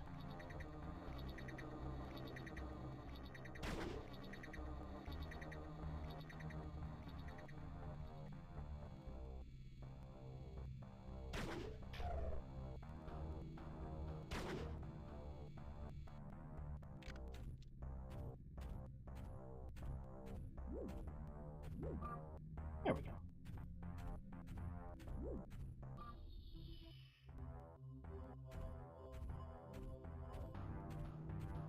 Oh no. How do I get over that? Why don't I have a jump button? In space, nobody can hear you. Press space.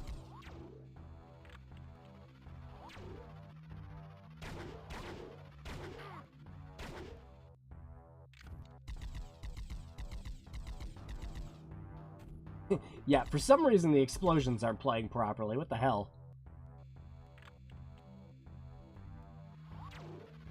I will just have to say it's a fault of the emulator and leave it at that. Quick, rush! They can't shoot me if I'm moving.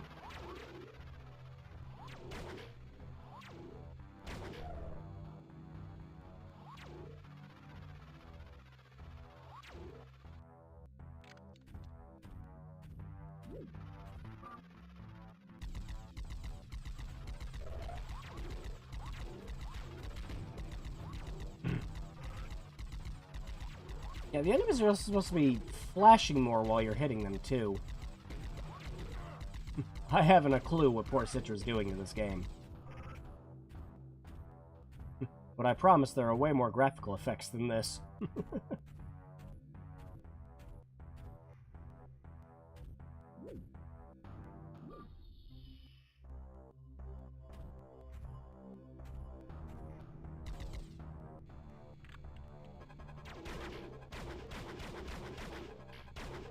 Kill it!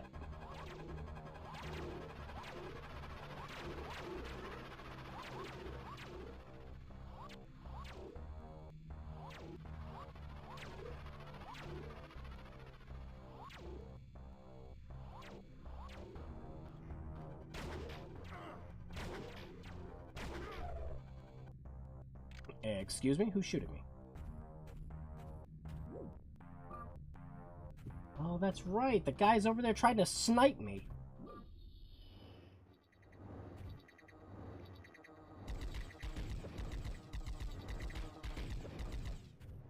Could be a saver mode.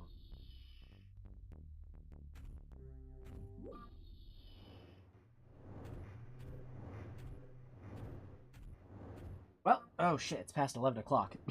So yeah, I think I'll wrap this up. Yeah, this is Moon Chronicles. I do promise it gets a little better than this. It does start out rather dull, but once you have more weapons, and the puzzles open up, it goes pretty well.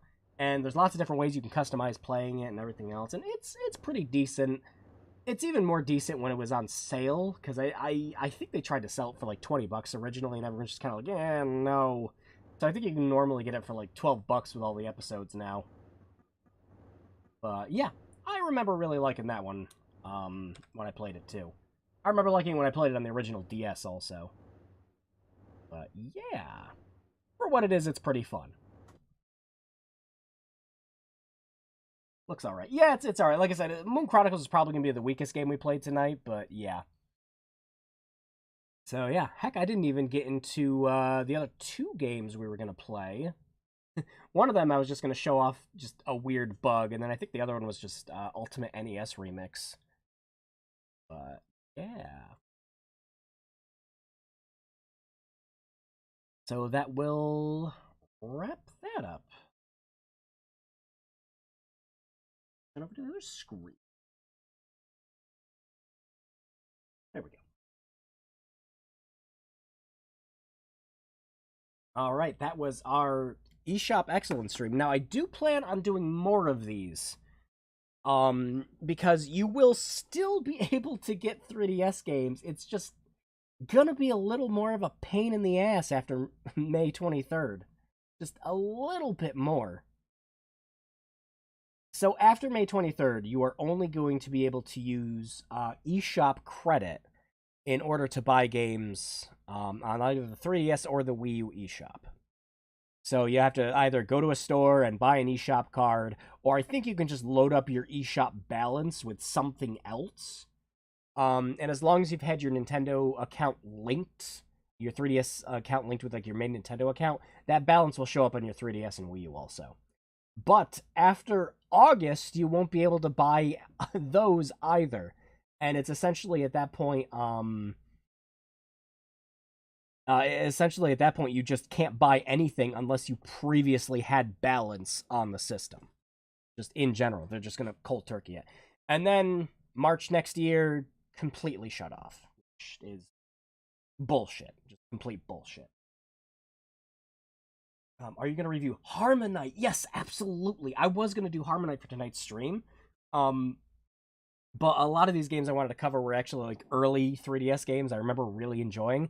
And I wanted to really cover a lot of the level 5 ones, because those are the ones like I really recommend. But yeah, I think next time we do a 3DS Excellent stream, yeah, we'll do like Harmonite, Liberation Maiden. I don't think I have Arrow Portal. I'll have to look and see if I do. Lots of freaking games. And I'd also like to not just do like tonight's stream was all about games that you can only get on the eShop. You can only get these games digitally, which sucks, because once the shop goes down, you know, there's not going to be any way to officially play these games or officially support the developers that made them. At that point, obviously, I'm going to recommend pirate away. Because, again, what's Nintendo going to do March next year? Oh, we don't like that you're playing all these 3DS games on, like, an emulator, or that you're downloading all these CIA files to play them. Yeah? And what are you guys doing to sell them? Making sure people get them in their hands. Exactly, shut up. But, yeah, I'd actually love to do another one with Harmonite and a couple other games, too. There's a couple of oddball 3DS games that I picked up also. I might cover those once I get them all ripped off my 3DS. Yeah, definitely more 3DS games in the future. While you'll still be able to get them legally. Yeah, that will cover tonight's stream. This was a lot of fun. It was really fun going back and revisiting a bunch of these games, because now I kind of want to go back and play some of them. Crimson Shroud especially, just like, holy shit, I love that game. And, yeah, it's just like, I love my 3DS.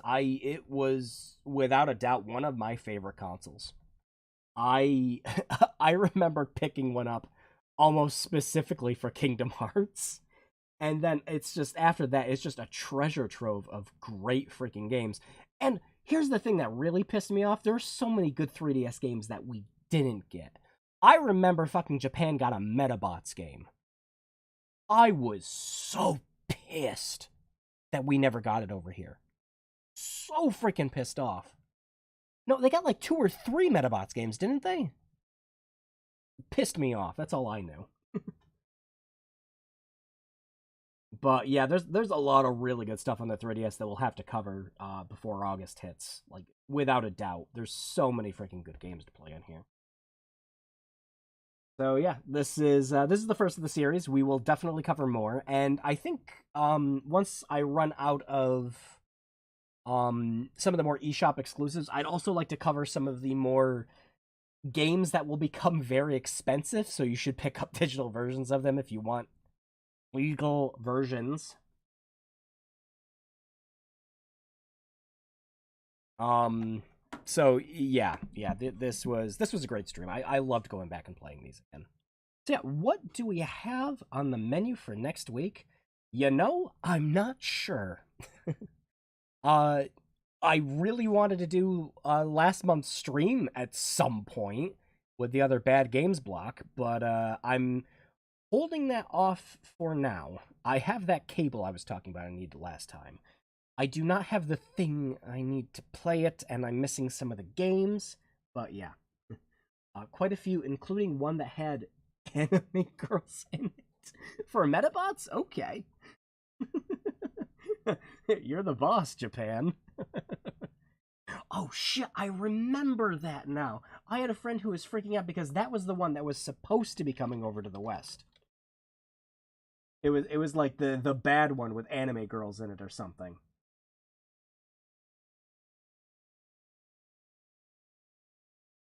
But yeah, they got like freaking like Metabots 9 or something, and I remember like they really wanted that. And I think he was hoping that there was going to be some kind of translation effort for it. I remember playing both the RPG and the fighter on the Game Boy Advance. I love those games. They were amazing. But yeah, before I get off topic. Yeah, so next week I am gonna look around at some stuff, and I will throw up some poll ideas. I've got a couple of games I've been keeping in reserve for when I run out of just some of the stuff I was gonna do for stream, so it might be one of those. But I will throw up a poll this week, and we will see. So yeah, thanks as always for everyone coming around to these streams. It's been phenomenal as always. Great to play these games again, especially since most of them run so well in Citra. That was the biggest surprise. Very few issues running these emulated, so if you wanted to play them, you can play them not only looking pretty great, but they run pretty fantastic too. So yeah, highly recommend going down that route. And of course, you know, maybe modding your 3DS to free those games from that system. Alright, thanks for the stream. Good night. Yep, good night, Kat. Good night, Zatsume, and I'm gonna imagine that late night's still there, so good night to you. You guys stay safe, have a great weekend. Wash those hands, and I'm gonna go to bed. I gotta prep myself for another 10-hour workday tomorrow, so you guys have a good one. Take care.